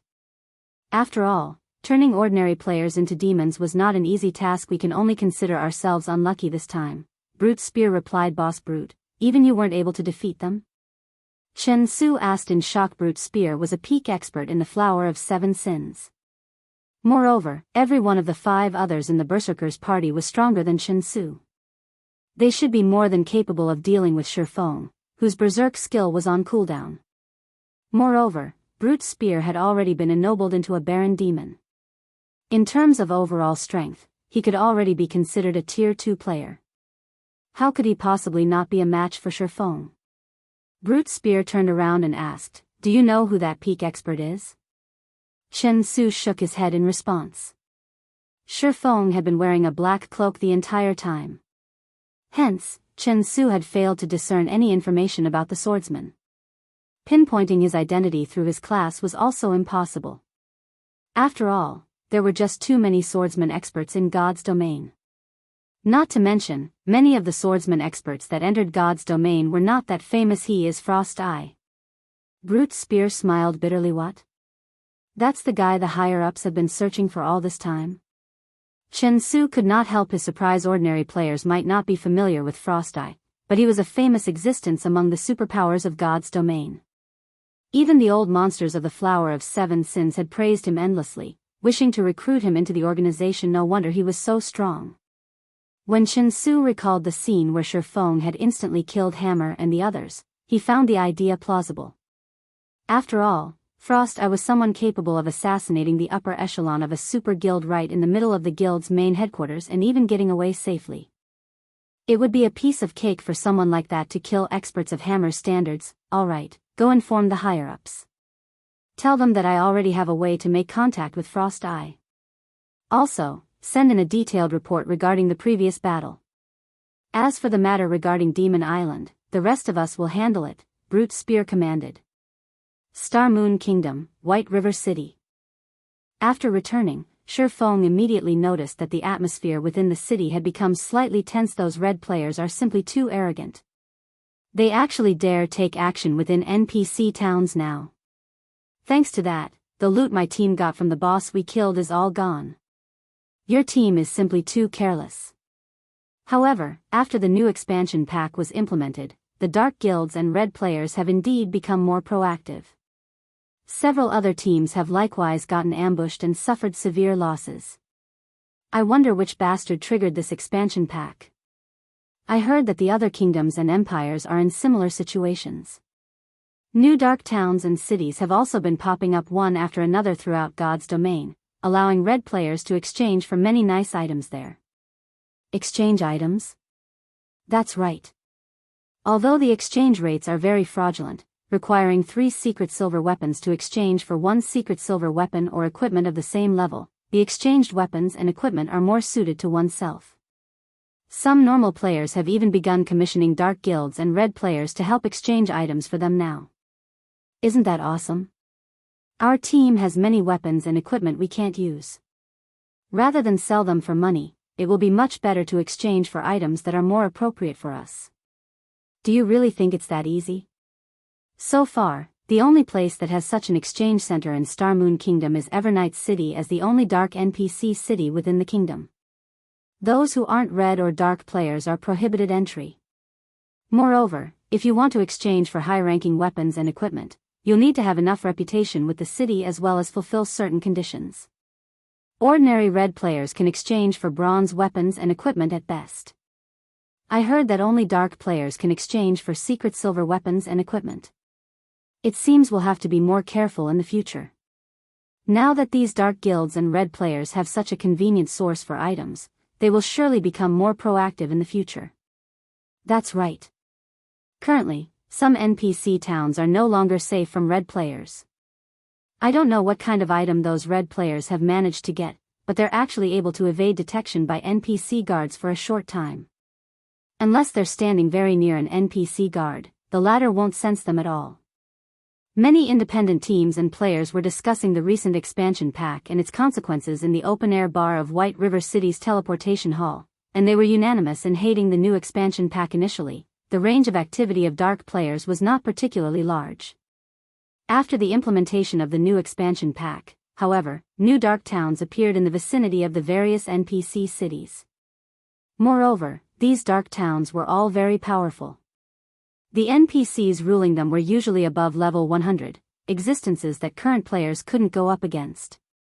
As a result, this situation immediately expanded the range of activities of dark players significantly. They've begun moving already? Shifeng had never imagined that these dark players would take action so quickly. While the Demon Gods Disturbance expansion pack was indeed a blessing to dark players and somewhat of a disadvantage to ordinary adventurer players, it wasn't as though the expansion pack was a pure liability to adventurer players. Adventurer players similarly had a way to benefit from this expansion pack: crusades. Along with the rise of the dark forces, many dark NPCs that had previously hidden themselves would become active. As these NPCs were considered enemies of normal players could kill them without suffering any repercussions as long as players managed to kill these NPCs. Aside from being able to obtain weapons and equipment just like the loot from a boss, there was also a certain chance for these NPCs to drop 7 Luminaries crystals, an extremely valuable item to both players and NPCs. Unlike field bosses, some powerful NPCs would collect 7 Luminaries crystals. This source of 7 Luminaries crystals could also be considered the greatest reward to normal players from this new expansion pack. After Shifeng was done eavesdropping on the conversations of other players, he returned to the candlelight trading firm and entered a special forging room before carefully taking out the soul orb. Please don't disappoint me. Shifeng then activated Omniscient Eyes on the soul orb. Omniscient Eyes was one of the 2 active skills of the Golden Stigmata, and it allowed one to see through everything and discover certain things that were not visible on the surface. Chapter 1206, Treasure Fragment. Hellscythe_Vampirecat Chapter 1206, Treasure Fragment. Star Moon City. Due to the Demon Gods Disturbance, Star Moon City's player population exploded. The majority of these newcomers were former inhabitants of the nearby towns. With the rise of the dark forces, the surrounding NPC towns were no longer safe. The safest locations right now for normal players were NPC cities. This development also prompted many adventurer teams, which were originally active in NPC towns, to move their main base of operations to NPC cities. Consequently, the prices of land in NPC cities also increased as a result of competition among many adventurer teams. This was especially true for land in the outskirts of Star Moon City. Although the land of a capital city was much more expensive than the land of other cities, the capital city was also much safer and more convenient. Moreover, Star Moon City was the closest NPC city to Evernight City, the sole city controlled by the dark forces in Star Moon Kingdom. This proximity also drew many hidden dark players to Star Moon City. Players couldn't teleport to Evernight City. Dark players were no exception to this. If players wished to visit the city, they could only do so on foot. Meanwhile, Star Moon City was undeniably the best place to stay for convenience in exchanging for items. For a time, the situation within Star Moon City became very complicated. Meanwhile, inside Heaven's Burial's residence, a meeting of the highest order was currently being held. Fog, how are the contacts on your side? Singular Burial asked as he looked at the female elementalist standing beside him. Those dark guilds have already agreed to our conditions. When the time comes, we just need to exchange some of the weapons and equipment we don't need for those rare tools in Evernight City. At the same time, they've also agreed to secretly kill the players that visit Stone Forest Town, Daybreak Fog said, giggling softly. Although the new expansion pack had driven the rise of the dark forces, only minor powers like small guilds, adventurer teams, and independent players were actually affected. Large guilds like Heaven's Burial were entirely unaffected by this situation. After all, if the various dark guilds wished to thrive in Star Moon City, they would have to gain the permission of Heaven's Burial. Excellent. Now that we have the support of these dark guilds, we'll have a much easier time hindering Stone Forest Town's development. Fog, you'll be responsible for handling our relationship with the Dark Guilds in the future, Singular Burial said with a nod. He then turned to look at the cleric Flame Blood and asked, how are preparations coming along on Abandoned Wave side? Guild leader, rest assured, I've already covertly leaked information that a secret land has been discovered over at that place. Many strong adventurer teams and small guilds have already begun taking action. Afterwards, if we release additional fake news about finding treasure there, even more players should head over to their deaths. It won't be long before we hit the number Abandoned Wave needs. Moreover, due to this new expansion pack, the Dark Forces have already killed a large number of players. Thus, we won't attract any suspicions even if many players die, Flame Blood explained. However, if we supply so many players to Abandoned Wave, what if he turns his sword against us, once he is done dealing with Zero Wing? You don't have to worry about this point. We've already signed a contract. He won't dare go back on his word. Besides, the more sacrifices we supply Abandoned Wave, the more returns we'll obtain from Evernight City. As long as we help Abandoned Wave achieve his target requirement, Heaven's Burial will become the first guild to reside in Evernight City. By then, we'll be unstoppable. Singular Burial laughed nonchalantly at Flame Blood's worries. He was helping Abandoned Wave because he stood to kill two birds with one stone. The first was weakening Zero Wing. Once Abandoned Wave was done dealing with Zero Wing, even if Heaven's Burial could not become Starmoon Kingdom's #1 guild, it could still occupy half of the entire kingdom. The second was the position in Evernight City. As the only city belonging to the Dark Forces in Starmoon Kingdom, Evernight City offered simply too many benefits. Heaven's Burial could already make a hefty profit just by reselling the items bought or exchanged for there. Currently, the majority of the players in God's domain were under the impression that only dark players could enter Evernight City. In reality, though, that was not true. As long as one attained a certain status within the city, they could even purchase land to construct a guild residence in Evernight City. Only, achieving this status was tough. However, Abandoned Wave just so happened to provide the guild with a good way to do so. Once Heaven's Burial entered Evernight City, they could begin reselling the city's rarities. Meanwhile, although the various dark guilds could also exchange for plenty of rare items, at the end of the day, dark guilds were shady existences that few ordinary people wished to do business with. Not to mention, dark guilds thrived on killing players. If one did not possess a certain degree of strength, who would dare to trade with dark players? As a result, the number of channels they could sell their rare items through was limited. However, Heaven's Burial was different. Needless to say, players would prefer to trade with Heaven's Burial over the various dark guilds. In addition, dark guilds were usually of relatively small size, so how could they possibly compete with Heaven's Burial? As for the threat of the Blackwater Guild, there was no need to worry about that.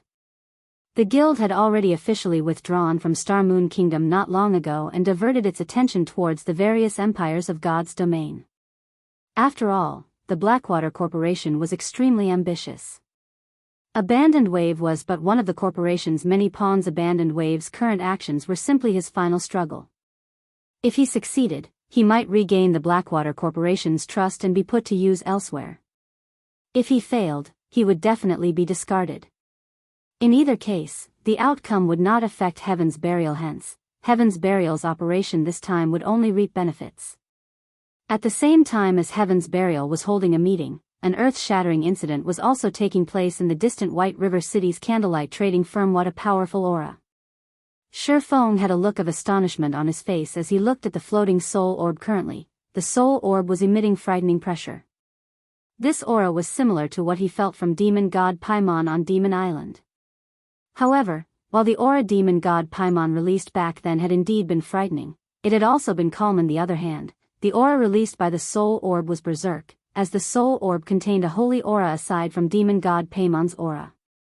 Meanwhile, these two auras were currently in conflict, making it seem as if two gods were fighting each other right now. At this moment, the entire special forging room was already a mess. Even the magically strengthened walls cracked at the might of the two divine auras. The strength of these two auras exceeded the special forging room's suppressive ability. As a result, the auras had leaked outside, paralyzing everyone within the candlelight trading firm. What's going on? Why can't I move? This aura. Could there be a monster inside the trading firm? The lifestyle players that had been toiling in their respective workshops were all frightened. This was definitely their first time to encounter such a situation. Just sensing the two divine auras made their souls shudder in fear. Feng did not doubt that the clash between these two auras would have caused a tremendous commotion in White River City if not for Candlelight Trading Firm being a 3-star shop. This was also the reason why he had chosen to appraise the soul orb there. After a short moment, the two clashing auras finally weakened and eventually reached a balance. As a result, half of the soul orb turned black and the other half, white. Meanwhile, the divine might the orb was exuding right now gave even Feng, who was level 50, difficulty in moving his body. Wonderful. It really is a treasure fragment. Feng revealed a look of ecstasy when he took a look at the soul orb's attributes once again. Chapter 1207, Treasure of Illusion. Hellscythe_Fluffygoblin Chapter 1207, Treasure of Illusion. An indescribable excitement filled Feng as he held the soul orb. The 7 treasures were bona fide godly relics. Mere legendary items could not compare to these. Not even ancient gods would necessarily possess a godly relic, much less mortal humans in the past. Feng had never even heard of a player owning a godly relic. Of course, it was possible that someone had obtained a godly relic but had hidden the fact. After all, news of something like this would cause a huge commotion throughout the game if it got out. Hence, in the eyes of god-ranked experts, legendary items were already considered godly relics. After all, legendary items were already capable of enabling players to challenge opponents of a higher tier. If a god-ranked expert really got their hands on a godly relic, the outcome would be simply mind-boggling. Although the 7 treasures were neither weapons nor equipment, they were still powerful enough to suppress Dark Abyss. However, now that Feng thought about it, he found the idea reasonable. The soul water the soul orb produced helped players reach an unprecedented serenity and mental clarity. This was no longer something achievable by simply raising an area's mana density. How could an epic item possibly possess such an amazing ability? Only a godly relic could produce something so unbelievable. Soul Orb, Epic Rank Item. Originally a fragment of the Treasure of Illusion. However, due to being refined by demon god Paimon, the fragment's true power has been sealed. Additional active skill dash. Soul Water. Creates soul water from the souls willingly contributed by players. No cooldown. Every 100 souls of players absorbed will produce 1 drop of soul water. Additional active skill 2 dash. Divine Power Absorption. Absorb divine power to recover the soul orb itself. There are a total of 3 seals. The removal of the first seal requires 10 god crystals. Current absorbed number, 0. Currently, although the soul orb has been sealed by demon god Paimon, it has been awakened by the golden stigmata. The seal can be removed by absorbing divine power. Item will drop upon death. Demonic power will devour non-stigmata bearers. Not long after Feng began to celebrate, the sound of a system notification reached his ears. System, demon god Paimon has discovered the soul orb's awakening and has issued a recovery order to all Dark Force players.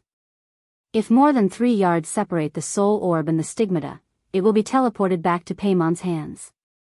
Must the system be so serious?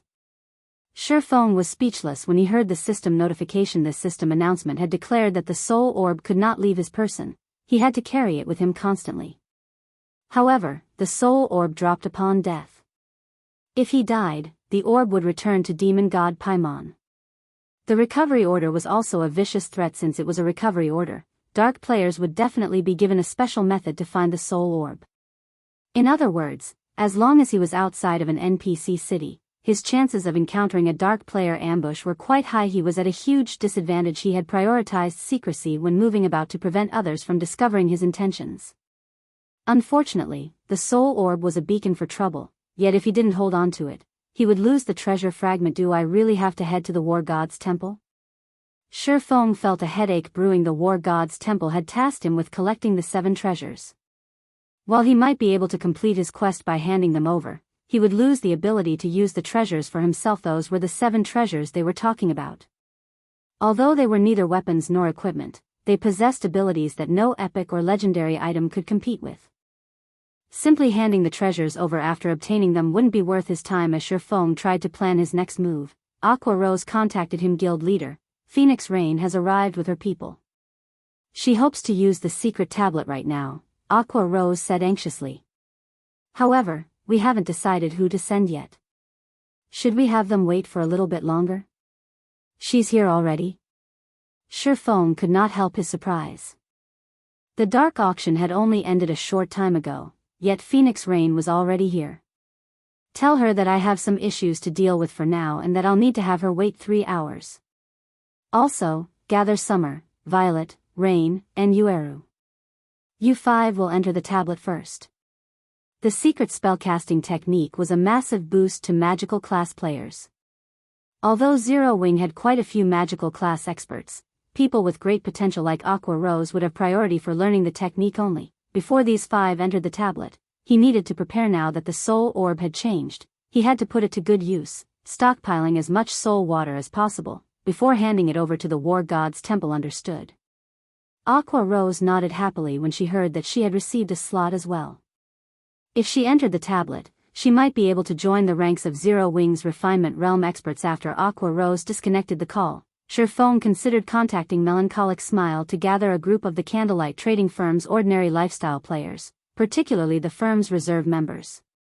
As long as these players were willing to part with a fraction of their souls, they would receive an official member's benefits for 5 days. The Candlelight Trading Firm was the #1 trading firm in Star Moon Kingdom.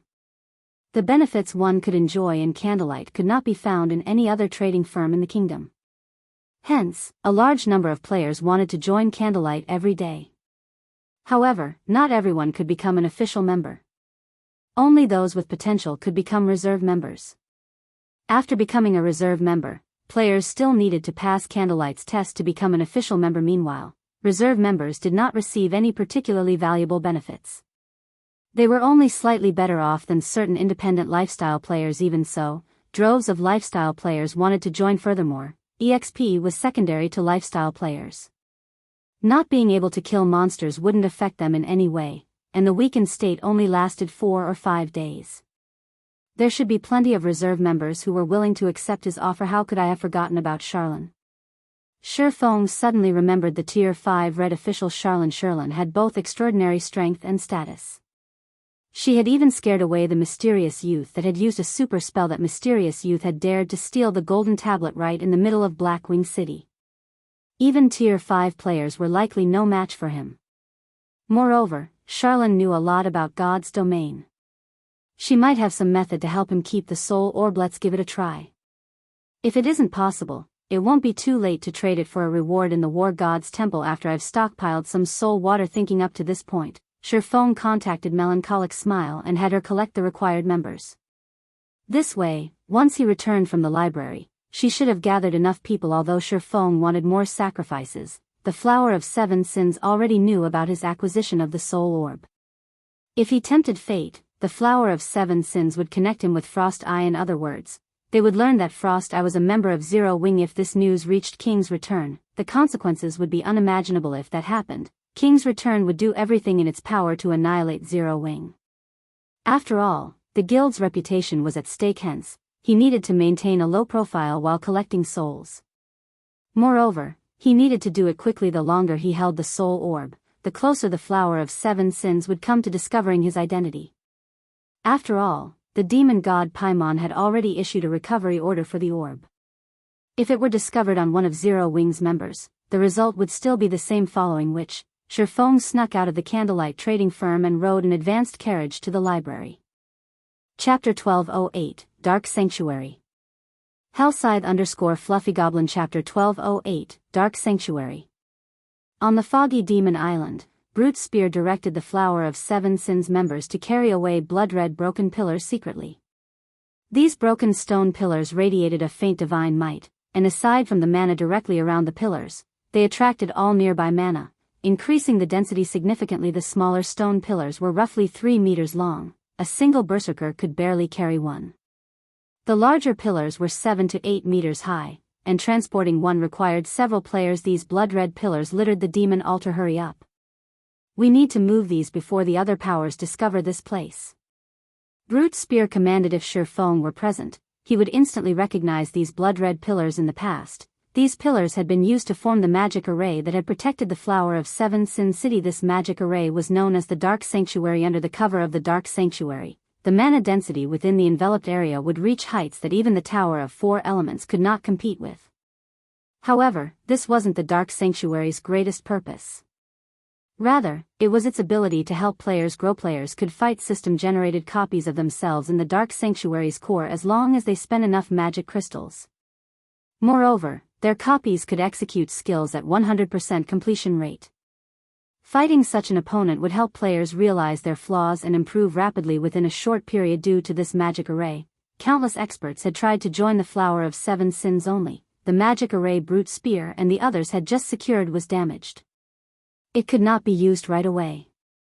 Even so, just by gathering the blood-red pillars in a location, they could increase the area's mana density. As Brute Spear and the others transported the stone pillars, the Flower of Seven Sins members received a system notification. System: Demon God Paimon has issued a recovery order for the Soul Orb. Anyone who kills the Soul Orb's wielder will receive a bountiful reward from Demon God Paimon. You will need to pay 500 magic crystals to accept this quest. Do you wish to accept this quest? This quest is valid long-term. It can be accepted at any time and does not have a time limit.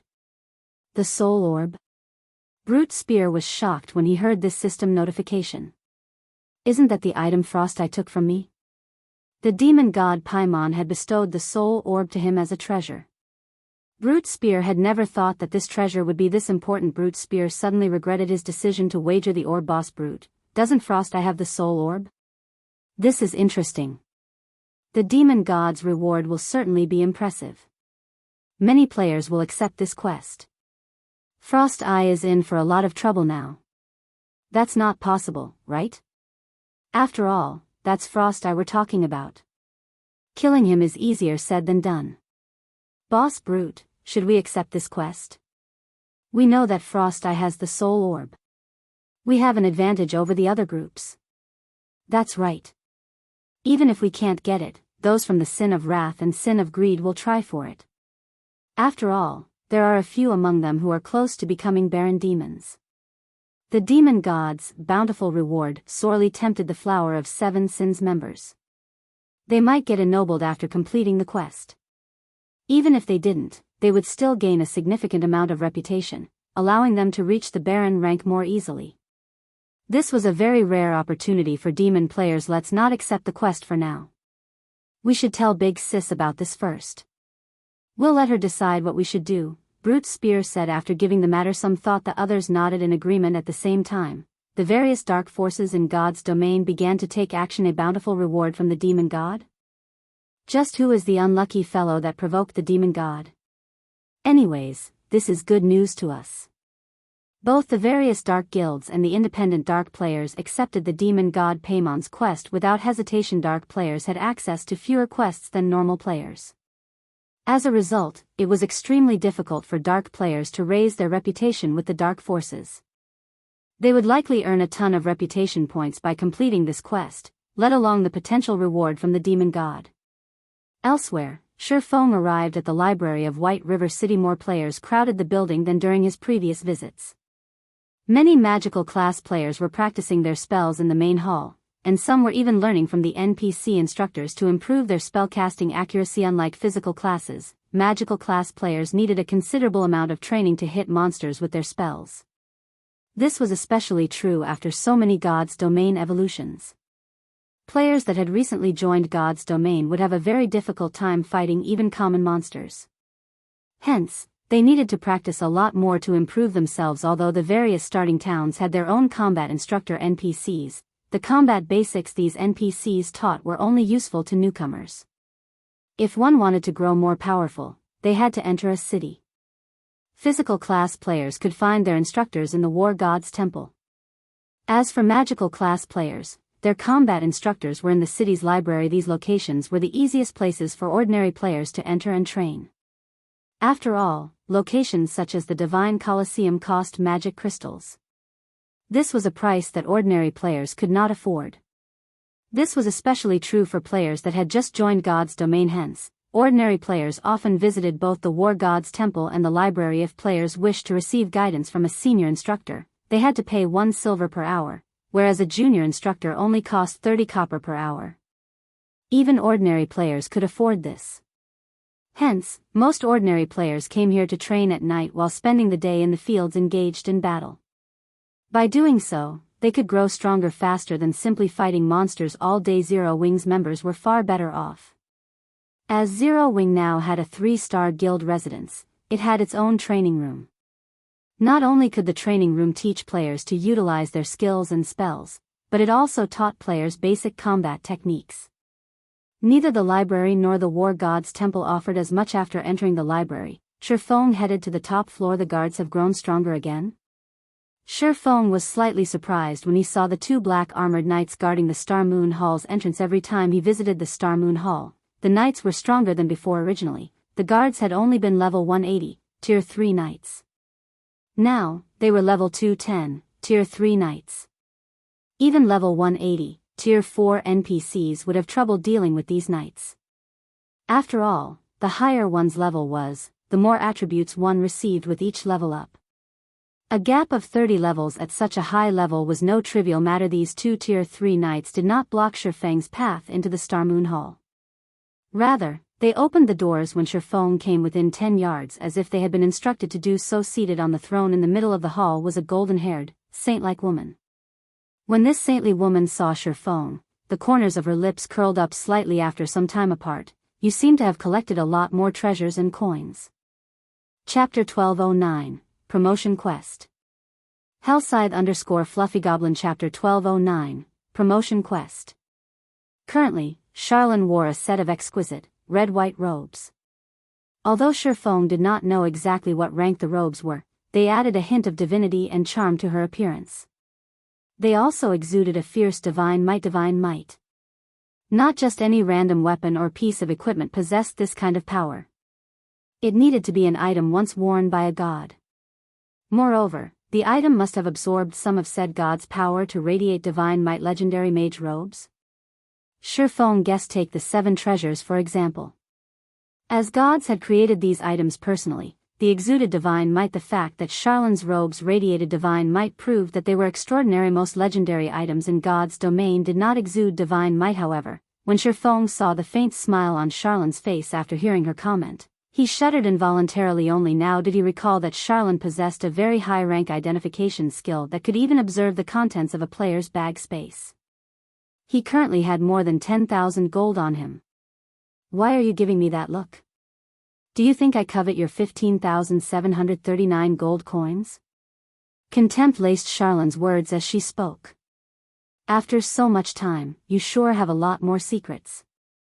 You've even gotten your hands on a treasure fragment. I wonder how angry demon god Paimon is right now. After all, he spent hundreds of years to seal that orb. Shifeng's heart began to pound. The War God's Temple had been searching for the 7 treasures constantly, yet based on Charlene's tone, it seemed as if she had known the treasure of illusions whereabouts all along. Do you think I'm working for the War God's Temple? Charlene said as if she had read Shifeng's thoughts. Chuckling, she said, you've sought me out to find a way to prevent Paimon from taking the treasure fragment back, right? Unfortunately, I have no way of shielding the fragment from Paimon's detection. Is there really no way? Shifeng sighed dejectedly. If he couldn't hide the soul orb from demon god Paimon, then he would have no choice but to hand the item over to the War God's Temple. Even a demon god couldn't reach the orb inside the War God's Temple. However, simply handing the orb over would be a huge waste. I never said there wasn't a way. If the treasure absorbs a sufficient amount of divine power, you can remove Paimon's seal. Even Paimon won't be able to do anything about it. If you wish to keep the treasure fragment, you should find more god crystals quickly. There is nothing else anyone can do to help you. After all, we are only mortal. We have no hope of resisting gods, Charlene explained. God crystals. Shifeng smiled bitterly. He wanted to obtain a lot of god crystals. After all, he had many items that needed divine power to evolve. However, god crystals were extremely rare, even rarer epic items. Obtaining a single god crystal was extremely difficult, yet removing the first seal on the soul orb required 10 crystals. Where was he supposed to find so many god crystals? As if she had predicted Shifeng's concerns, Charlene giggled and said, others might have a hard time finding god crystals, but for you, it shouldn't be a difficult task. Not difficult for me? Why? Shifeng asked curiously. 5,000 gold consultation fee, Charlene demanded, smiling as she stretched out her hand. Shifeng rolled his eyes at the woman, inwardly cursing her for being black-hearted. However, he still handed over the 5,000 gold consultation fee. God crystals were of utmost importance. Unfortunately, he had yet to discover any clues about their whereabouts after receiving the 5,000 gold. Charlene's smile became all the more charming. It's very simple, actually. Don't you have that ancient document on you? As long as you ask the ancient document, you'll find clues regarding god crystals. Charlene waved her hand, and in the next instant, the ancient document in Shifeng's bag appeared before him. Of course, this is only one of the clues you can use to find god crystals. The other one is the most important. Now that you've reached level 50, you can consider your Tier 2 promotion quest. I suggest you complete it as soon as possible as you don't have much time left. Initially, Shifeng wanted to curse at the woman. Of course, he knew that the ancient document possessed such an ability. After all, he had bought it from the dark auction. However, the ancient document would only provide a clue to one god crystal. He needed 10 for the soul orb. Moreover, he had a greater purpose for the ancient document. It would be wasteful to use it to find god crystals. What does my Tier 2 promotion have to do with god crystals? Shifeng asked. He simply needed to complete a quest for his Tier 2 promotion. Meanwhile, the gods themselves had used god crystals. The two were not related in the least. Have you forgotten that you own of one of the 10 great saint legacies? Charlene smiled as she took out an ancient book. She then explained, this ancient book contains records of the 10 great saint legacies. Every time you complete a promotion quest, you'll be sent into a different space. The ancient gods had left these spaces behind. Gods would have certainly stored items there. Hence, for you, it isn't a particularly difficult task to obtain god crystals. Hearing Charlene saying so, Shifeng thought back to the eternal courtyard he had visited in the Origin Sword domain. An ancient god had indeed once lived there. Moreover, he had discovered the Holy Grail in that space. However, as his strength had been limited then, he had been restricted to certain areas. Just surviving and completing his quest had been extremely difficult. He had only obtained the god crystal due to luck. As Charlene had said, the sooner he completed his Tier 2 promotion, the better. This way, he would have more time to focus on other things. Once he had his Tier 2 class, he could explore new areas and find new treasures. Lady Charlene, may I know how I should go about completing my promotion? Shifeng asked. Previously, he had completed his class change with the assistance of a legacy item. However, his legacy item had disappeared. If he had a normal class, he could simply go to the library or War God's temple and seek out a high-tiered instructor for his Tier 2 promotion. However, hidden classes didn't have that option. They needed legacy items to show the way. I can send you there. I charged you a friendship price the last time. This time, it will cost you 10,000 gold and an additional 188 mana stones, Charlene said, stretching out her hand as she revealed an expression that stated, you should be thankful I am offering such a low price. When Shifeng heard this, he very much wished to say, why don't you go rob a bank or something? Others only needed to pay 50 gold for their Tier 2 promotion, yet his required 10,000 gold and 188 mana stones. Even if he had the Philosopher's Stone, he still needed 9,400 magic crystals to synthesize that many mana stones. If an independent player stood in his place, they wouldn't even be able to afford their Tier 2 promotion after reaching level 100. I am giving you a great deal here. If you went to find someone else to assist you, they'll have to be a Tier 5 magical class, and you'd need 3 of them. Hiring 3 such existences will cost you a fortune. On the other hand, I'm only charging 10,000 gold, Charlene explained. All right, then. However, I don't have that many mana stones on hand right now, and I need to prepare. When Shifeng heard that he needed 3 Tier 5 magical class NPCs to help him, he understood that this promotion quest of his was nothing ordinary. Most likely, only an NPC like Charlene could help him. Any other NPC with the required strength would be incredibly rare, following which, Shifeng left the library, rushing back to the candlelight trading firm. On his way, melancholic smile contacted him, an excited expression on her face as she said, "Guild leader, good news. Abyss has successfully constructed the first advanced transport carriage." Chapter 12:10, Modified Advanced Transport Carriage. Hellscythe_Fluffy Goblin Chapter 12:10, Modified Advanced Transport Carriage. He's done already? Shifeng grew ecstatic when he heard Melancholic Smile's report. Advanced transport carriages were not that easy to construct. Even with all the required materials, it was possible that certain parts wouldn't meet the system standards, which would result in failure during the final assembly. These faulty parts would need to be remade, and the carriage would have to be reassembled. These various processes were extremely taxing in both time and energy. However, as long as the advanced transport carriages were complete, they would massively assist Stone Forest Town's development. Stone Forest Town's reconstruction was already complete. However, the transport carriages, the key to unlocking the intermediate town's true potential, were still missing.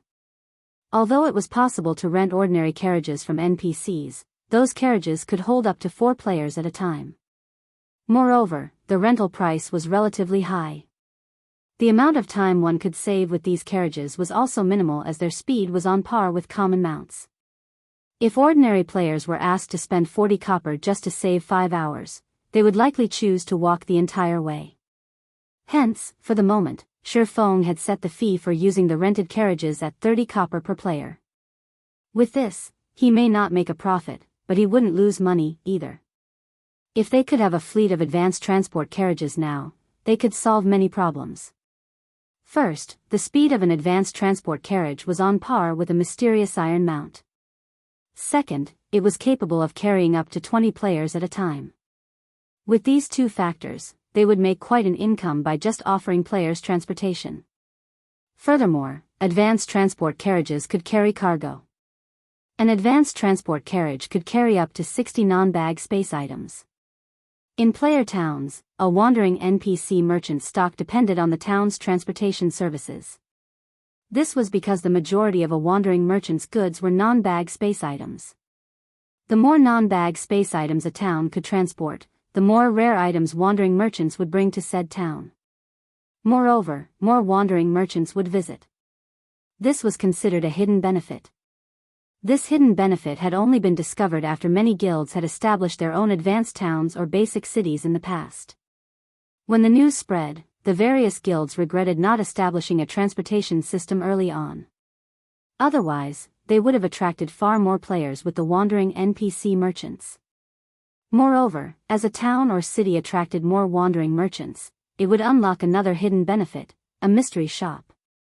The mystery shop mainly sold mystery treasure chests. As its name suggested, one had a random chance of obtaining all sorts of items from the mystery treasure chests, such as potions, weapons, equipment, magic scrolls, food, beverages, and far more. If one were lucky, they could even obtain dark gold weapons and equipment.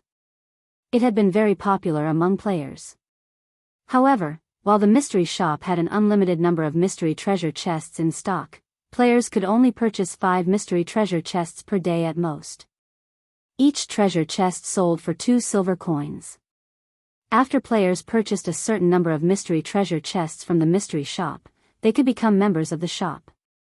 By then, players could enter the shop's second floor, competing for a limited number of up-to-date and rare weapons, equipment, and tools. Even the most inferior among these items was secret silver rank, and players had often found fine gold items. While very rare, dark gold items would also appear from time to time.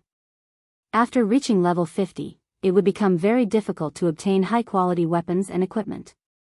Obtaining level 50 plus secret silver equipment would be as challenging as finding current dark gold equipment. Hence, getting to compete for up-to-date fine gold weapons and equipment every day was a huge opportunity for most players. This opportunity did not require players to have superb combat techniques. As long as one had enough coins, they could purchase the items they desired. Players had swarmed to any town or city with mystery shop. Back then, even merchant players had used these mystery shops to make a fortune, traveling to the various towns and cities to compete for these items, then reselling them elsewhere for a profit. After all, players rarely sold their level 50+ fine gold weapons and equipment. Upon arriving at the candlelight trading firm, Shifeng hurried to Burning Abyss's workshop. Guild leader, what do you think of this advanced transport carriage? Melancholic smile asked as she gestured to the exquisite carriage in the workshop center.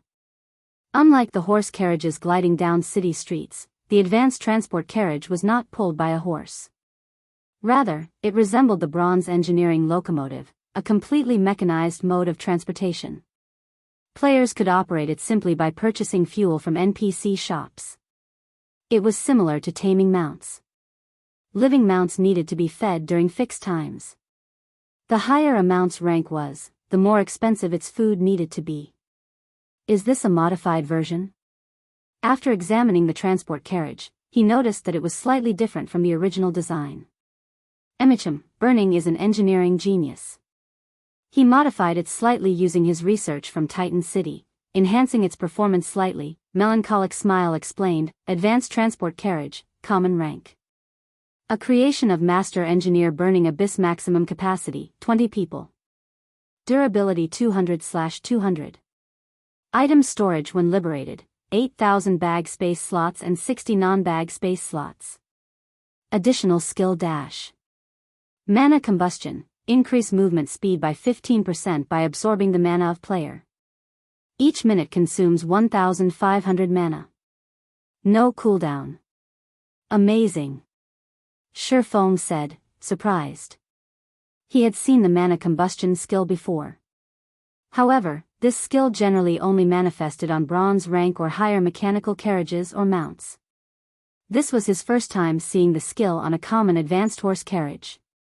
With this 15% movement speed increase, the transport carriage would rival secret silver mounts. However, when Shifeng looked at this advanced transport carriage, he felt a little helpless. With the materials they had at hand, they could produce at most 2 advanced transport carriages.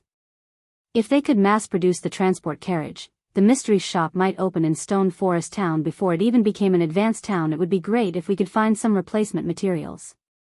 Shifeng thought. Green ebony was even rarer than diamond wood. Moreover, it could only be found in extremely dangerous maps. Procuring a large quantity would be very difficult, right? Green ebony only grows where normal ebony grows, and only a small minority of ebony in high mana density environments grow into the tougher, harder, and more mana-conductive green ebony. What if I use the Philosopher's Stone's elemental strengthening on normal ebony? Shifeng suddenly remembered the Philosopher's Stone. Aside from concocting potions, alchemy could convert and strengthen items. Green ebony was born from ebony. It was definitely worth giving the Philosopher's Stone a try. Ebony was not a particularly rare material in God's domain. One could even say that it was a very common type of wood.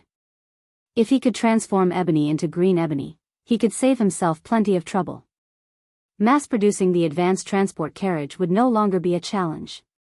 Thinking up to this point, Shifeng had melancholic smile retrieve some ebony from the candlelight trading firm's warehouse while he retrieved the Philosopher's Stone from his personal warehouse.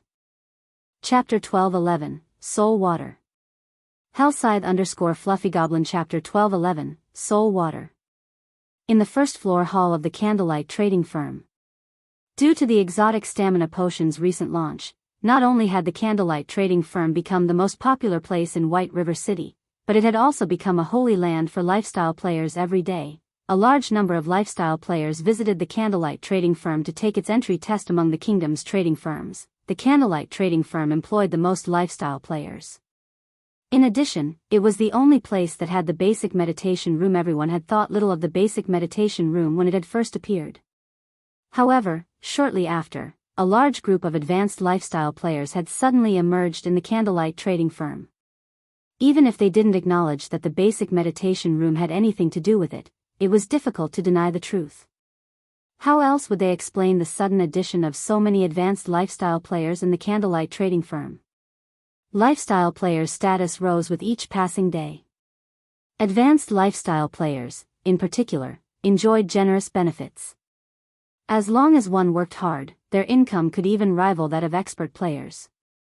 They could easily live without having to worry about food and clothing.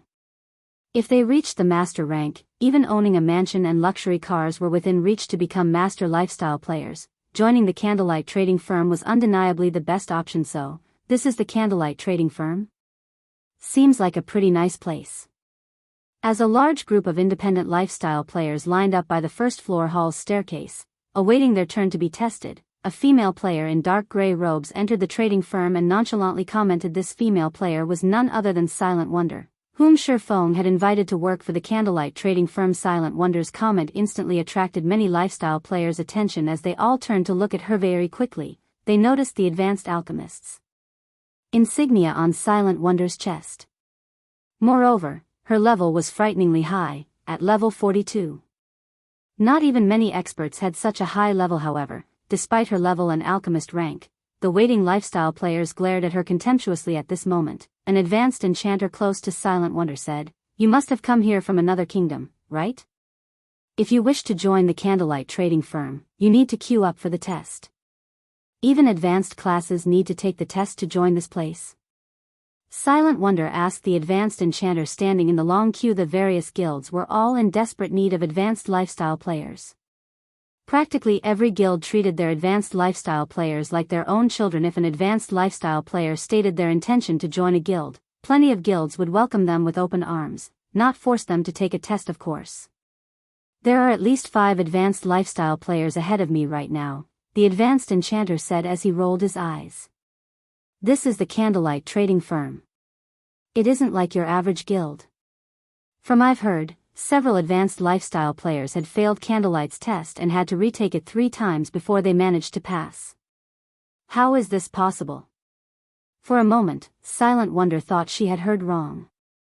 She suspected that the advanced enchanter before her was a prop the Candlelight trading firm had placed here to fool people. Those are advanced lifestyle players we're talking about. If even advanced lifestyle players needed to retake the test several times, how are basic and intermediate lifestyle players supposed to pass? It's true. This is already my 2nd time taking the test. Candlelight's testing is different from other guilds. They set different requirements depending on your rank. Only by achieving their requirement are you allowed to join. The only advantage advanced lifestyle players have is that we don't need to become reserve members. As long as we pass the test, we'll be accepted as official members instantly, the advanced enchanter explained. Silent Wonder fell silent for a moment. She could not understand what was going through these advanced lifestyle players' minds. If an advanced lifestyle player joined any other guild, becoming a core member would be trivial, yet based on the advanced enchanter's explanation, one would be lucky to become an official member of the Candlelight trading firm. Were all of these advanced lifestyle players somehow tricked to come here? Silent Wonder wondered about her agreement with Shifeng. Have you come all the way here without knowing anything? The advanced enchanter asked, surprised by Silent Wonder's behavior. In response, Silent Wonder nodded. No wonder. In Star Moon Kingdom and our several neighboring counties, the Candlelight trading firm is second to none in terms of the treatment and benefits it provides. Aside from its large number of special workshops, there are also the basic meditation rooms that can help advanced lifestyle players like us reach the master rank. I heard that Candlelight already has a master engineer. As long as we become Candlelight core members, we can seek guidance from that master engineer, the advanced enchanter explained. A master? How is this possible? Silent Wonder was stunned. She could not believe her ears. That was a master lifestyle player they were talking about. Even God's domains empires didn't have a master rank lifestyle player yet, much less a small kingdom like Star Moon Kingdom. After all, crossing that final threshold was not a simple thing yet. Not only did the Candlelight trading firm have an excellent resource like the basic meditation room, but it also possessed a bona fide master leading it. Any advanced lifestyle player seeking to become a master would be more than eager to learn about a master's experience. So, he really wasn't lying. Silent Wonder suddenly thought back to Shifeng's words mentioning how her stay in the Candlelight trading firm after fulfilling her contract was an unknown. She had assumed that Shifeng wanted to provoke her. Now, however, it would seem that he had told the truth. After all, with the presence of a master lifestyle player and so many advanced lifestyle players seeking said master's guidance, the competition within the trading firm would be intensive. So what? I refuse to submit. At the end of the month, you'll be begging me to stay. Silent Wonder's fighting spirit flared. She had relied on herself to grow from an apprentice into an advanced alchemist. She believed that, as long as she remained in Candlelight Trading Firm, it would be a trivial task to become the trading firm's chief alchemist. As Silent Wonder joined the queue to take the test, a large number of reserve members gathered in the fourth-floor hall. There were over 600 players present. Among these people, even the weakest were advanced apprentices, with the majority of them being basic or intermediate lifestyle players. In any other large guild, they would be official members at the very least. In the Candlelight Trading Firm, however, they were only reserve members. These reserve members were all very excited. As long as they signed a contract, they would become official members for 5 days. During these 5 days, not only could they receive guidance, but they could also utilize the trading firm's special workshops. Guild leader, due to time constraints, I have only gathered this many people for now. It will take some more time to gather the remaining players. Melancholic Smile said this should be barely enough. If you have the time, try to expand the firm a little more. In any case, Candlelight will have to expand later on.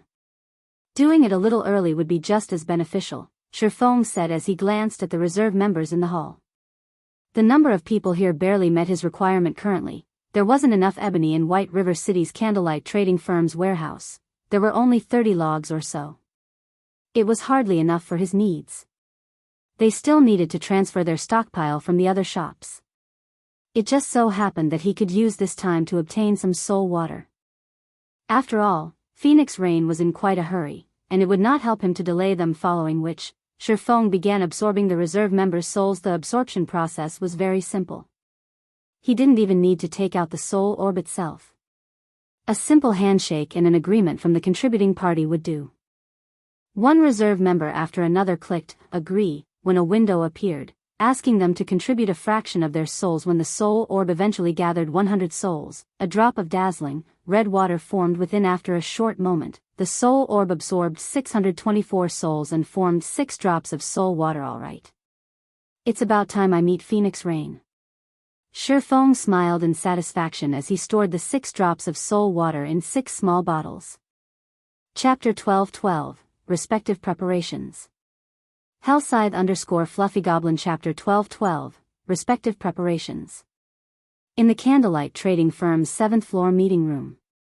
As soon as Shifeng entered the meeting room, several gazes landed on him. The origin of these gazes was none other than Phoenix Rain's group, who had waited for quite some time now. This time, aside from Blue Phoenix, Phoenix Rain had brought 3 cloaked men. These men hid their levels, equipment, and in-game name. Although Shifeng could not see any information about these men, the fact that Phoenix Rain had chosen them to enter the secret technique tablet proved that their combat standards were extraordinary. Otherwise, Phoenix Rain wouldn't have wasted these precious legacy slots on them. So, these are Phoenix Rain's hidden cards.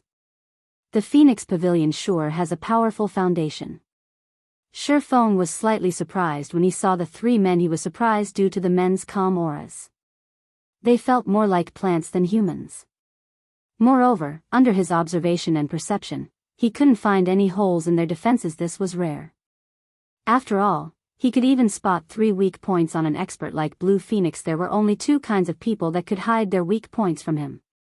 The first was those who possessed a higher combat standard than he did, while the second was those who had experienced countless battles and had long since hammered out their weaknesses. Regardless of which type these 3 men were, they were extremely powerful experts. As Shifeng observed these 3 men, these men observed him. Once they completed their evaluation, they were astonished. Is he the Yifeng that Rain mentioned? He is even more powerful than Rain said. I never expected an upstart guild to possess such a young expert. Truly amazing. It's been a long time since I've seen a kid that felt dangerous.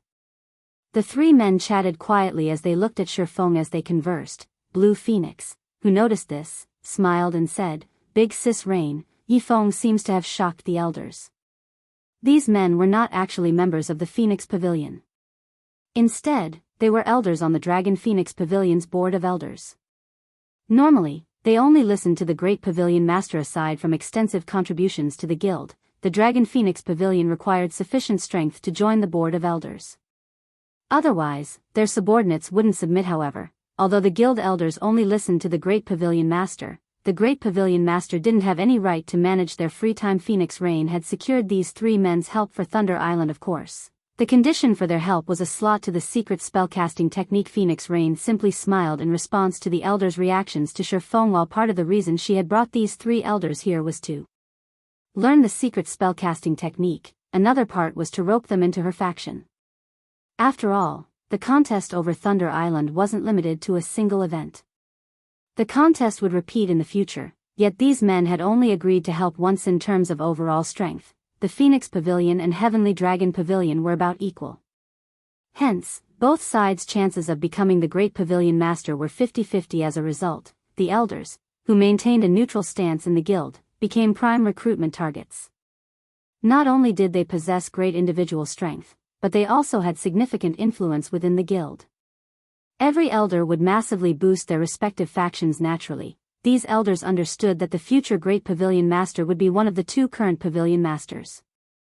However, while it was important to pick a side as soon as possible, it was also important that they chose the strongest. Strength came in many forms. For starters, there was the strength of collaborators. The stronger collaborators a side possessed, the more help these collaborators could be. Many elders had criticized Phoenix Rain for partnering with Zero Wing. However, after Blackwater's defeat and the Evil Dragon battle team's annihilation, some of these elders had begun to see her in a new light. Sorry for making you wait. I had some preparations to see to. Now that we're here, let's begin, Shifeng said as he approached the meeting table. He then took the bronze tablet from his bag. The instant the bronze tablet appeared, the three Dragon Phoenix Pavilion elders' eyes shone, their yearning for the bronze tablet overflowing. Although the Dragon Phoenix Pavilion had several secret technique tablets of their own, none were for magical classes.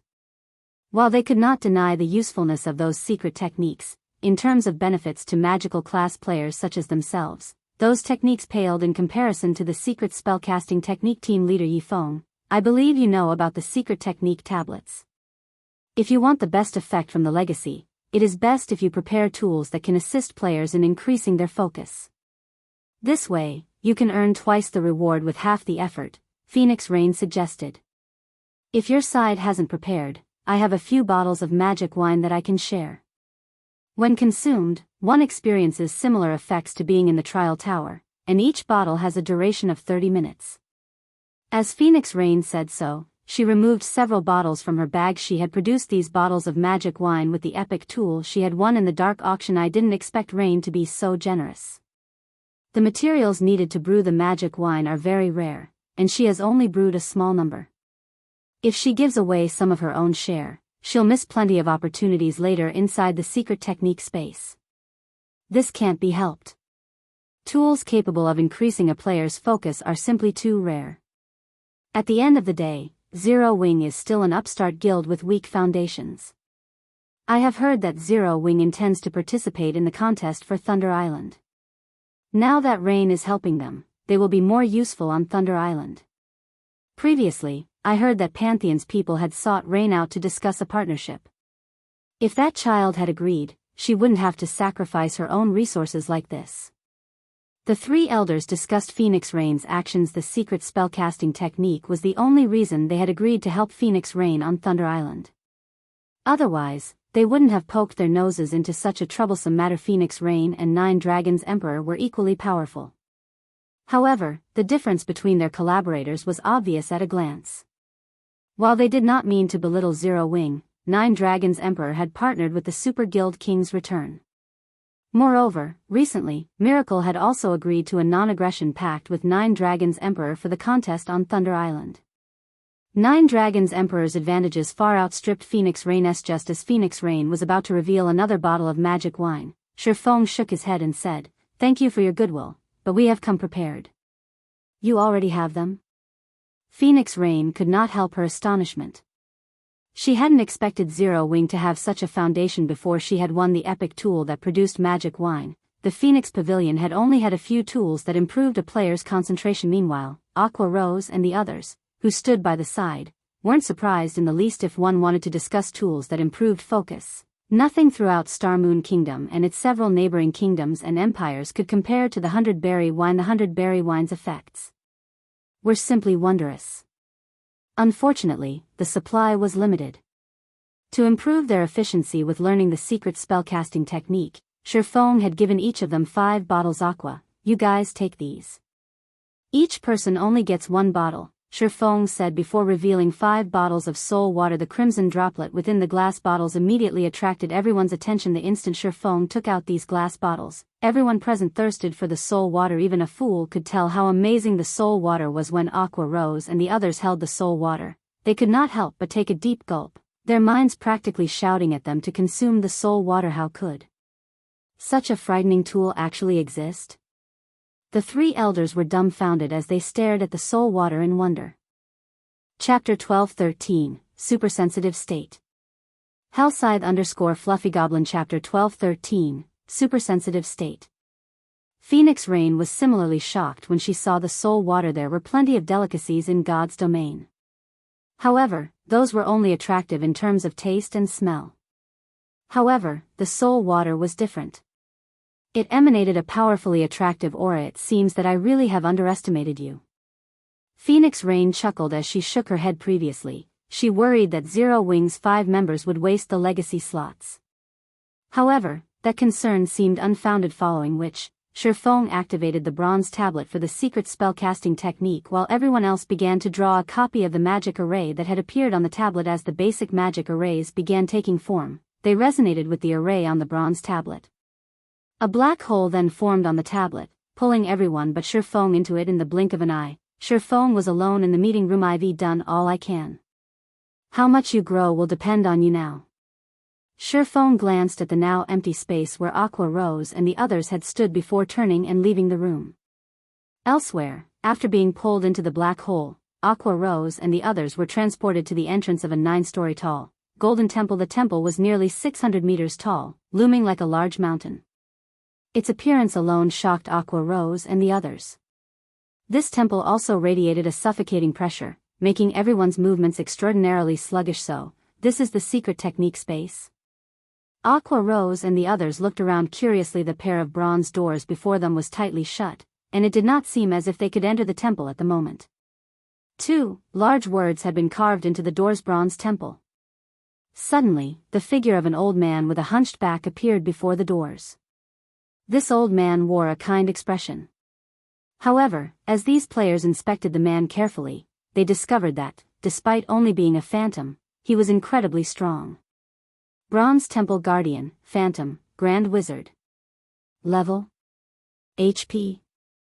/ A Grand Wizard was the Tier 5 class of an elementalist.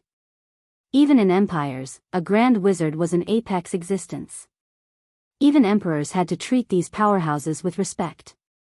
Although the Grand Wizard before them was only a phantom, he was still an invincible existence compared to Tier 1 players like Aqua Rose and the others. Heaven-blessed individuals, welcome to the Bronze Temple. You are only allocated 6 hours of legacy time. However, you can extend this legacy time with your performance. The Bronze Temple has a total of 9 floors, and each floor has numerous sets of secret techniques. You are only allowed to pick 1 set from each floor each time you enter the Bronze Temple.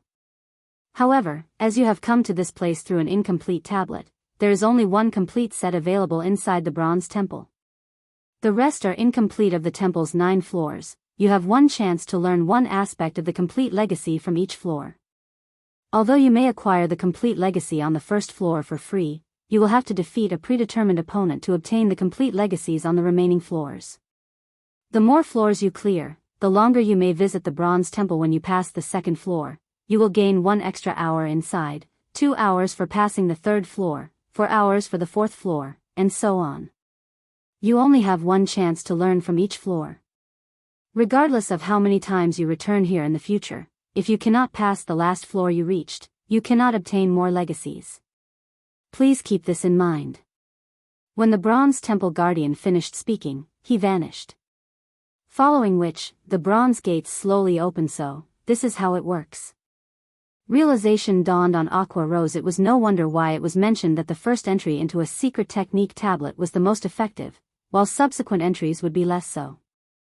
After all, the higher a player's skill level, the more difficult it would be to improve. This was similar to skill completion rates. The closer one was to reaching 100% completion rate, the more difficult it would be to raise it. If a player reached the 4th floor on their first attempt, but couldn't reach the 5th floor during their second attempt, then they wouldn't obtain any legacies. They would have wasted a trip. Aqua Rose and Phoenix Rain's group of 10 entered the Bronze Temple. The Bronze Temple's first floor had a similar setup to a football stadium. A massive, magic water ball dominated the center of this stadium. It was obvious that the players were supposed to receive their legacies from this liquid orb. As this wasn't the first time Phoenix Rain's group had entered a secret technique space, they habitually retrieved their magic wine from their bags and drank it. Without hesitation, they approached the water ball in the center. In the next moment, Phoenix Rain's group of 5 entered the water ball and disappeared as if they had been transported to a different space. Big sis Aqua, let's go, too, Violet Cloud said excitedly. The secret spellcasting technique was a combat technique tailored for magical classes.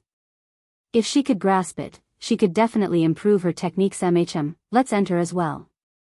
Aqua Rose nodded. She then took out the soul water from her bag and drank it. Soul water, when consumed, increases players' focus for 2 hours cooldown, 10 hours. The instant Aqua Rose drank the soul water, she felt as if she had somehow left her body. Her mind experienced a calm like never before, and she felt physically stronger and more agile than ever. When she tried to recall the void steps she had previously learned, countless thoughts and inspiration bombarded her mind. Aqua Rose hadn't been aware that consuming the soul water placed one in a supersensitive state. This state was far beyond what players experienced even in absurdly high mana-dense environments. The guild leader really is impressive. This soul water is at least 10 times stronger than the 100-berry wine, Alluring Summer commented in astonishment. When she had first joined Zero Wing, she had been thoroughly impressed by the 100-berry wine. The beverage had helped her improve significantly within a short time, allowing her skill completion rate to rise from 80% to 82%, yet after so long in Zero Wing, she had only reached an 85% skill completion rate. Although this increase seemed minute, in reality, her spells had undergone a qualitative transformation. As for Zhao Yueru, she was at a loss for words. The more she knew about Shifeng, the more mysterious he seemed. Shifeng was a Pandora's box, hiding countless secrets. When she had discovered that Yifeng and Black Flame were actually the same person, she had been shocked. After all, she had understood what kind of background Yifeng had started with. He had nothing to lean on, yet now, he was the guild leader of Star Moon Kingdom's #1 guild. Once Aqua Rose's team had familiarized themselves with the supersensitive state, they entered the magic water ball. Inside one of the candlelight trading firm's special forging rooms, Melancholic Smile walked in with over 2,000 logs of ebony. Each ebony stack contained 20 logs. Although the special forging room was quite spacious, it was not enough room to store so many logs. Shifeng had no choice but to store them in his bag space for now, leaving 300 logs out to experiment on later. Why isn't it succeeding? Shifeng wore a confused expression as he held the Crimson Philosopher's Stone and stared at the pile of ash on the floor. Is it really impossible to transmute ebony into green ebony?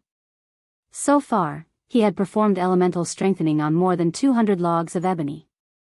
However, every attempt either did nothing or tuned the wood to ash. If others knew that Shifeng had wasted over 200 logs of ebony, they would have fainted from anger. Although ebony was not a rare wood, it wasn't available in large quantities. Each log could sell for 20 silver on the market, only slightly cheaper than a magic crystal. One could purchase a common mount for the price of 200 plus logs, following which, Shifeng tried using the Philosopher's Stone's 3 other skills: alchemical conversion, elemental refinement, and alchemical synthesis. However, the results were the same. Though, surprisingly, when Shifeng used alchemical synthesis on 50 logs, he obtained purple origin wood rather than green ebony. Purple origin wood was a rare wood. Similar to diamond wood, it was an excellent component for crafting ships. However, using 50 logs of ebony to obtain 1 log of purple origin wood was obviously not worthwhile. Each log was only worth 6 to 7 gold, yet synthesizing it from ebony would cost 10 gold per log. No, it must be that my approach is wrong. Shifeng suddenly thought of something after seeing his repeated failures. The reason ebony could become green ebony was its mana density. Green ebony only manifested where the mana density was quite high. This was also why green ebony was so rare. If there isn't enough mana, I'll have to supply it. Shifeng smiled. He then took a large pile of magic crystals from his bag and used them to fuel elemental strengthening on his first try. He used one magic crystal. Although the strengthening failed, the ebony remained intact on his second try. He used 2 crystals. The results were the same. It's no good even with 29 magic crystals. Shifeng was speechless. However, he had no choice but to grit his teeth and continue trying. He then used 30 magic crystals to strengthen the log of ebony. Before Hima's the magic crystals began to disintegrate, the mana within them surged into the log of ebony. Immediately, the sound of a system notification reached Shifeng's ears. System, congratulations. Strengthening successful. You have obtained green ebony. Chapter 1214, Raising Fame. Hellscythe_FluffyGoblin Chapter 1214, Raising Fame. Finally.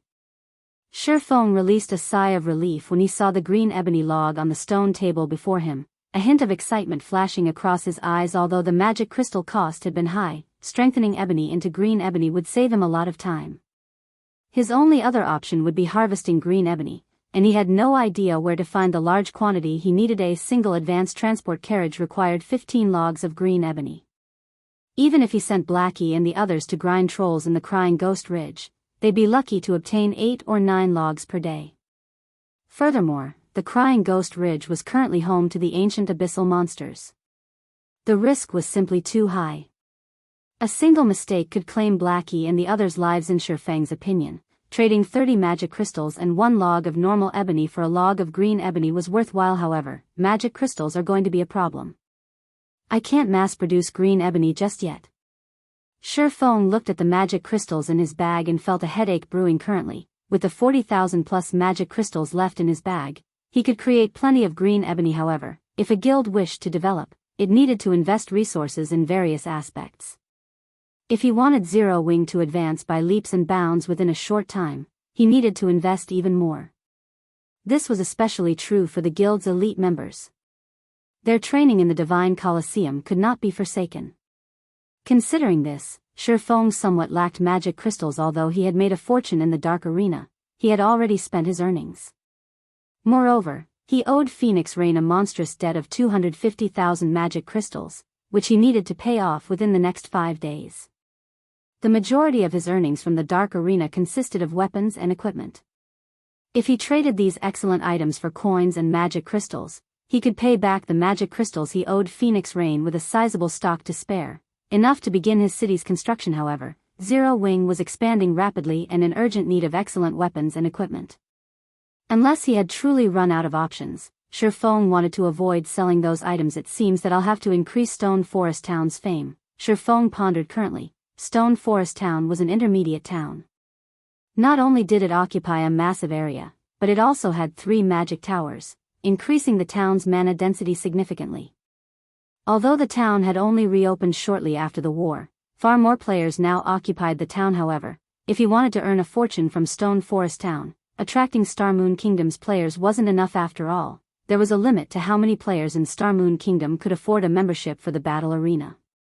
However, there were plenty of players available in the neighboring kingdoms and empires. Unfortunately, these players either didn't know about Stone Forest Town, or it wasn't an attractive enough reason to make the journey. Considering his options, Shifeng began to strengthen the ebony he had. If he wanted Stone Forest Town's fame to reach more players, he needed a convenient transportation system. Mass-producing Burning Abyss's modified advanced transport carriage would solve that problem. The nearest teleportation point to Stone Forest Town was roughly 10 hours away on foot. If one used a common mount, they could reach the town in half the time. Even so, 5 hours was still a very long time. The advanced transport carriage increased a player's movement speed by 150%. It was similar to a mysterious iron mount. However, with mana combustion, the transport carriage's movement speed could be increased by another 15%. Moreover, this 15% increase was based on the 150% base movement speed. In other words, the advanced transport carriage would increase a player's movement speed by a total of 172.5% when using mana combustion. That speed could already rival a secret silver-mounted journey that originally took 10 hours on foot would now be complete in a little over 3 hours to high-level players, who frequently traveled for 5 or 6 hours to reach their grinding spots. 3 hours of travel was acceptable. Moreover, Shifeng intended to offer even more bountiful rewards for the battle arena. Top-tier weapons and equipment were not particularly attractive to powerful independent experts. Hence, if he wished to attract more people, he needed to offer items that those independent experts wanted. He might not have previously had such items, but now he did. As long as independent experts wanted them, they were fully capable of obtaining top-tier weapons and equipment. However, combat techniques were a different story. Originally, Shifeng had thought of offering the secret sword technique slots as a reward. However, now that he had the secret spellcasting technique, he could offer those. Although he would lose 2 slots as a result, this reward would definitely drive God's Domain's independent experts crazy. Time passed quickly. Before Shifeng had realized it, he had spent the entire night creating green ebony. After the long night of work, he had produced 600 logs of green ebony. Unfortunately, elemental strengthening success rate wasn't 100%. He had spent over 20,000 magic crystals to obtain these 600 logs. Fortunately, with 600 logs of green ebony, they could manufacture 40 advanced transport carriages for transporting goods and players to and from Stone Forest Town. With a large number of rental carriages as well, they would have more than enough carriages to meet the town's needs. Now, he just needed to manufacture the advanced transport carriages. Manufacturing the advanced transport carriage was incredibly tedious. Fortunately, he had employed the help of the NPC master engineer Rodney. With Burning Abyss and Rodney working together, they could craft the advanced transport carriage relatively quickly. As for the advanced speedboats, he would have to set that aside for now. After all, they hadn't even dealt with the Diamondwood issue yet. How could they possibly begin building ships? Shifeng had also produced plenty of magic array scrolls and advanced mana armor kits. Shifeng now had 2 more sets of double protection barrier magic array scrolls and 2 sets of divine beasts descent magic array scrolls. If not for his limited materials, he could have produced even more. As for the advanced mana armor kit, Shifeng had forged over 600. Aside from a fraction reserved for guild members, he intended to use the remainder to lure customers to the Candlelight Trading Firm and as daily rewards for the battle arenas. Tournament time sure flies by. However, these advanced mana armor kits should last us for quite some time. Now, I just need to inform players in other countries, Shifeng said as he smiled in satisfaction. The advanced mana armor kit was exclusive to Zero Wing and the Candlelight Trading Firm. It was also one of the best available armor kits currently. With the addition of the secret spellcasting technique, he could already imagine the commotion Stone Forest Town would cause. Neither the advanced mana armor kits nor the secret spellcasting technique could be purchased with coins. Most likely, even independent experts would not be able to hold themselves back from joining the Battle Arenas tournament. As Shifeng was about to write a post on the official forums, melancholic smile contacted him. Guild leader, the Phoenix Pavilion Master has emerged from the secret technique space and said she wishes to discuss something with you. She is waiting in the top floor meeting room. She's out already? Shifeng could not help his surprise from what she had heard from Phoenix Rain. Even a powerful expert could easily remain in a bronze secret technique space for over 12 hours, much less an expert like Phoenix Rain, yet only 10 hours had passed. Logically, she should not be out so soon. Chapter 12:15, Super Large Scale Team Dungeon. Hellscythe_Fluffy Goblin. Chapter 12:15, Super Large Scale Team Dungeon. The Candlelight Trading Firm's top floor meeting room. As soon as Shifeng entered the room, he noticed the change in Phoenix Rain, who was currently sat beside a French window. If Phoenix Rain had radiated a calm, collected feeling with the aura of a superior, she now felt free and natural. Although there was only a slight change to her temperament, Shifeng could tell that Phoenix Rain's harvest from the secret technique space had been significant. No wonder why the various superpowers are desperate for secret technique tablets. Their effects are truly extraordinary. Shifeng was inwardly surprised. If a bronze tablet was already so effective, Shifeng found it hard to imagine what kind of effects the golden tablet, which the mysterious NPC youth had stolen, would have. Phoenix Pavilion Master, you sure are early. I had assumed you would be in there for at least 30 hours, Shifeng said as he sat down. May I know what urgent matter you wish to discuss? Although this might sound a little blunt, I need to know. Do you have any of that soul water left? Phoenix Rain asked, her expression stern as she looked at Shifeng. A faint hint of anticipation glittered in her eyes. If you still have some, I am willing to purchase it for 50 gold per bottle or magic crystals of equivalent value. Shifeng was, more or less, surprised to hear Phoenix Rain's question. Even the most expensive consumable item that could improve a player's focus did not exceed 20 gold. In Zero Wing, guild members could purchase the 100-berry wine from the Dark Den for around 8 or 9 gold. Yet Phoenix Rain had offered to buy soul water for 50 gold per bottle without hesitation. Phoenix Pavilion Master, why are you suddenly so interested in the soul water? Shifeng asked curiously. It was impossible to determine the soul water's effects based on its description. Only by testing it personally would one understand its benefits. He had obtained a total of 6 drops of soul water and had stored them in 6 separate glass bottles, 5 of which he had already given to Aqua Rose and the others. He had saved the last bottle for himself in case he needed its effects. Logically, Phoenix Rain shouldn't have any way of knowing the soul water's true value. It's difficult not to notice the soul water's effects even if I don't want to. Team Leader Yifeng, you've never entered a secret technique space, so you might not fully understand the situation. Inside a bronze rank secret technique space, anybody capable of reaching the 4th floor in 6 hours on their first attempt should be able to comprehend the legacy they chose easily. Those with talent might even be able to reach the 4th floor in less than 6 hours. As for reaching the 6th floor in 6 hours, extremely few geniuses have ever managed the feat. Revealing a bitter smile, Phoenix Rain continued. However, among Aqua Rose's group, even the weakest one among them reached the 6th floor within 6 hours, while the other 4 reached the 7th floor. Although she acknowledged that Aqua Rose and the others were quite talented, the fact that the weakest among them had reached the 6th floor within 6 hours was something she could not accept. Throughout the Dragon Phoenix Pavilion, the number of people that had managed to reach the 6th floor in a bronze secret technique space in 6 hours could be counted on one hand. Every one of these people was a monster that had already reached the domain realm. But what of Aqua Rose and the others?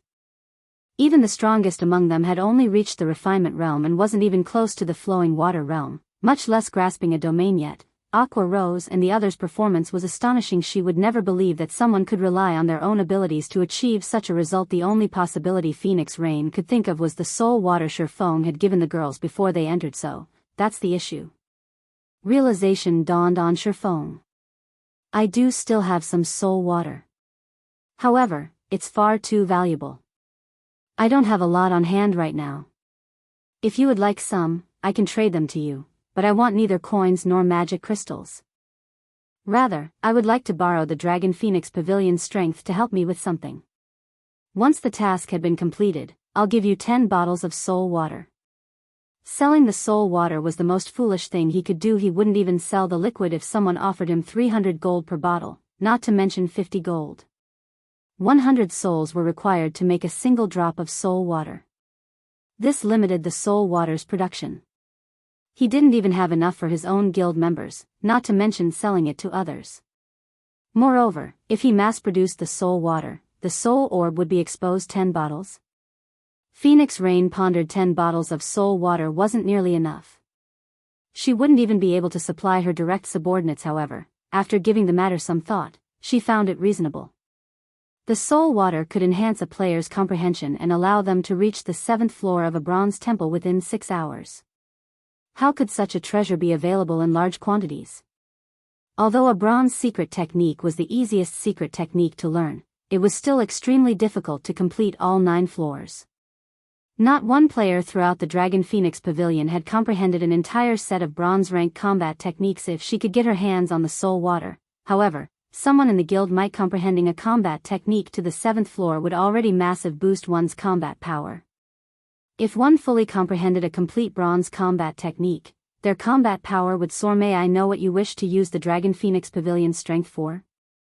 Phoenix Rain asked. It's very simple.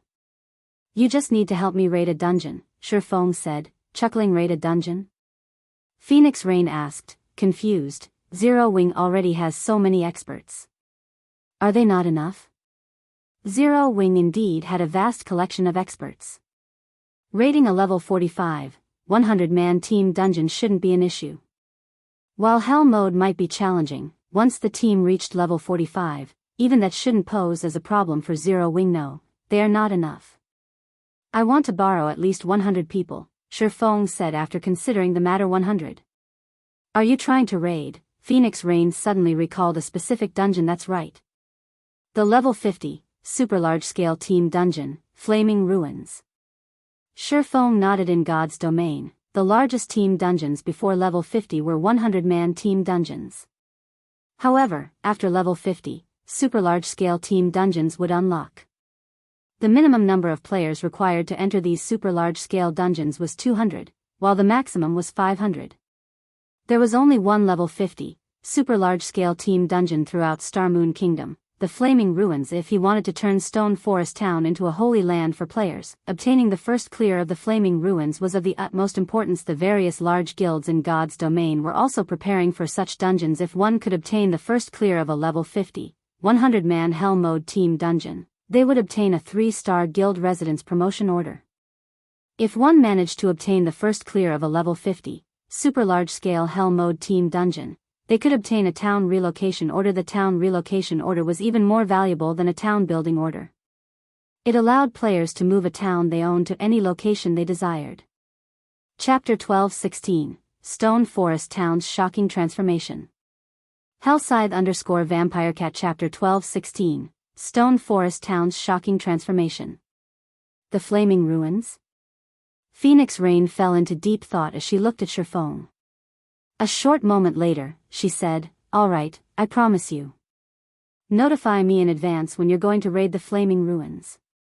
When the time comes, I'll ready the necessary manpower. However, I'll say this first.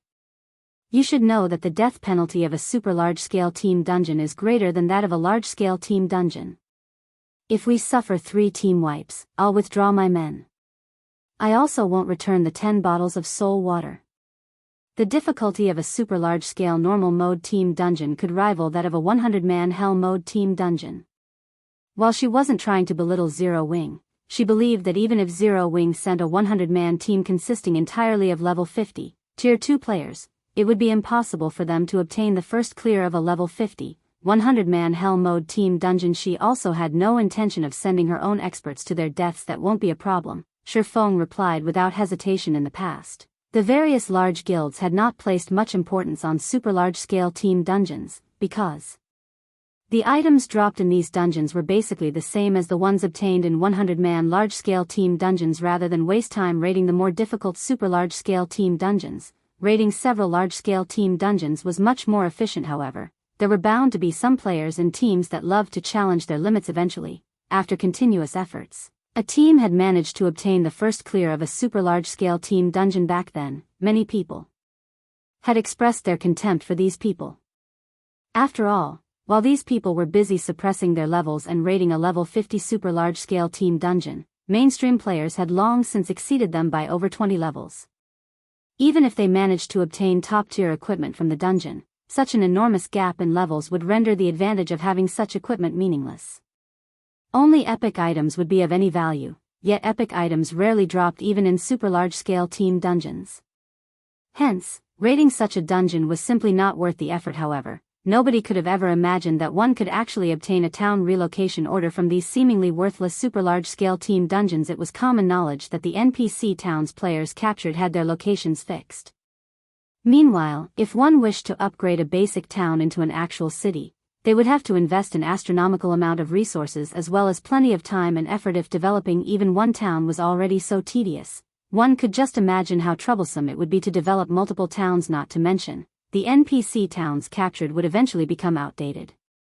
Take Stone Forest Town for example.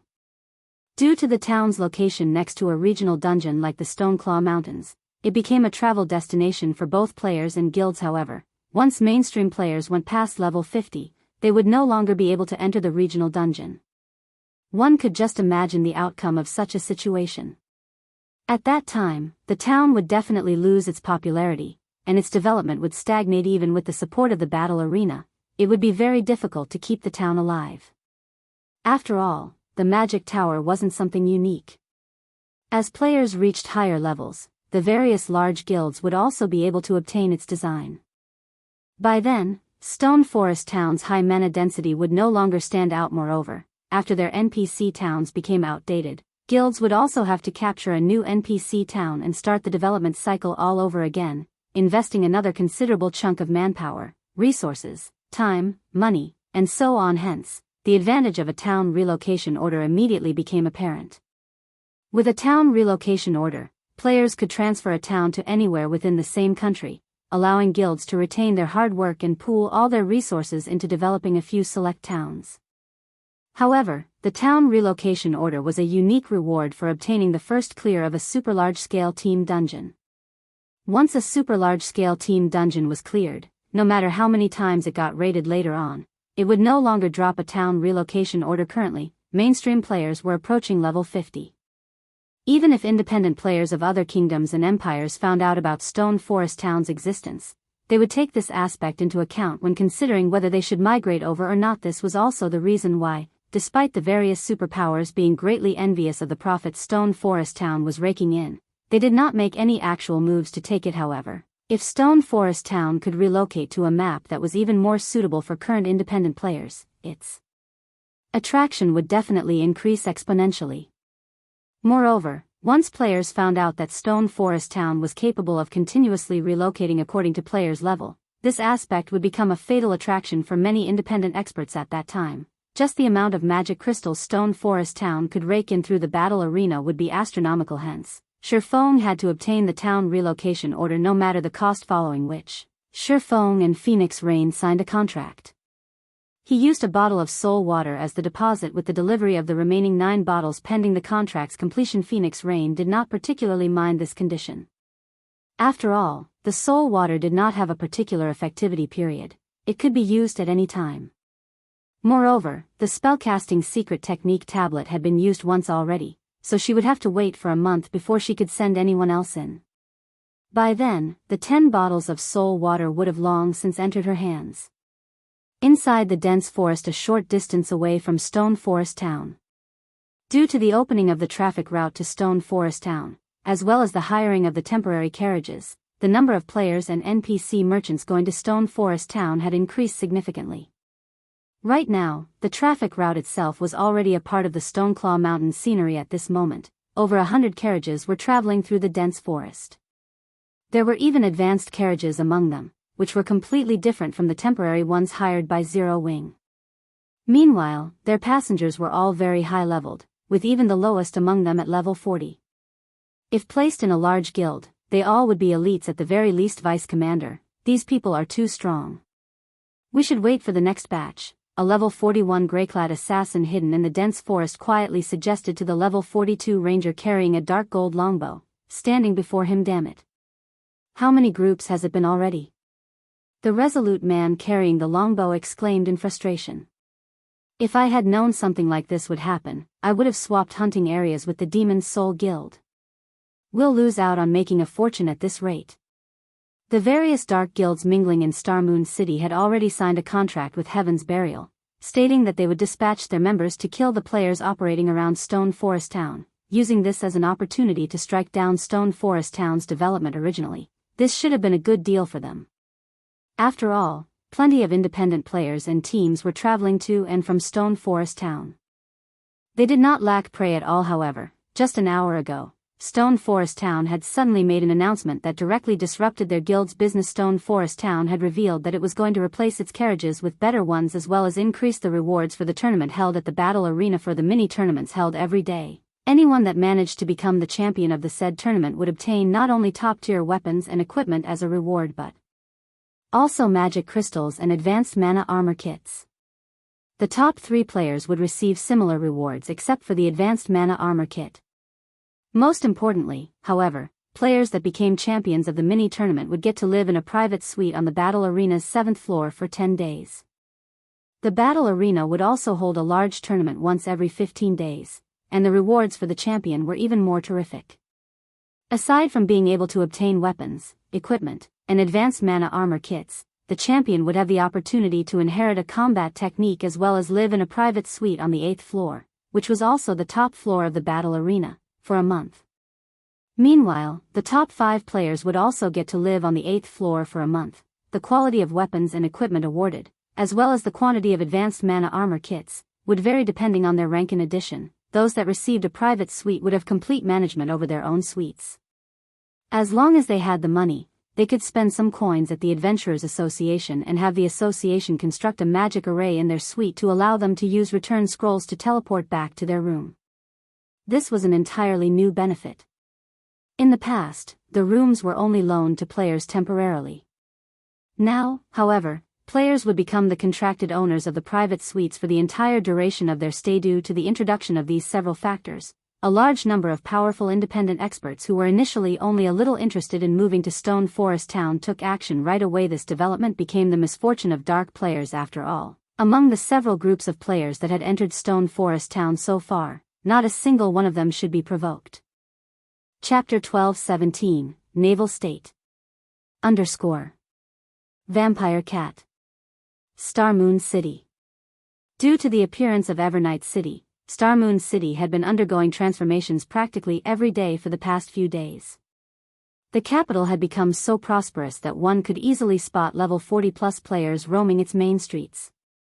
Now, however, the city bustled even more than before. Only the players coming to Star Moon City now were not here for Evernight City but for Stone Forest Town. While excellent weapons and equipment were indeed tempting, the allure of combat techniques was much greater. The God's Domain experts list had no lack of experts that possessed combat techniques. The list even had introductions on the combat techniques of certain experts. Hence, combat techniques were not foreign to independent players and were something many independent experts very much wished to learn. However, combat techniques were different from system-made skills, which were readily obtainable as quest rewards or monster drops. Players needed to learn the techniques by themselves. Moreover, combat techniques were not easily learned. Unless one was the core member of a large guild that possessed the legacy of a combat technique, the guild would not be willing to teach them at all. Although one could also mimic the combat techniques of true experts from watching the latter's combat videos, ultimately, it was just a poor imitation. Without understanding the true meaning of a combat technique's movements, one would not be able to unlock the true potential of the said technique. And the more powerful a combat technique was, the more difficult it would be to understand it fully. As for creating their own combat technique, that was easier said than done. Even if a person had someone teaching them the legacy of a combat technique, learning it completely was not guaranteed. Meanwhile, creating an entirely new combat technique was something only geniuses among geniuses could accomplish. Hence, now that Zero Wing had publicly announced that it was using the legacy of a combat technique as the reward for the Battle Arenas tournament, how could independent players not be tempted? Not to mention, one could also get their very own house, aside from the combat technique, through the tournament. As long as they set up a magic array in their own houses, they could easily teleport back to Stone Forest Town, foregoing many wasted hours traveling to the town. With this, even if they were leveling up in an entirely different country, their leveling speed would not be affected whatsoever. On the contrary, they could even improve their strength through the battle arena, killing two birds with one stone. With such excellent benefits, even players operating in another country would find it worthwhile to visit Stone Forest Town. Meanwhile, at the second-floor bar of Star Moon City's teleportation hall, several cloaked players were currently observing the situation inside the establishment. Zero Wing sure is capable. They've even managed to come up with such a method, generously letting outsiders learn combat techniques. Leader, if we continue letting Zero Wing develop like this, we'll be disobeying the commander's orders. Should we take action now? An elegant, cloaked female assassin asked, smiling as she looked at the refined-looking male elementalist before her. If Sure Feng were present, he would definitely find this elementalist very familiar, as this elementalist was none other than Cleansed Maple, one of Miracle's peak experts. It is indeed about time for us to take action. Those useless dark players don't pose any threat to Zero Wing whatsoever. Since we can't locate Zero Wing's upper echelon right now, let's strike at their elite teams instead. However, Stone Forest Town is still a big problem for us, so let's have the others disguise as dark players and hunt the players operating around the town. When the time comes, those hidden Zero Wing experts will have no choice but to reveal themselves, Cleansed Maple said slowly. What about the super guilds that are paying attention to Zero Wing? The female assassin asked as she sent a glance at several cloaked players present in the first-floor hall. Zero Wing's performance at the Dark Arena had simply been too eye-catching. This was especially true for the weapons and equipment the guild possessed. Hence, the superpowers targeting the items Zero Wing's experts wore definitely weren't limited to Miracle alone. So far, they had already discovered 3 superpowers, in addition to many first-rate guilds, targeting Zero Wing. To Miracle, though, their only opponents were still the three superpowers, as first-rate guilds were no different from ants to them. Don't worry about them. The more, the merrier. When the time comes, leak some information to them. In any case, we aren't aiming for weapons and equipment. We only want the disbandment of Zero Wing. Cleansed Maple laughed nonchalantly. 1,000 Miles had already clearly stated that what he wanted were the talents of Zero Wing, not the items they wore. Of course, it would be good if they could obtain those as well. Understood. I'll have the others take action right away. The female assassin nodded before activating stealth and disappearing from the bar. What a pity. An upstart guild that has managed to climb up to this point will have to disappear just like that. However, if you have to blame someone, blame yourselves for being too conspicuous. A hint of pity flashed across Cleansed Maple's eyes as he studied the reports on Zero Wing in his hands. The various superpowers in God's domain never really had any interest in small guilds. They rarely even paid attention to first-rate guilds. After all, these guilds were negligible existences to them. It was also nearly unheard of for a superpower to use assassination tactics to deal with such guilds. Normally, they reserved such methods for other superpowers. However, Zero Wing had truly angered Miracle this time. Since Zero Wing had ignored their goodwill, they had no choice but to eliminate it from God's domain. Just as the matter regarding Stone Forest Town was causing a commotion in Star Moon Kingdom as well as its neighbors, Shifeng himself had stealthily arrived at the Sea's End. The Sea's End was like an independent empire. It had very little contact with the kingdoms and empires on the main continent. The first reason for this situation was the long distance separating them. Just teleporting from the mainland to the Sea's End cost 5 gold, 20 silver per person. Hence, Shifeng was surprised when he encountered the Freedom Alliance at the Sea of Death. Of course, there was another travel method that was cheaper, but more time-consuming, than teleportation, which was riding a flying ship. One would pay only 5 silver per person to get from the Sea's End to the NPC island closest to the Sea of Death in a little over 30 hours. However, many people disliked wasting so much time on travel. The second reason was the different attitude each region had towards the various forces in God's domain. On land, the various kingdoms and empires were absolutely hostile towards the dark forces. The Sea's End, on the other hand, maintained a neutral stance in this regard. Hence, dark players and ordinary players were treated equally in the NPC cities located in the Sea's End. Red players and dark players would not be barred entry into NPC cities or captured by NPCs, so long as they did not cause trouble within the cities. One could say that the Sea's End was a paradise for dark players. The third reason was the different lifestyles players adopted. Players that were born at the Sea's End had fought naval battles ever since they started out in the game. If they were abruptly sent to fight land-based monsters, they would have great difficulty adapting. Likewise, the opposite was also true for land-based players. Hence, players of both sides rarely associated with each other.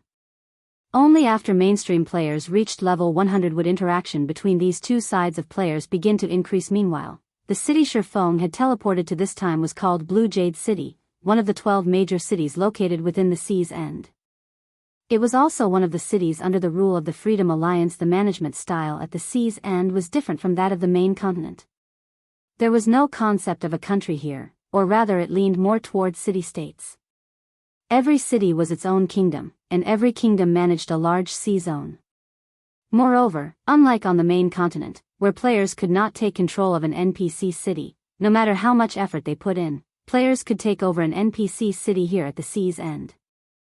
In other words, players could become a city lord at the Sea's End, far more convenient than on the mainland, where players had to establish their own towns and cities if they wished to become a lord.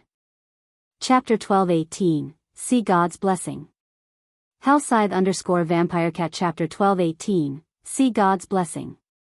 As soon as Shifeng exited the teleportation hall, the sight of an azure sky greeted him. Beneath the hill that the teleportation hall sat on, he could see various ships docked around the island. There were also a large number of players at the port, shouting for party's team looking for level 40+ players to hunt giant armored beasts for a quest. We already have 4 advanced speedboats prepared. Veterans only. Noobs, stand aside. forming a party to Red Reef Bay to farm red corals. Level 39 and below, do not disturb. Level 41 Shield Warrior looking for a party for the underwater temple. I own an advanced speedboat.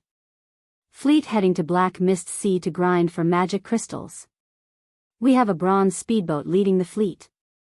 We're currently still missing 2 advanced speedboats. Those with advanced speedboats, come apply quickly. Over 4,000 players crowded the port, looking to form parties. The scene resembled a lively market. Moreover, unlike land-based players, the players here put more importance on levels and the quality of the speedboats they possessed rather than combat standards when forming parties. As long as a player owned an advanced speedboat, they would be highly sought after by parties. Advanced speedboat owners here were the equivalent of expert players on land. If one possessed a bronze speedboat, they would be the equivalent of a famous celebrity and become the center of attention. There sure are a lot of players who own advanced speedboats here. With a glance, Feng discovered that roughly 10% of the ships docked at the port consisted of advanced speedboats. In contrast, one could rarely see even ordinary speedboats over at the Apocalypse Empire, much less advanced speedboats. Moreover, aside from the much higher standards of the ships here, the players were also considerably high-leveled. Feng could spot plenty of level 40+ players roaming the streets. At such a level, players would already be considered an expert in Star Moon Kingdom. Here, however, they were only average. However, although the players here were very high-leveled, the local businesses were not very developed.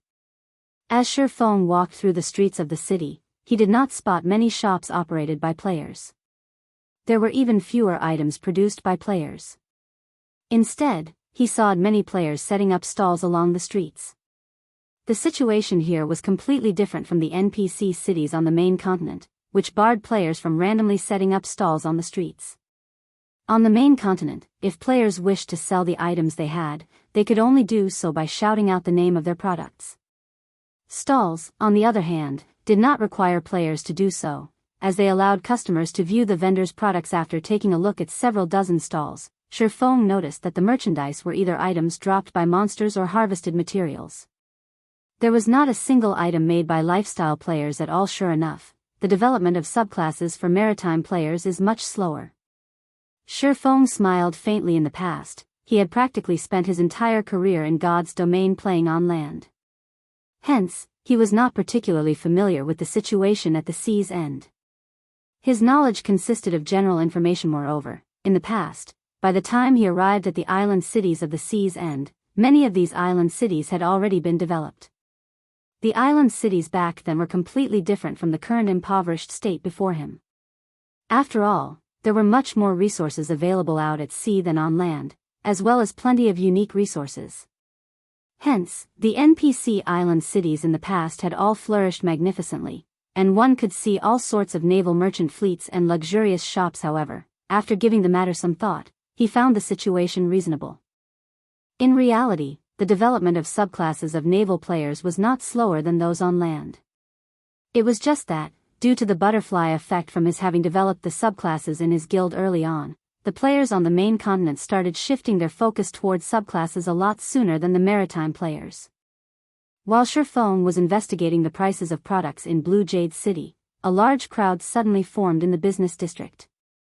Many players who saw this scene revealed excited expressions on their faces before promptly rushing into the crowd as well. Feng grew curious at this situation, buying runic fragments in bulk today. Buying each stack for 6 silver. First come, first served. In the next moment, a slightly chubby, middle-aged man with a small mustache on his face walked out of a 3-story shop, a smile on his face as he shouted a series of words. Immediately, the surrounding players flooded into the shop. Damn it. We're too late again. There are just too many competitors here. Can't the House of Seas buy a little more runic fragments each day? I've already been waiting here for an entire day now, yet I still haven't managed to sell my stockpile. There's no helping this. Only the House of Seas is willing to buy those fragments at a high price. If we sell the fragments to NPC merchants, we'll only get 40 copper per stack. I already have 20 stacks collected. If I can sell them all, I can get 1 gold, 20 silver. With that money, I can buy myself a nice set of equipment. After a short moment passed, the crowd of players that flooded into the shop called House of Seas came out, the majority of them with disappointed expressions on their faces, having apparently failed to sell their runic fragments. Shifeng could not help but recall matters regarding the runic fragment. I remember that it should be an item dropped by sea monsters. On its own, it isn't of any particular value. The only use it has is the synthesis of runic crystals. However, the synthesis rate is considerably low. Even master alchemists would have a success rate of only 10%. Could the House of Seas be trying to synthesize runic crystals? The runic crystal was an item unique to the sea. It was categorized as an energy crystal and was roughly similar to the magic crystal. Only, the amounts of mana stored in the two types of crystal were different. The amount of mana contained within a magic crystal was a lot higher. A runic crystal contained roughly 2/3 the amount of mana of a magic crystal. However, a runic crystal wasn't even worth half of a magic crystal. Currently, runic crystals should sell for 10 silver each. The reason for this was the runic crystals' much fewer uses.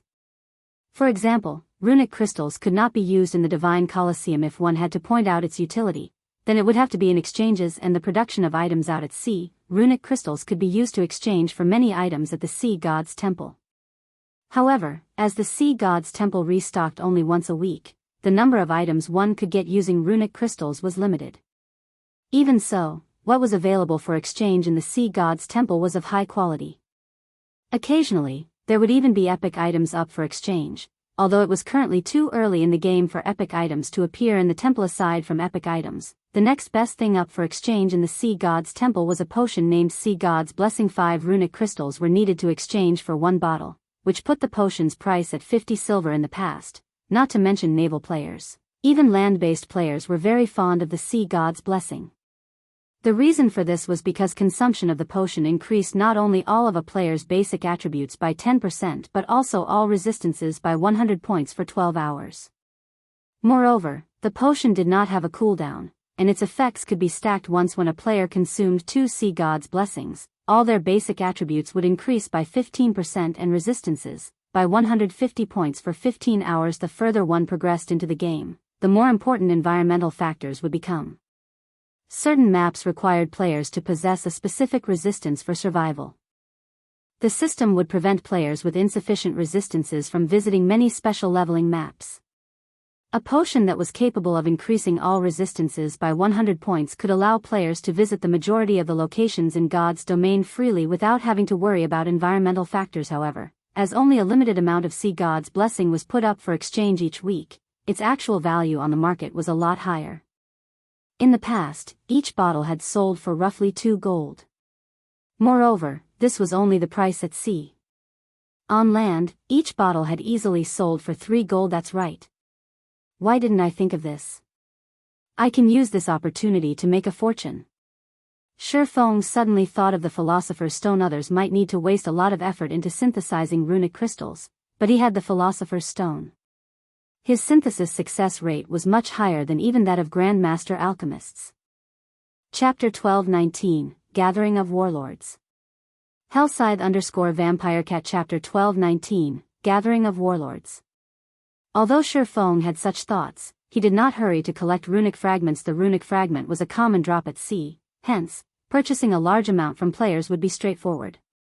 Besides, his primary objective in visiting the sea's end this time was not to collect runic crystals but the legacy of the sea. Following which, Shifeng hurried towards the meeting place he had arranged with Passing Monarch. At this moment, hundreds of players geared in fine gold weapons and equipment stood guard in front of the most luxurious high-class restaurant in Blue Jade City. These players were all at least level 42, and just by standing there, they put extremely heavy pressure on others. The passers-by only sent a few glances at these players before scurrying away, nobody daring to enter this restaurant. These players standing guard at the entrance were none other than the members of the Freedom Alliance, the absolute overlord of Blue Jade City. In this city, nobody dared oppose the members of the Freedom Alliance. After all, if they provoked the Freedom Alliance, they would no longer be able to stay in Blue Jade City. Meanwhile, on the 22nd floor, which was also the top floor, of Blue Jade Restaurant, every member of the Freedom Alliance's upper echelon was present. Even the commanders of the Alliance's 11 fleets were here today. At this moment, a beautiful woman dressed in luxurious, red mage robes walked up to Passing Monarch and said in a quiet tone, "Commander Monarch, our independent fleets will be depending on you this month. If we let those guild-formed fleets surpass us, our fleet standings in the alliance will definitely suffer." Although this woman's appearance was not as flawless as Gentle Snow's, she was the only female commander within the entire Freedom Alliance. 100 Leaves in response, Passing Monarch simply nodded silently. In reality, he did not fully believe 100 Leaves' words. Those capable of becoming the commander of a fleet within the Freedom Alliance definitely shouldn't be underestimated. Not to mention, the rise of 100 Leaves' fleet had been rapid. Initially, she and her fleet had joined the Freedom Alliance as the 11th fleet. Now, her fleet was already the 8th fleet. Her fleet's improvement speed was simply staggering. Most likely, her fleet would reach the rank of 5th fleet or even 4th fleet before long, perhaps even surpassing his 3rd fleet one day. However, 100 Leaves' words were also partially correct. If their fleets, which were formed by independent teams, did not perform well and failed to obtain any legacies, their standings in the alliance would no doubt suffer tremendously. The power structure of the Freedom Alliance was very complex. Although it was an alliance, it comprised 11 groups that fell into two main camps: the fleets formed by independent adventurer teams, and the fleets of small guilds. Normally, the two camps would compete for the resources obtained by the Freedom Alliance as a whole. However, due to the small guild camp managing to acquire a legacy in their previous joint expedition while the independent camp failed to get any, the independent camp's situation deteriorated significantly. If the independent fleets could not reduce the disparity during this expedition, their position would definitely worsen in the next distribution of profits. I heard that the 2nd Fleet and 4th Fleet have joined forces and even managed to recruit the help of quite a few powerful experts. Once we enter the secret land, you'll have to help out the 8th Fleet, Commander Monarch, 100 Leaves said as she sent a glance at several people seated across her. These people were none other than the commanders of the 2nd and 4th Fleet and the experts they had hired to assist them this time. However, as these experts were wearing black cloaks, she couldn't determine their identities. "Commander Leaves, you jest. Once we enter the secret land, I'm afraid that it'll be us who will be relying on you for help. I've heard that Commander Leaves has managed to employ the help of the Super Guild's Sacred Temple this time. I expect that even if we united the strength of the entire Freedom Alliance, we wouldn't stand a chance against the Sacred Temple," Passing Monarch said, his gaze shifting to the woman standing beside 100 Leaves. Although the woman had hidden her identity using a black cloak, the aura she exuded was no laughing matter. He had only ever felt such an aura on Demon Island. Moreover, his recent trip to the Sea of Death had enlightened him about many things: the fact that God's domain was massive, and that the various superpowers of God's domain were extremely powerful. They were far more powerful than he had previously imagined them to be. He had realized this just by watching the battle on Demon Island. When he and his companions went up against the Flower of Seven Sins members, they had been utterly powerless to retaliate. Yet, now, through some unknown means, 100 Leaves had actually managed to get help from the Super Guild's Sacred Temple. In the next fleet ranking, the fleet 100 Leaves commanded would most likely rank 2nd out of the 11 fleets in the Freedom Alliance. As for getting 1st place, that was unlikely to happen. The reason for this was the commander of the 1st Fleet, who was the man that personally formed the Freedom Alliance. The 1st Fleet was also the first one to obtain the Legacy of the Sea. Even now, Passing Monarch had yet to uncover the identity of the mysterious supporter backing the 1st Fleet. Just as Passing Monarch and 100 Leaves were conversing with each other, the 2nd Fleet's commander, Identical Summer, and the 4th Fleet's commander, Heavenly Spider, were likewise chatting together but with sneers on their faces. Ha ha ha. Monarch, that fool. He actually went to the Sea of Death and got all 4 of his bronze speedboats heavily damaged. Even now, the speedboats have yet to be fully repaired. With this, 3rd Fleet no longer poses a threat to us. The only problem left is 1st Fleet and 8th Fleet. Identical Summer laughed as he looked at Passing Monarch. The Sacred Temple will be a troublesome foe. Not only is it a super guild, but unlike the other super guilds, the Sacred Temple also began developing its naval forces very early on. When it comes to the guild's naval strength, even our entire Freedom Alliance added together won't be a match, Heavenly Spider said, shaking his head in response. Identical Summer sent a glance at the woman seated beside 100 Leaves and said dismissively, "What are you afraid of?" Although 100 Leaves has managed to recruit the help of the Sacred Temple, it is impossible for the Sacred Temple to lend her all of its strength. At most, she'll get only a small portion. With the cards we have prepared, we'll be able to deal with 8th Fleet easily. Afterwards, our 2 fleets will definitely secure the position of 1st and 2nd Fleet and rule Heavenly Ocean City. The Freedom Alliance occupied a total of 3 major NPC cities in the Sea's End: Blue Jade City, White Howl City, and Heavenly Ocean City. As for Sea Dragon City, it was not considered a major city, only a minor city located on a certain island. It was valuable merely because it provided access to a secret land that contained legacies. In terms of overall value, Sea Dragon City was worth much less than the 3 major cities. Moreover, every one of the 3 major cities had a player population of over 8 million. Among them, Heavenly Ocean City's population was the highest, with over 12 million players based there. It could already rival the capital of an ordinary empire if their 2 fleets could obtain Heavenly Ocean City. The wealth they could amass would greatly surpass that of the large guilds occupying empires on land. After all, unlike the guilds on land, which only got to live in NPC cities, naval players like them got to control their cities completely. Chapter 1220, Discovered. Hellscythe_VampireCat Chapter 1220, Discovered. Inside the elegant hall, the Freedom Alliance's various commanders all had their own plans. They were all brimming with confidence about obtaining the legacy of the sea this time. Just as the various commanders were conversing with each other, the female elementalist Blue Joy led Shifeng into the hall. Although Shifeng's appearance was not particularly conspicuous, as he looked just like the many other cloaked players within the hall, he still attracted everyone's attention. This person came in with Blue Joy. He should be the expert Monarch recruited to help, right? Sure enough, Monarch really did come prepared. But why is there only one person? The various fleet commanders began quietly discussing Shifeng as they looked at the swordsman walking towards Monarch. The fact that passing Monarch managed to become the commander of the Freedom Alliance's 3rd Fleet showed that his individual strength was extraordinary.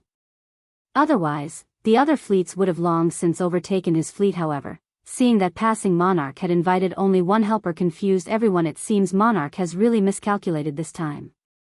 Unlike the previous time, when the various fleet commanders had not invited even a single outsider to help out, they had all recruited plenty of helpers for the expedition this time. Even the lowest ranked among them had invited over 10 people, while some had actually invited over 40 people. Brother Yifeng, did you come alone this time? Passing Monarch asked quietly, feeling greatly perplexed as he looked at Shifeng walking over to him. Although he had invited Shifeng, he never said that only Shifeng alone could join. After all, the more people taking control of a speedboat, the more power it could display. A speedboat's ability to endure attacks from monsters would also improve with more players on board. Hence, in God's domain, the more players a ship could accommodate, the stronger it would be. In fact, he had even reserved 30 slots specifically for Shifeng. Despite that, Shifeng had come by himself. The others are all busy, so I didn't bother bringing them over, Shifeng explained. Currently, the majority of Zero Wing's experts were still stuck in combat inside the inferior legendary treasure chest. Only a portion of them had come out so far, and those who had were busy leading expert teams to grind for weapons and equipment. After all, Zero Wing was currently mass recruiting new members and was in dire need of weapons and equipment. Meanwhile, Aqua Rose and the others were inside the secret technique space and would not be coming out anytime soon. Rather than bring a group of elite members with him, it was much better to let passing Monarch's other companions, who were much more accustomed to naval warfare, enter the ruins. Passing Monarch could not help falling speechless at Shifeng's words. He felt that Shifeng was underestimating the legacy competition. Although he could have his own subordinates take up the missing slots, their coordination with Shifeng would not be particularly good since neither side had a great understanding of each other. Meanwhile, at the same time as passing Monarch was conversing with Shifeng, 100 Leaves, who sat a short distance away, had her gaze fixed on Shifeng, shock surfacing on her flawless, white face. However, 100 Leaves very quickly hid this reaction of hers. Leaves, is there something strange about that person? The cloaked woman seated beside 100 Leaves asked quietly. He is the person I'm looking for, 100 Leaves said, a hint of excitement surfacing in her eyes as her lips curled up slightly at 100 Leaves' words. The cloaked woman turned to look at Shifeng despite herself and exclaimed in surprise, how can this be? The demon god sent the recovery order to every dark player in God's domain. How could the person holding the soul orb possibly appear before us so easily? I can't believe it either. However, the detection crystal I spent 3,000 magic crystals to buy cannot be mistaken. As long as the soul orb is within 30 yards of me, the detection crystal will automatically sense it. Moreover, I've already used detection on him and have already confirmed that the soul orb is indeed on that person's body. 100 Leaves chuckled. I never thought that I would be able to encounter the person holding the soul orb so quickly. My luck really is too good. Then, when are we going to make a move? The cloaked woman asked. No need to rush. We'll have plenty of opportunities once we enter the secret land, 100 Leaves said as she waved her hand. Have scorpions secretly keep an eye on them. Once players entered the secret land, they would not be able to leave for a certain period. At that time, there would be no escape for Shifeng. Alright, I'll notify Scorpion right away. The cloaked woman nodded. If passing monarch heard the conversation between 100 Leaves and the cloaked woman right now, he would definitely be shocked. After all, based on the way the two were speaking with each other, the cloaked woman from the sacred temple seemed more like 100 Leaves' subordinate rather than a collaborator. However, shortly after everyone began talking about Shifeng, the entire hall fell silent once again as it was nearly time for them to set out for Sea Dragon City. At this moment, a refined middle-aged man dressed in white robes entered the hall. Walking behind him were two robust men, a level 43 ranger with a dark gray longbow slung over his shoulder and a level 43 guardian knight with a massive, white bone shield on his back. The two could easily rank near the top of the ranking list of any empire in God's domain. Not to mention, both the bow and the shield these two men carried were currently radiating the epic glow effect. The two men looked extremely conspicuous as they entered the hall. Since everyone has already gathered, let us begin, then, the refined middle-aged man said unhurriedly after taking a glance at everyone in the hall. As is traditional, my first fleet will dispatch 100 members while the other fleets will dispatch 90 members each for a total of 1,000 members. If there are no objections, we'll start right away. Although the man's voice sounded mild, nobody present dared to look down on him. After all, this refined man was none other than the founder of the Freedom Alliance.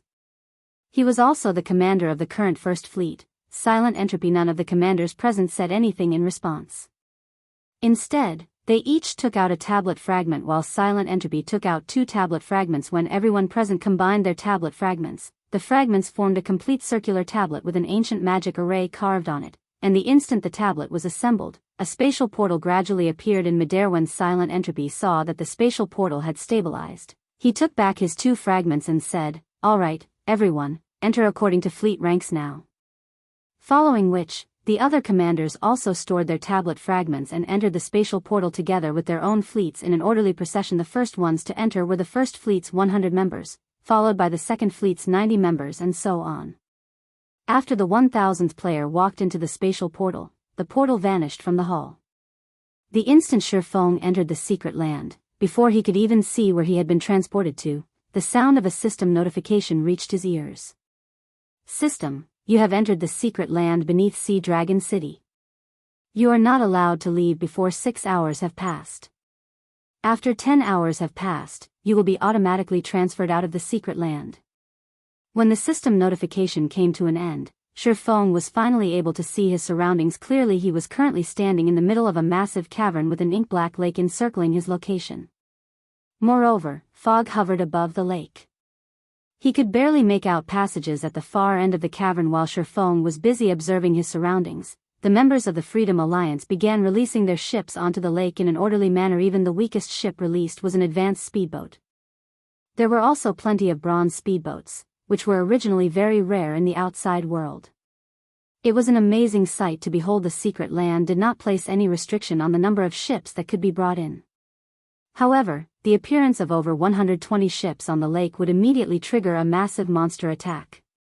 Only after these monsters had destroyed the excess ships would they leave.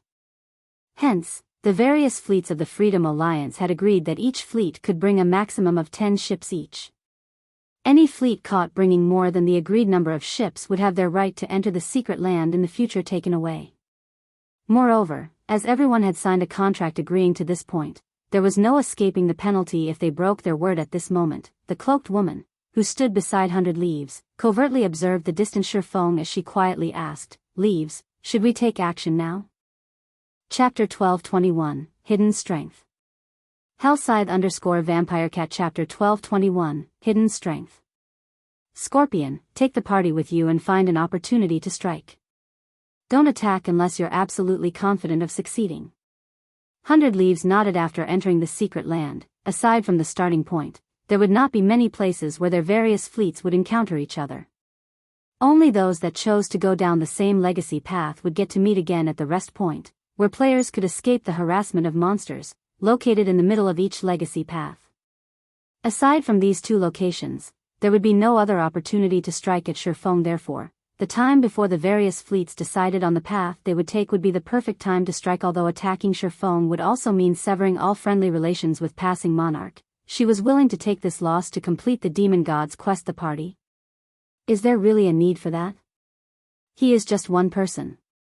I alone am enough to kill him, the black-clad assassin said contemptuously as he sent a glance at Shifeng. He was a peak expert the sacred temple had dispatched to protect 100 Leaves in secret. He was also a peak assassin known to practically everyone in the outside world, as he was ranked 69th on the God's Domain experts list.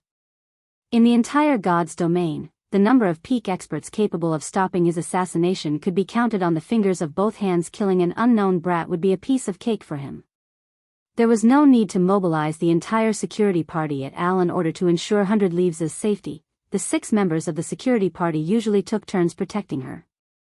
Moreover, even the weakest of them was at the half-step flowing water realm, while most of them were at the flowing water realm. Having all 6 of them take on a random kid was akin to humiliation to them at this time. The other 5 members of the security party also nodded in agreement with Scorpion's words.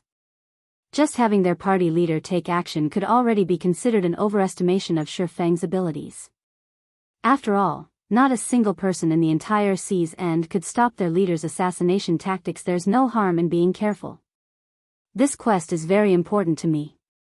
If I succeed, I might be able to improve further, 100 Leaves said in an extremely stern tone. Immediately, Scorpion and the others shuddered as massive pressure washed over their bodies. Meanwhile, only Scorpion and the security party members felt this pressure, as it was not the result of a difference in strength but a difference in status. I understand, Scorpion said hurriedly, realizing the gravity of the matter. The other members of the security party also nodded promptly, not daring to speak another word, following which, Scorpion and the others activated stealth and approached Shifeng from different directions, clearly intending to form an encirclement, which would give Shifeng no opportunity to escape alive. Just as Scorpion and the others were gradually closing the distance to their target, Shifeng released the Swift Dragon speedboat. The instant the Swift Dragon speedboat appeared, a storm stirred up the previously peaceful waters, a massive vortex forming in the water.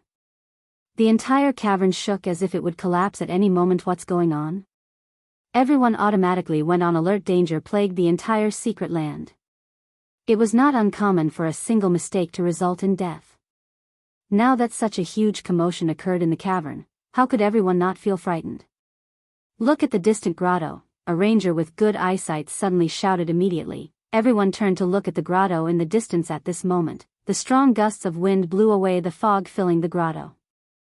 Although the situation inside the grotto was not entirely clear, everyone could still see what had happened. The cavern, which originally had 12 grottos leading out of it, had another one added to it, taking everyone unawares. Meanwhile, the entrance of this grotto was extremely large. What? How can this be?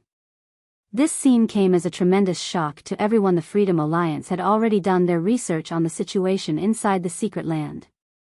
It had a total of 12 legacy paths, and each entrance leading to these paths differed in size.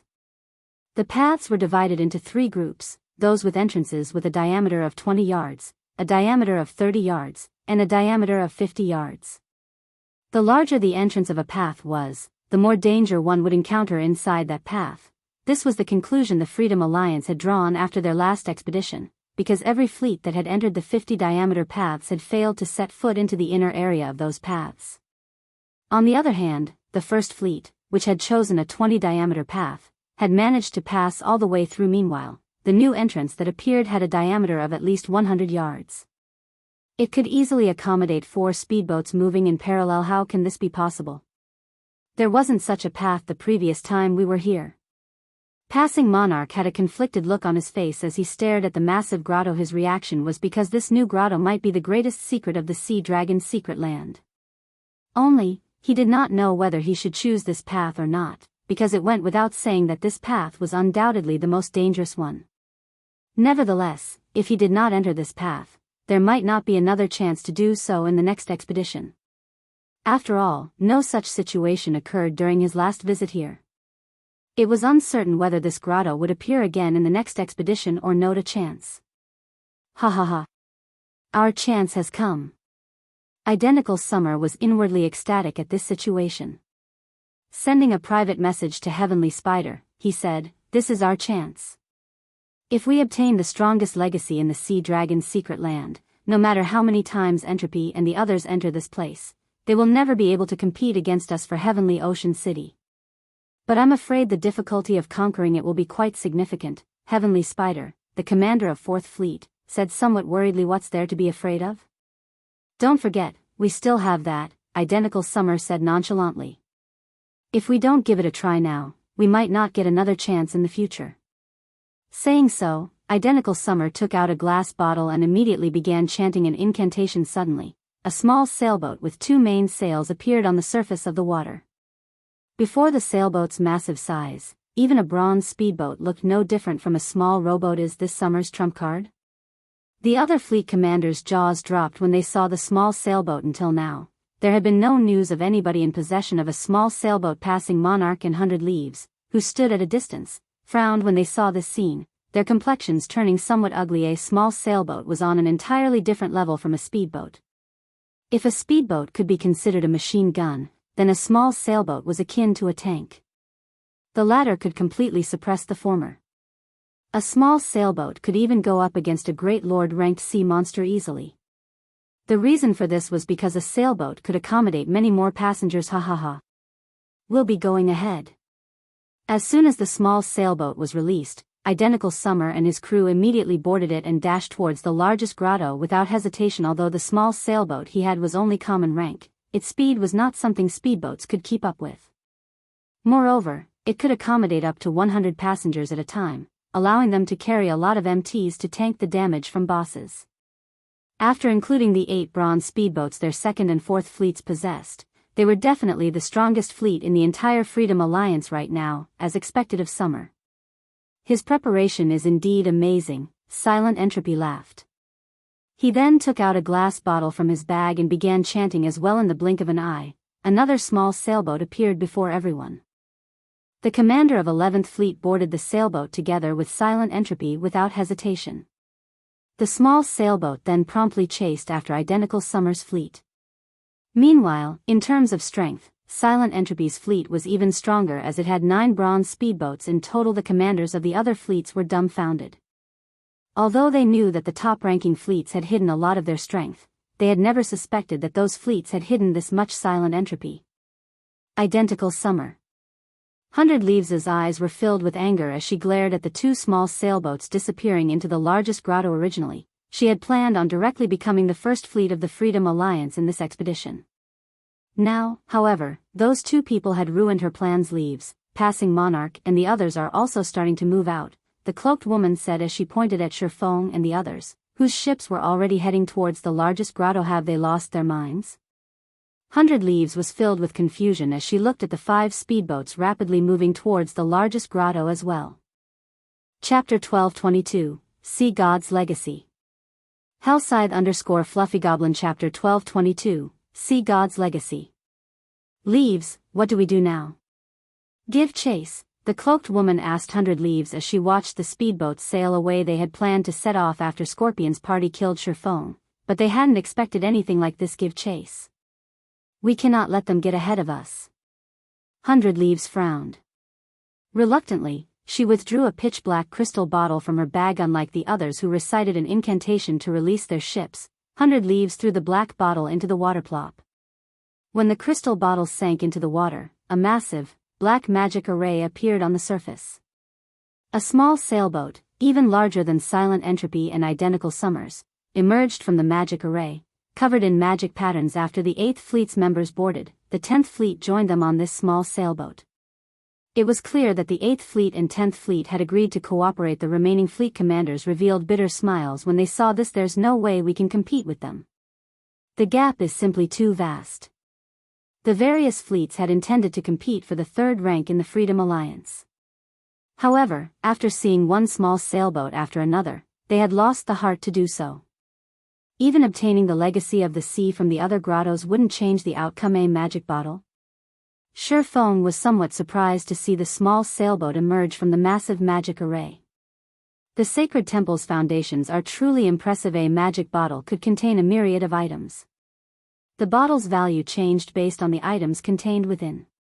For example, if a magic bottle stored a small sailboat, it could easily be worth several thousand gold. This was because magic bottles did not drop from monsters.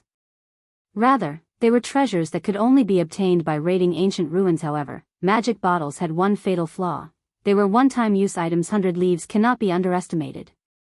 She actually obtained a small sailboat without anyone knowing. Brother Yifeng, let's choose another grotto. We cannot compete with them. As passing monarch watched 100 Leaves' approaching fleet, he questioned the idea of competing for the greatest legacy in the Sea Dragon's secret land. Even if they had Shi Feng's secret silver speedboat, it would be a waste of time. Moreover, now that 100 Leaves had also entered the largest grotto, their third fleet had no competition in the other grottos. They could obtain legacies more easily. Glancing at Silent Entropy and the others, who had already entered the largest grotto, Shi Feng nodded and said, "That's fine. According to our previous agreement, the first legacy we obtain belongs to you, while the second belongs to me. Which grotto should we choose?" This, passing monarch hesitated. If given the choice, he would never willingly forsake the greatest legacy of the Sea Dragon's secret land. However, with so much powerful competition in a single grotto, it was unknown whether or not he could even obtain the legacy. He was wrought with indecision. Why don't we give it a try? If we think that it's impossible, we can give up on the largest grotto, passing monarch decided after considering the matter further. That won't do. If you waste too much time before heading to another grotto, what will happen to my legacy? Why don't we do this?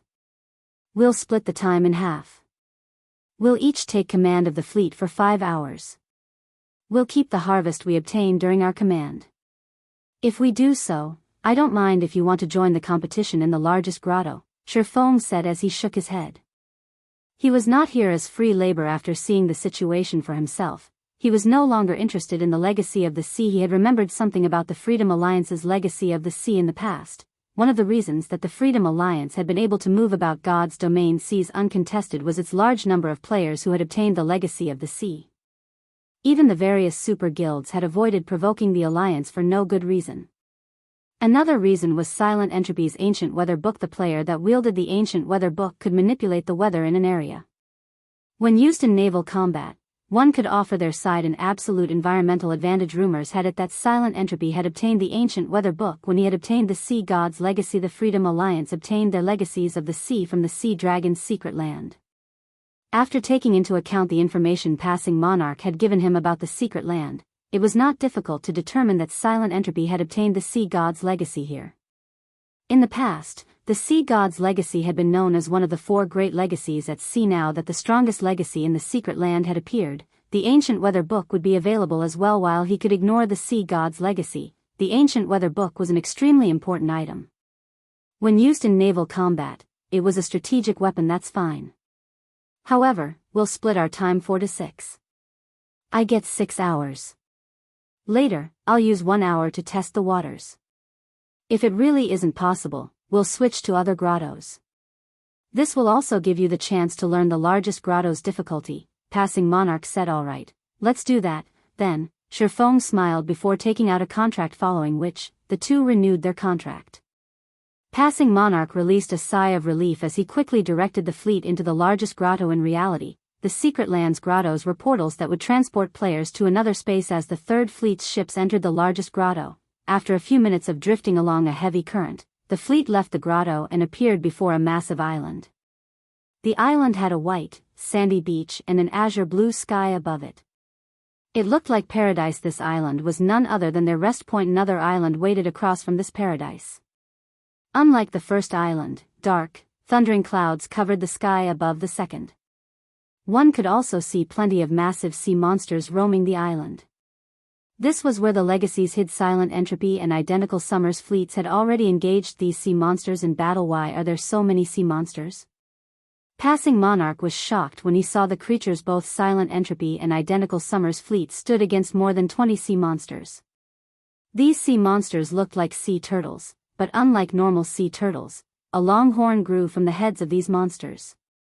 Their bodies also emitted arcs of blue electricity, and all of their attacks used lightning. Not only were their attacks very fast, but they also contained massive destructive power. Thunderhorn Beast, Sea Monster, Lord. Level 51.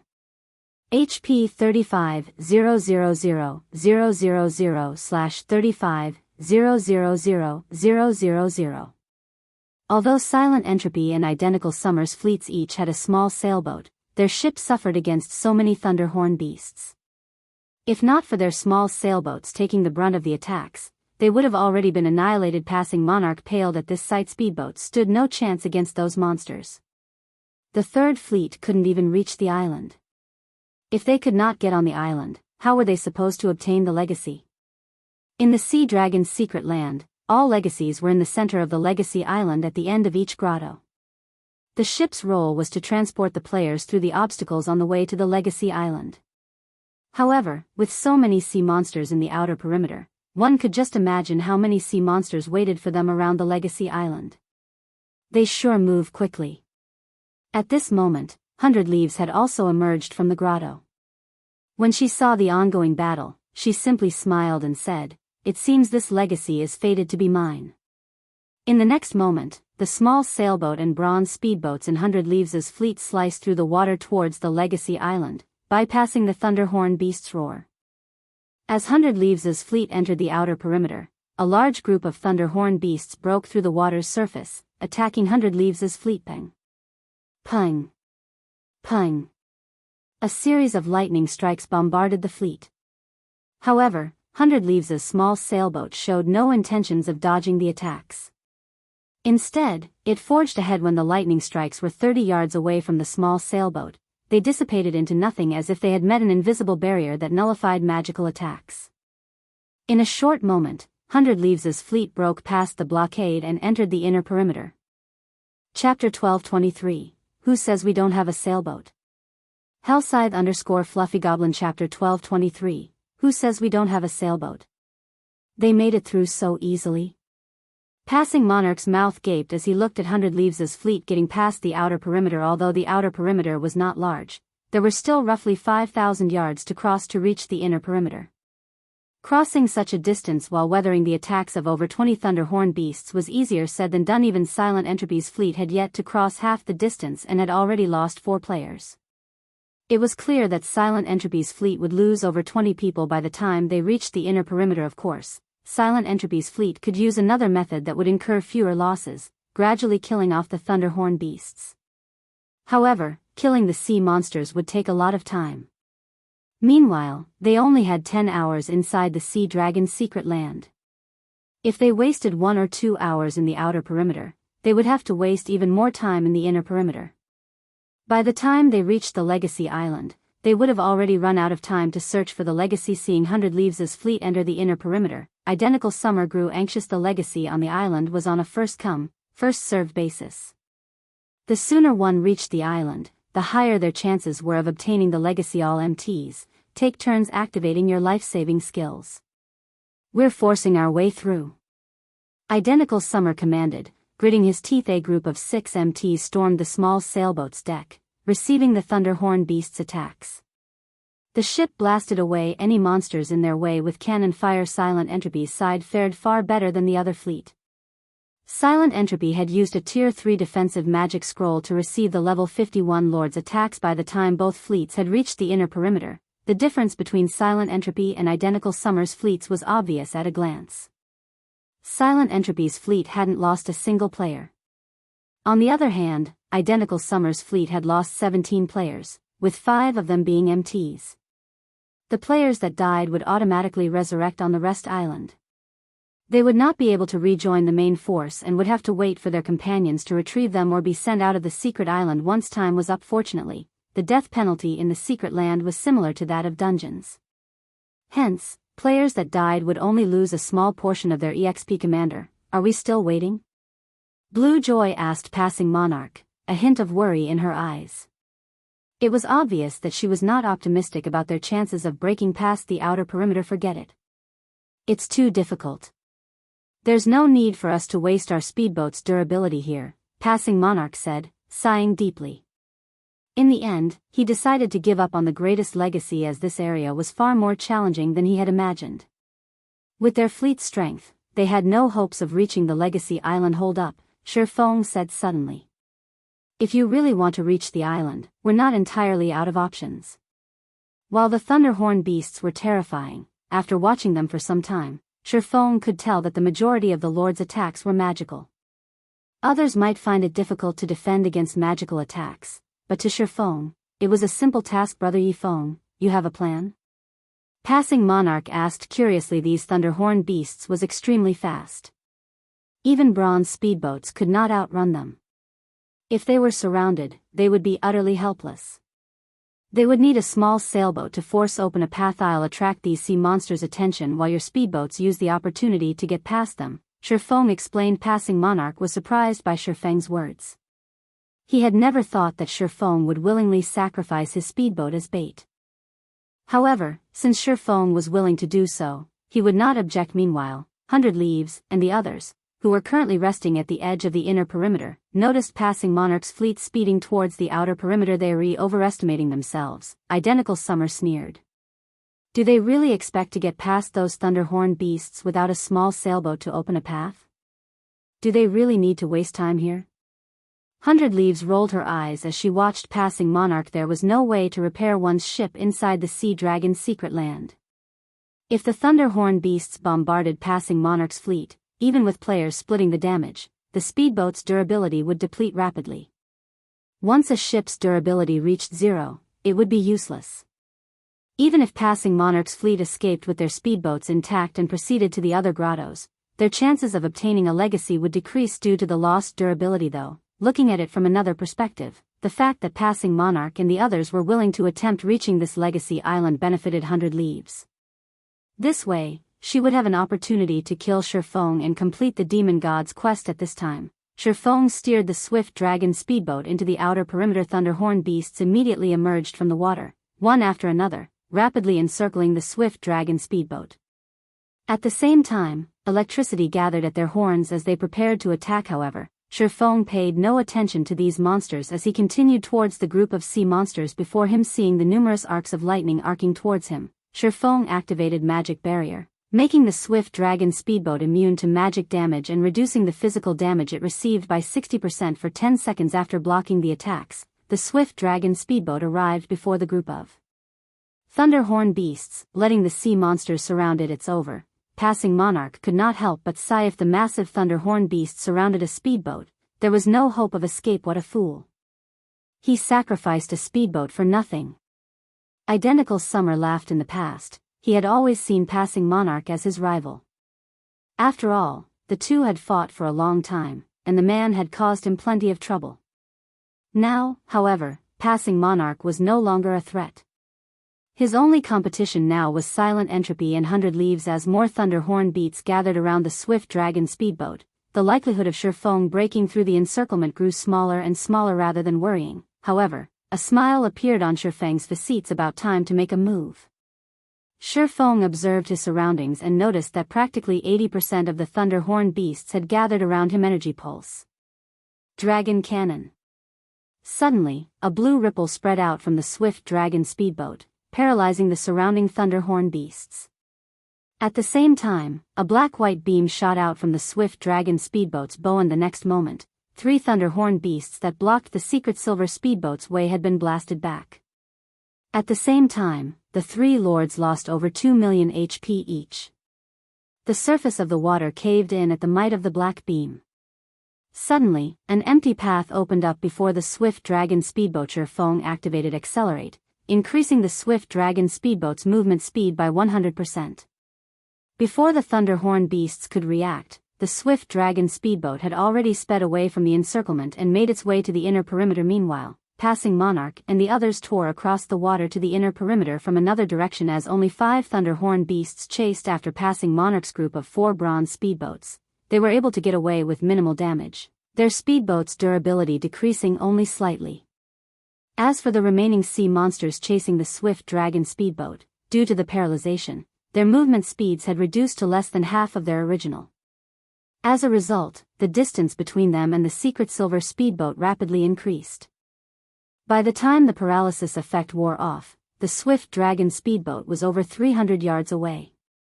By then, all the Thunderhorn beasts could do was watch as the swift dragon speedboat entered the inner perimeter. What rank is that speedboat? 100 Leaves blinked in astonishment as her gaze followed the unharmed swift dragon speedboat. So, this is the expert passing monarch recruited? Not bad. The swift dragon speedboat's performance had also surprised Identical Summer. The speedboat's main cannon was strong enough to throw 3 Thunderhorn beasts. Even his small sailboat wasn't capable of such a feat. However, they won't get much further. They'll never reach the island. Identical Summer's words earned the agreement of those around him. The difference between the inner and outer perimeter's difficulty was like the difference between heaven and earth. Although one had to face fewer sea monsters in the inner perimeter, these monsters were obviously stronger. Moreover, the condition to cross the inner perimeter was different. After entering the inner perimeter, they noticed a magic barrier around the Legacy Island. It was obvious that they were required to kill the guardian sea monsters before they could dock. However, the sea monsters guarding the inner perimeter included 1 level 55 king-class sea monster and 2 great lords. Without a small sailboat, it was simply impossible to defeat such a powerful force. What a pity, Brother Monarch. Even if you make it here, it's all for nothing. Without a small sailboat, you are doomed to remain in the inner perimeter, Identical Summer laughed. However, rest assured, you'll at least rank 7th. Only, you will no longer be able to use the large shipyard.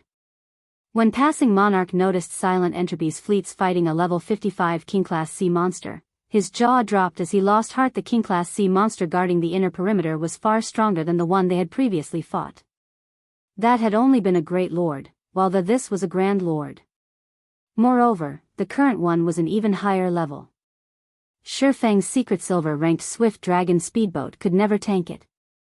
Furthermore, the king-class sea monster was accompanied by 2 great lord-ranked sea monsters. Who says we don't have a small sailboat? Shifeng suddenly asked. Chapter 1224, Combat Power Assessment.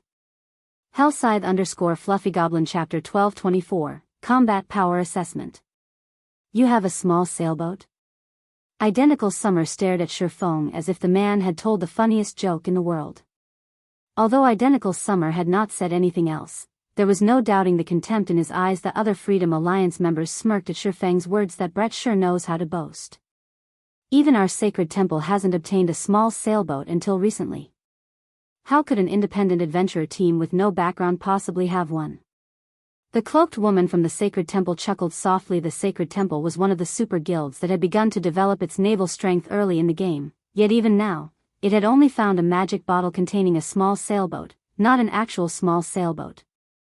They had obtained this magic bottle from an ancient ruin in the sea's end. For this magic bottle, the sacred temple had sacrificed dozens of experts and thousands of elites. As for Silent Entropy and Identical Summer, while both had only acquired a small sailboat due to luck, they also had the support of powerful backers. The power supporting Silent Entropy, in particular, was intense enough that even the sacred temple avoided casually provoking it. Passing Monarch was merely an independent player with great individual strength. The naval adventurer team he had formed lacked the support of any major power. It was a miracle that he had led his team to become the Freedom Alliance's 3rd fleet. Obtaining a small sailboat was impossible for Passing Monarch. Brother Yifeng, do you really have a small sailboat? Passing Monarch stared at the swordsman in shock. He had already investigated Zero Wing and learned that the guild didn't possess any particular naval power. The guild hadn't even begun to develop its naval forces.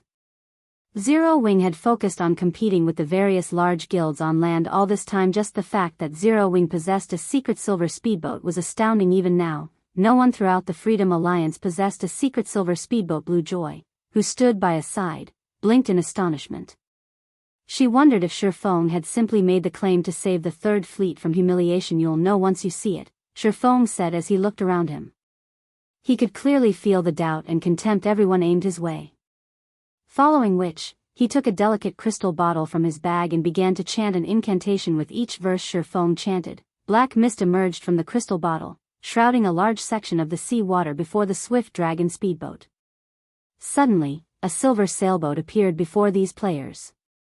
This silver sailboat was no smaller than the sailboat 100 Leaves had summoned with the magic bottle. Moreover, magic runes decorated every inch of the silver sailboat.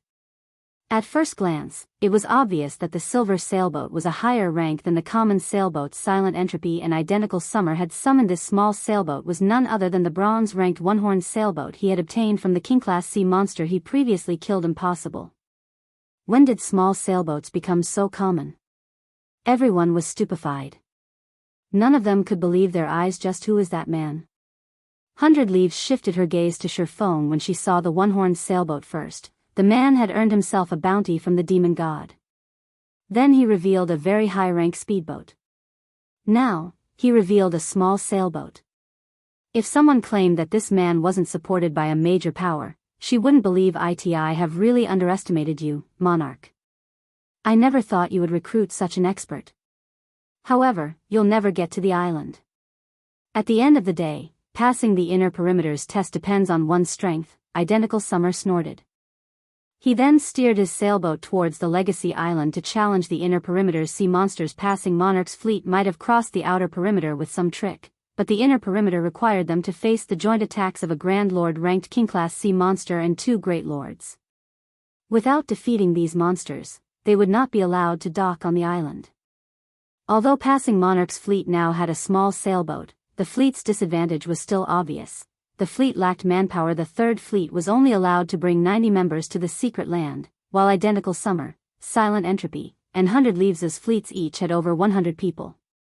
Not only could they employ their small sailboats, which could accommodate 100 passengers, to their fullest potential, but they also had extra men to control multiple bronze speedboats. On the other hand, passing Monarch's fleet did not even have enough players to exert its small sailboat to its full potential. How could passing Monarch's fleet possibly defeat a king-class sea monster? At the same time, the members of Third Fleet gazed at Shifeng with admiration. Brother Yifeng, thank you, truly. However, I still intend to give up on this grotto. Passing Monarch was extremely grateful to Shifeng. In reality, Shifeng could have easily decided not to help him. After all, both had already agreed that they would determine each other's harvest based on time.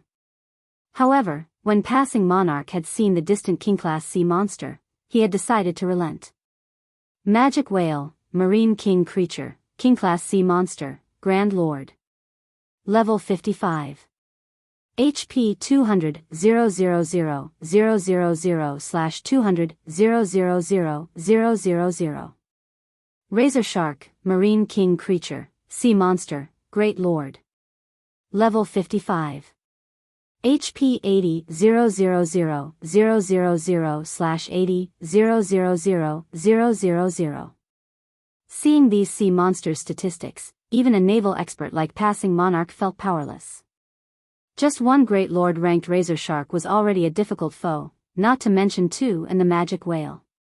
Without dozens of speedboats attacking at the same time, it was practically impossible to defeat all 3 sea monsters. Meanwhile, the fleet's Silent Entropy, Identical Summer, and 100 Leaves commanded had some hope of victory as they each had around 7 or 8 bronze speedboats to assist them. For example, Silent Entropy's small sailboat was currently tanking the Magic Whale while 2 other bronze speedboats dealt with the Razor Sharks. As for the remaining speedboats, they focused their fire on the Razor Sharks.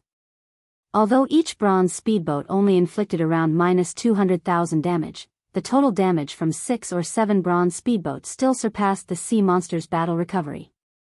It was only a matter of time before the speedboats dealt with the 2 Razor Sharks.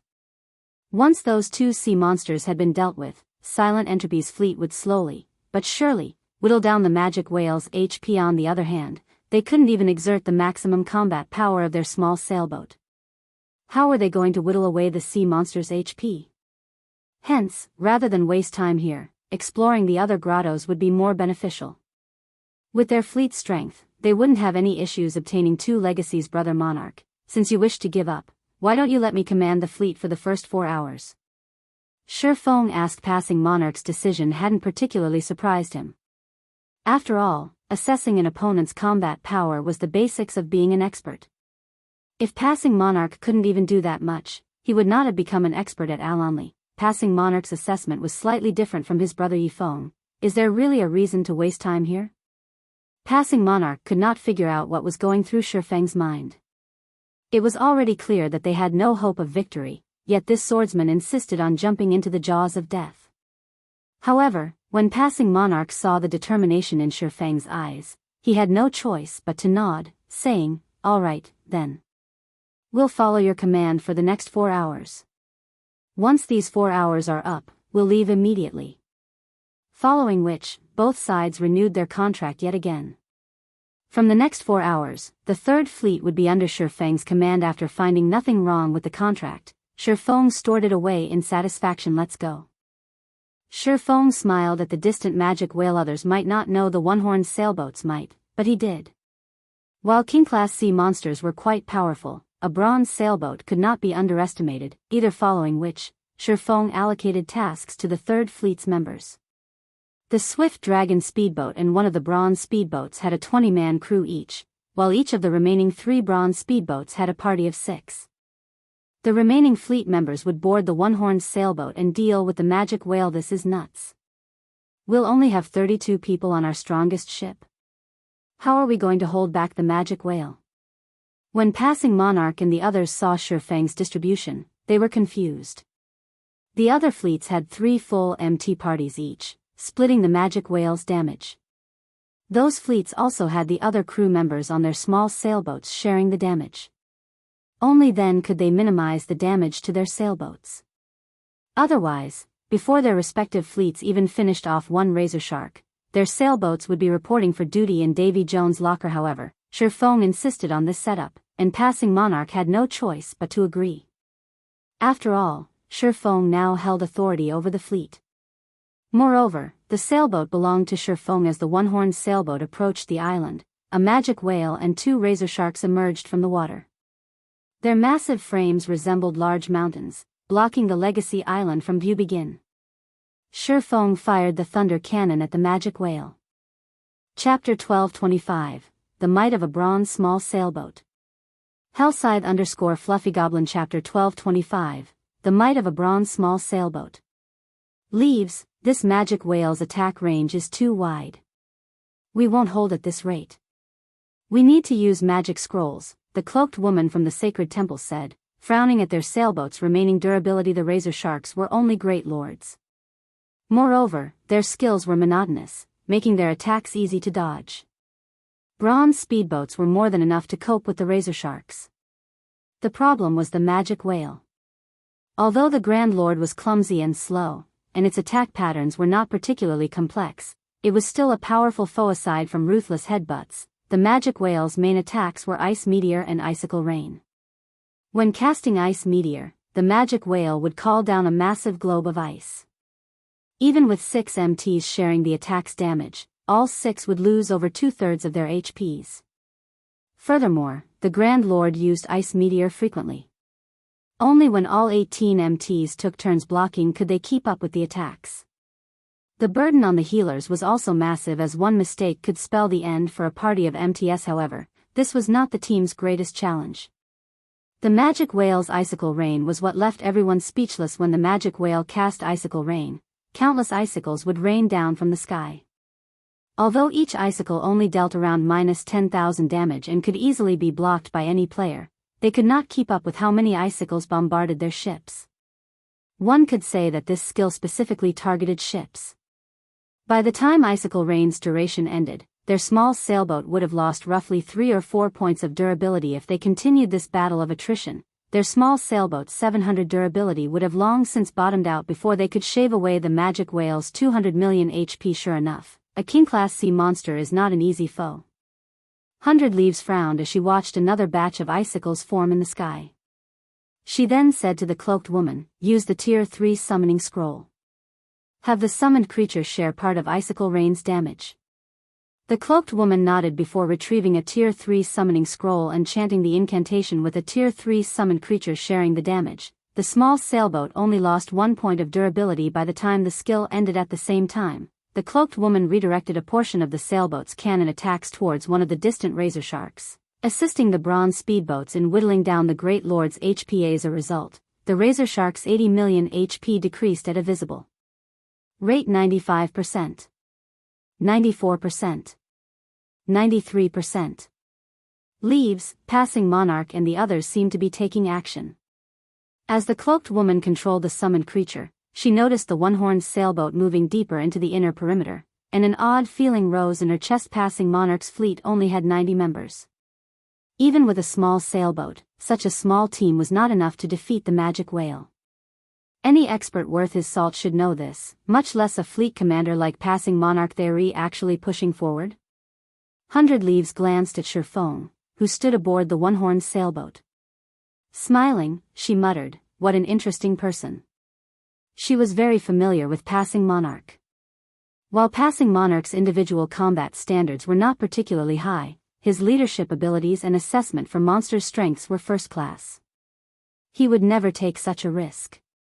The only possibility was that Shifeng had persuaded him to do so. Silent Entropy and Identical Summer had also noticed the one-horned sailboat's approach. They're not giving up?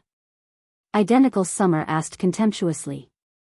"I want to see just how long they can last." Currently, his fleet barely held its ground against the 3 guardian monsters. He still didn't know if his team could kill the magic whale. In the case of Passing Monarch's fleet, however, just killing the 2 razor sharks would be a huge challenge. As such thoughts ran through the various commanders' minds, a golden beam exploded from the one-horned sailboat's bow, slamming into the magic whale's thick hide boom. As it struck, the golden beam carved out a small wound from the magic whale's side, blue blood spilling into the water. How can it possess such power? 100 Leaves was shocked. No matter how many times her small sailboat attacked the magic whale, they had only taken a fraction of the Grand Lord's HP. The sailboat's attacks could not cause any substantial injuries to the Grand Lord. How can this sailboat possess such a high-rank cannon? Could it have been modified?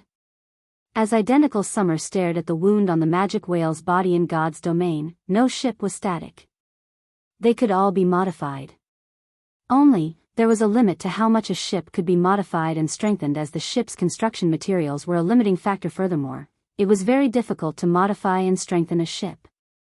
The task required lifestyle players of considerably high rank. To modify a ship, one also had to risk reducing the ship's quality or destroying it altogether. Hence, even now, nobody actually dared to modify their precious ship's airrule. Enraged, the magic whale beat its tail fin violently and propelled itself towards the one-horned sailboat. The 2 razor sharks followed after the magic whale. A bronze small sailboat's cannon fire is really quite impressive. Shifeng was very satisfied with this outcome. Seeing the magic whale and razor sharks swimming closer, he activated Thunder Blast, the one-horned sailboat's strongest move. This attack was many times stronger than the Swift Dragon speedboat's dragon cannon. Immediately, several snakes of golden lightning surged forward, dealing devastating damage to the area 500 by 30 yards ahead of the one-horned sailboat. As the golden lightning snakes slithered towards the magic whale and razor sharks, the 3 sea monsters revealed a hint of fear, trying to avoid the incoming attack. Unfortunately, Thunder Blast was not cannon fire. Rather, it was a magical attack channeled from a magic array. It was many times faster than cannon fire. The arcs of golden lightning had crossed several hundred yards in the blink of an eye. Boom. Boom. Boom. When the golden lightning streaked past the magic whale and razor sharks, all 3 sea monsters screamed in agonizing unity. The magic whale and razor sharks were all in a miserable state. The magic whale was covered with wounds with fresh, blue blood coloring the water. A damage of over -900,000 had appeared above its head. As for the razor sharks, many areas of their bodies had scorched black. The 2 great lords had clearly suffered serious injuries, significantly affecting their combat powers. Each had lost over 2 million HP in the attack. Thunder Blasts might stupefied everyone present. This is impossible. The watching players instinctively refused to accept this reality. They had lived in Sea's End throughout their career in God's domain. They had lost count of how many times they had fought sea monsters. Hence, their naval understanding ranked at the peak of God's domain. However, the one-horned sailboat's attacks were unbelievable. Brother Yifeng, just, what rank is your sailboat? Passing Monarch gulped audibly as he looked at the heavily injured razor sharks. Only now did he understand why Shifeng was so confident. With such firepower, it was no wonder why Shifeng wasn't worried about killing the magic whale. What do you think? Shifeng smiled mysteriously, not offering a concrete answer. Players still assumed that small sailboats were similar to speedboats, which had only a small gap in power between each rank. They had not yet realized how vast the divide was between a common ranked small sailboat and a bronze rank. In terms of firepower, a bronze small sailboat could rival a fine gold speedboat. This was the reason that Passing Monarch's assessment of each side's combat power was incorrect. Brother Monarch, you guys deal with the razor sharks. Make sure you lure them away from each other. Leave the magic whale to me, Shifeng instructed after noticing the magic whale and razor sharks approach. You're going to deal with that thing with only one ship? This. Won't we be cutting it a little too close? Chapter 12:26, Hidden Effect of the Bronze Small Sailboat. Shifeng's commands confused Passing Monarch and the others. The one-horned sailboat might possess frightening killing power, but when all was said and done, the magic whale was still a king-class sea monster. It was still a terrifying foe. Although Silent Entropy and the other fleets relied on their small sailboats to tank the magic whale, they constantly had 2 or 3 bronze sailboats assisting from the side. The speedboats occasionally shared some of the magic whale's damage, giving the small sailboats a break. Furthermore, the one-horned sailboat only had a 32-man crew on board. In terms of endurance, it was far weaker than Silent Entropy and the other small sailboats without a doubt. Sending the one-horned sailboat to deal with the magic whale alone was mad. If it were up to Passing Monarch and the others, they would have refused the idea. After all, it was nothing more than gambling with a small sailboat. A small sailboat's value went without saying. One wouldn't even necessarily trade such a ship for a fragmented legendary item. However, it was too late for Passing Monarch and the others to argue, as Shifeng had steered the one-horned sailboat directly towards the massive magic whale. Meanwhile, the 2 razor sharks had swum around to launch a pincer attack against the one-horned sailboat from the sides. Commander, are we really not going to help him? Blue Joy asked Passing Monarch worriedly. He is the commander now. We'll only stop him if it truly seems impossible. Passing Monarch could not help but sigh. He did not know what was going through Shifeng's mind. Normally, anyone who obtained a small sailboat would treat it like a priceless treasure, avoiding anything reckless that might destroy it. Shifeng, however, pitted his small sailboat in a dogfight against a Grand Lord ranked king-class sea monster. Looking at this situation, Passing Monarch could not help but feel sorry for the one-horned sailboat, following which, under Passing Monarch's command, all speedboats took action with the 4 basic mana pulse bombs Shifeng had provided them. They fired 2 bombs at each of the razor sharks, each bomb dealing over -1 million damage. Instantly, the razor sharks' aggro split between the one-horned sailboat, the Swift Dragon speedboat, and 1 bronze speedboat. As the razor sharks were about to reach the one-horned sailboat, the MTs on board the Swift Dragon speedboat and bronze speedboat used Crowd Mock, securing the Great Lord's aggro. Immediately, the 2 speedboats split up and moved away from the magic whale, the razor sharks following closely after them. The timing of Passing Monarch's commands was extremely accurate. Meanwhile, the magic whale bellowed when it noticed the one-horned sailboat approaching. 3 ice meteors then appeared in the air. Ha ha ha. Now you've done it. I want to see how you intend to clean up this mess. Identical Summer smirked when he saw the 3 ice meteors. When his and the other fleet's magic whales used Ice Meteor, they only summoned 2 attacks. Thunder Blast has surprised him. He was even somewhat jealous. However, it was obvious that this frightening firepower had angered the magic whale. Even his fleet would suffer against 3 ice meteors at the once, not to mention the one-horned sailboat, which faced the magic whale one-on-one. Leaves, look at the small sailboat in Passing Monarch's fleet, the cloaked woman from the sacred temple called out in surprise and pointed at the one-horned sailboat. There are less than 50 people on board. Less than 50? 100 Leaves, who commanded her own battle, turned to look at the one-horned sailboat. Upon hearing this, her brows rising in surprise. They actually did something like that? This was ludicrous. She had a 100-man crew aboard her sailboat to deal with the magic whale's attacks, yet her sailboat still lost a significant amount of durability. If the one-horned sailboat had less than 50 players on board, its durability would fall several times faster. The sailboat would likely sink to the bottom of the ocean before the 2 razor sharks were dealt with. Aero. The magic whale bellowed as it controlled the ice meteors, aiming for the one-horned sailboat's blind spots and making its attacks difficult to dodge.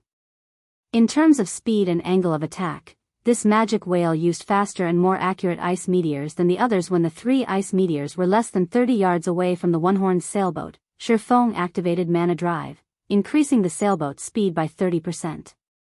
This allowed the sailboat to dart out of the magic whale's attack trajectory in the nick of time. After dodging the ice meteors, the one-horned sailboat's 4 thunder cannons rang out simultaneously. 4 golden beams struck the magic whale, tearing a pained cry from the Grand Lord's throat as a series of damages appeared above its head. 471, 847-482, 187-471, 974-472, 079. The 4 cannons instantly devoured nearly 2 million of the magic whale's HP. Sure enough, it won't be possible to kill it with the one-horned sailboat's firepower alone.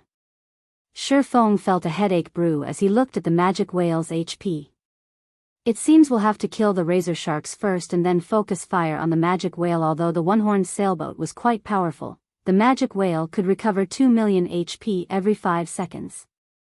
With the thunder cannon's long cooldown, it was impossible to kill the magic whale without help, following which, Shifeng readjusted the one-horned sailboat's course, circling the magic whale while waiting for the thunder cannon's cooldown to finish. When the enraged magic whale saw that its first wave of attacks had failed to land, it used its AoE attack, Icicle Rain. Even with the one-horned sailboat's increased speed, it couldn't avoid this attack. All members, prepare to block the icicles. Shifeng shouted. Although Shifeng had issued the command, he knew it was unrealistic to expect 32 people to block so many icicles. As the icicles began to descend, Shifeng took a Tier 3 summoning scroll from his bag. Immediately, a massive golden gorilla appeared, joining the defense. Dang. Dang. Dang.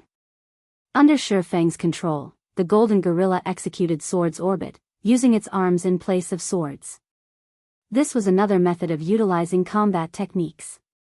Only, doing so required considerably fine control and a great understanding of a combat technique. Although Shifeng could not execute Sword's Orbit through the golden gorilla as freely as with his own body, with the summoned creature's massive frame and wide attack range, it easily protected over half the one-horned sailboat from the icicle attacks.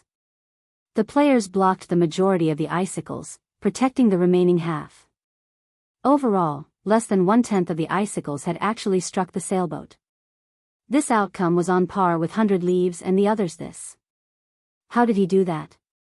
The players watching from afar were flabbergasted. Despite having similarly summoned Tier 3 summoned creatures, their summoned creatures could only block around 1/3 of the magic whale's icicle rain. Their summoned creatures even lost over 1,500,000 HP with each wave of attacks, yet the golden gorilla had blocked half of the icicle rain, losing less than 500,000 HP. This was simply inconceivable. It wasn't just the golden gorilla that had received less damage than expected. Even the players on the one-horned sailboat had only lost around 7,000 HP when struck, 3,000 less HP than their players. This allowed the one-horned sailboat's crew to endure many more attacks. However, what everyone did not know was that bronze small sailboats had a hidden effect. The runes lining the hull weren't just for decoration. They possessed a damage mitigation ability. The runes could reduce an attack's damage by 10% to 30% based on the attack's might. Although the icicle rain was a powerful skill, the individual icicles did not pack a lot of power. Hence, their damage was reduced by 30%. In addition, a bronze small sailboat's defense was superior to that of a common small sailboat. Despite receiving roughly the same amount of attacks, the one-horned sailboat had not lost a single point of durability after the last wave of attacks. This was also the reason that Shifeng dared to challenge the magic whale with a crew of fewer than 50 people. Time passed quickly. While keeping the magic whale distracted, the one-horned sailboat launched attacks at the distant razor sharks. In less than 15 minutes, both razor sharks were dead, fueling the team's EXP bars. In contrast, each of the other fleets had only dealt with one razor shark so far. The difference between them was obvious instantly. Now that only the magic whale remained, Shifeng's side had a much easier time. Although it took a long time just to reduce the magic whale's HP by 1%, they slowly, but surely, depleted the Grand Lord's HP. When the magic whale's HP fell to 10%, it spread its colossal jaws, and a frightening amount of mana began to concentrate in its mouth. All speedboats, hide behind the sailboat. Shifeng shouted hurriedly. All King-class sea monsters possessed powerful team-wipe moves. The magic whale was no exception. The King-class sea monsters inside secret lands might not be as powerful as those elsewhere, which possessed second lives, but it still shouldn't be underestimated. Hararo. An evil glint appeared in the magic whale's eyes. The magic whale snapped its mouth shut. Its body then began to release dark blue beams of light that directly devoured Shifeng and the others. As the light show ended, the sea around the one-horned sailboat and the magic whale had transformed into a frosty world. Everyone gasped at this sight. The magic whale was simply too fierce. This last move could rival the power of a Tier 4 large-scale destruction spell. As a result of the spell, the magic whale had lost 5% of its HP as the icy fog surrounding the one-horned sailboat dissipated. It received significant damage as the blue barrier protecting the ship crumbled and disappeared. This was none other than the one-horned sailboat's life-saving skill, Magic Shield. When activated, it would create a barrier capable of absorbing up to 1 million damage for 5 minutes. Although the barrier couldn't mitigate all of the damage, at the very least, it had prevented many of the crew's deaths. After sharing the damage, 19 people were still alive on the one-horned sailboat. As for the speedboats behind the one-horned sailboat, only the Swift Dragon speedboat and the Bronze speedboat with a full crew had half their original crew members. The other Bronze speedboats had lost their entire crews, leaving behind ghost ships. The magic whale has entered a weakened state. Throw everything you have at it. Shifeng had less than half of his HP remaining. Although he had prepared for this, the move had shocked him. Even after activating Magic Shield, everyone on board had still received so much damage. Although only the one-horned sailboat, Swift Dragon speedboat, and one Bronze speedboat remained, the magic whale's defense was crippled. Moreover, it had lost its ability to recover in battle. It was nothing more than a living target for Shifeng and his crew. Now 4%. 3%. 2%. 1%. Die. Shifeng activated Divine Blessing and used Thunder Blast. Countless arcs of golden lightning devoured the magic whale's remaining HP. In the end, the magic whale released an agonized cry as its body disintegrated into particles of light.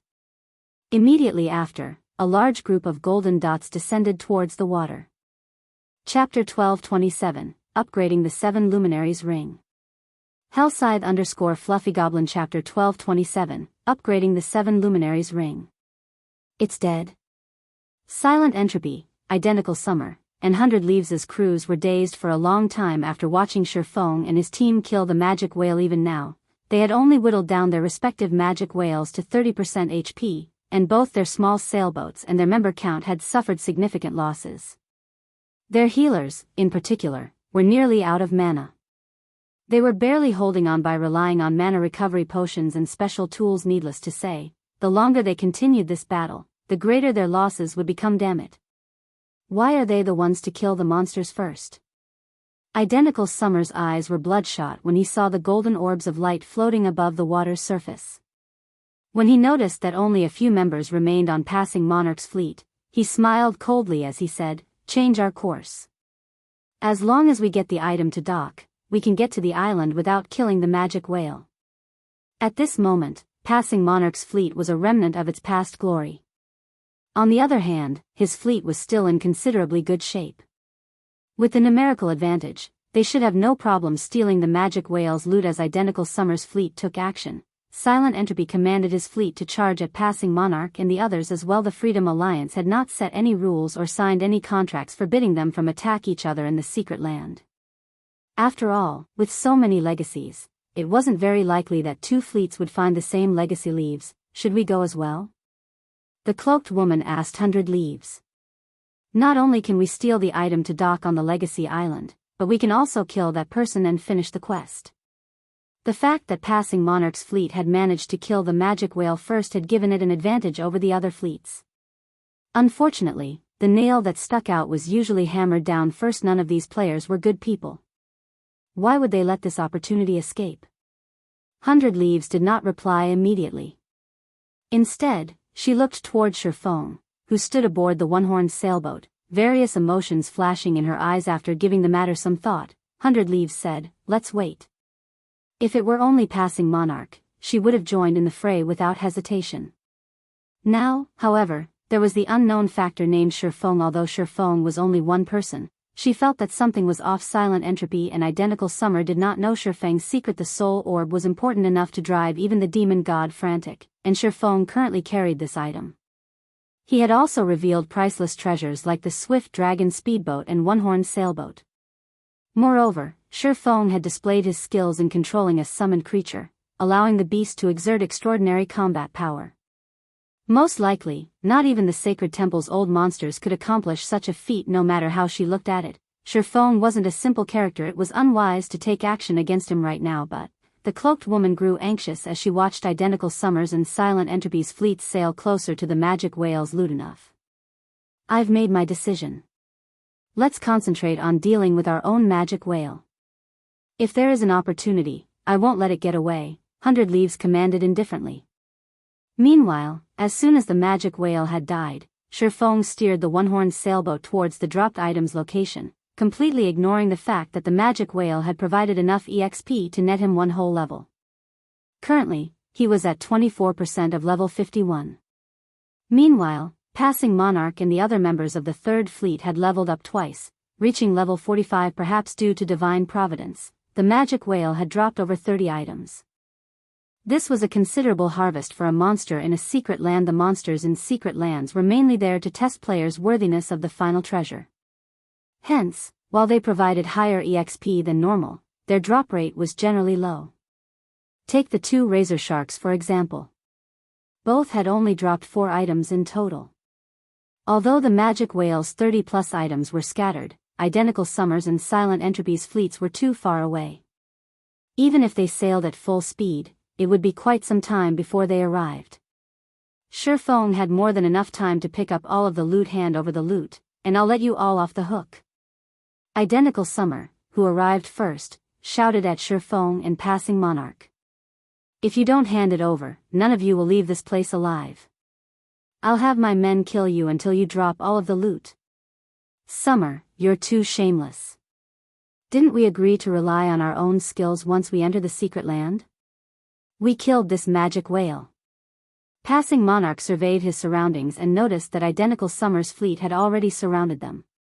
They would have to fight their way out now. After entering the Sea Dragon's secret land, players couldn't leave the secret land during the first 6 hours. So far, only 1 hour or so had passed. With the number of players in Identical Summer's fleet, he definitely had the power to kill them multiple times. Ha.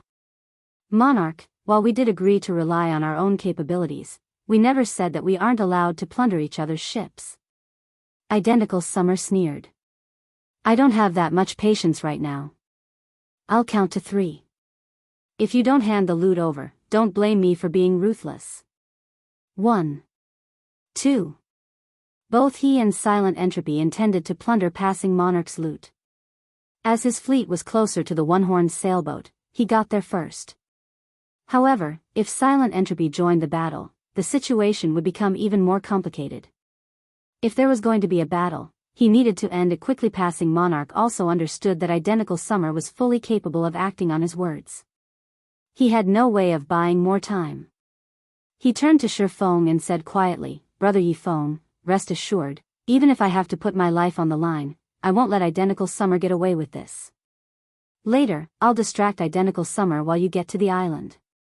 Once you've entered the island, he won't be able to touch you. Hearing this, Shifeng was moved. Even in such a dire situation, Passing Monarch placed friendship above all else. If it were anyone else, they would have long since advised him to hand over the loot. After all, according to their contract, the magic whale's loot belonged entirely to him, not Passing Monarch. It's fine. I'll fight with you. Worst case scenario, it'll just be one death, Shifeng said, laughing while Passing Monarch was also moved by Shifeng's response. He sternly insisted, don't be stupid. The island houses the strongest legacy in the Sea Dragon's secret land. If you clash with Identical Summer, you might even lose your small sailboat. Since you have no intentions of abandoning me and are treating me like a brother, Yifeng will treat you as a brother as well. I would never abandon a brother. Shifeng shook his head as he glanced at Passing Monarch. Besides, if it really comes down to a fight, we don't know who will win or lose. 3. Identical Summer's expression twisted as Shifeng and passing monarchs showed no signs of giving up. Annihilate them. Don't let a single person get away. As Identical Summer issued his command, numerous cannons rang, all of them bombarding the one-horned sailboat to Identical Summer's fleet. Speedboats were no threat. As long as the players on board the one-horned sailboat were annihilated, the battle would be over. Since you want to fight, come. Shifeng simply smiled as he watched cannonballs fill the sky. He then rapidly leveled up the 7 Luminaries ring. The 7 Luminaries ring was the best epic ring Shifeng had seen thus far. It provided immense help to any player that wore it. Shifeng hadn't leveled the ring for quite some time. Due to the 7 Luminaries ring, high demand for EXP, he hadn't bothered doing so until now. Now that he was level 51, he could start leveling the ring once again immediately. Shifeng upgraded the Aura of Fire, Aura of Wind, and Aura of Earth to Tier 1, which in turn upgraded Firestorm, Wind Rider, and Absolute Defense to Tier 1. In the blink of an eye, Shifeng fell to 2% of level 50.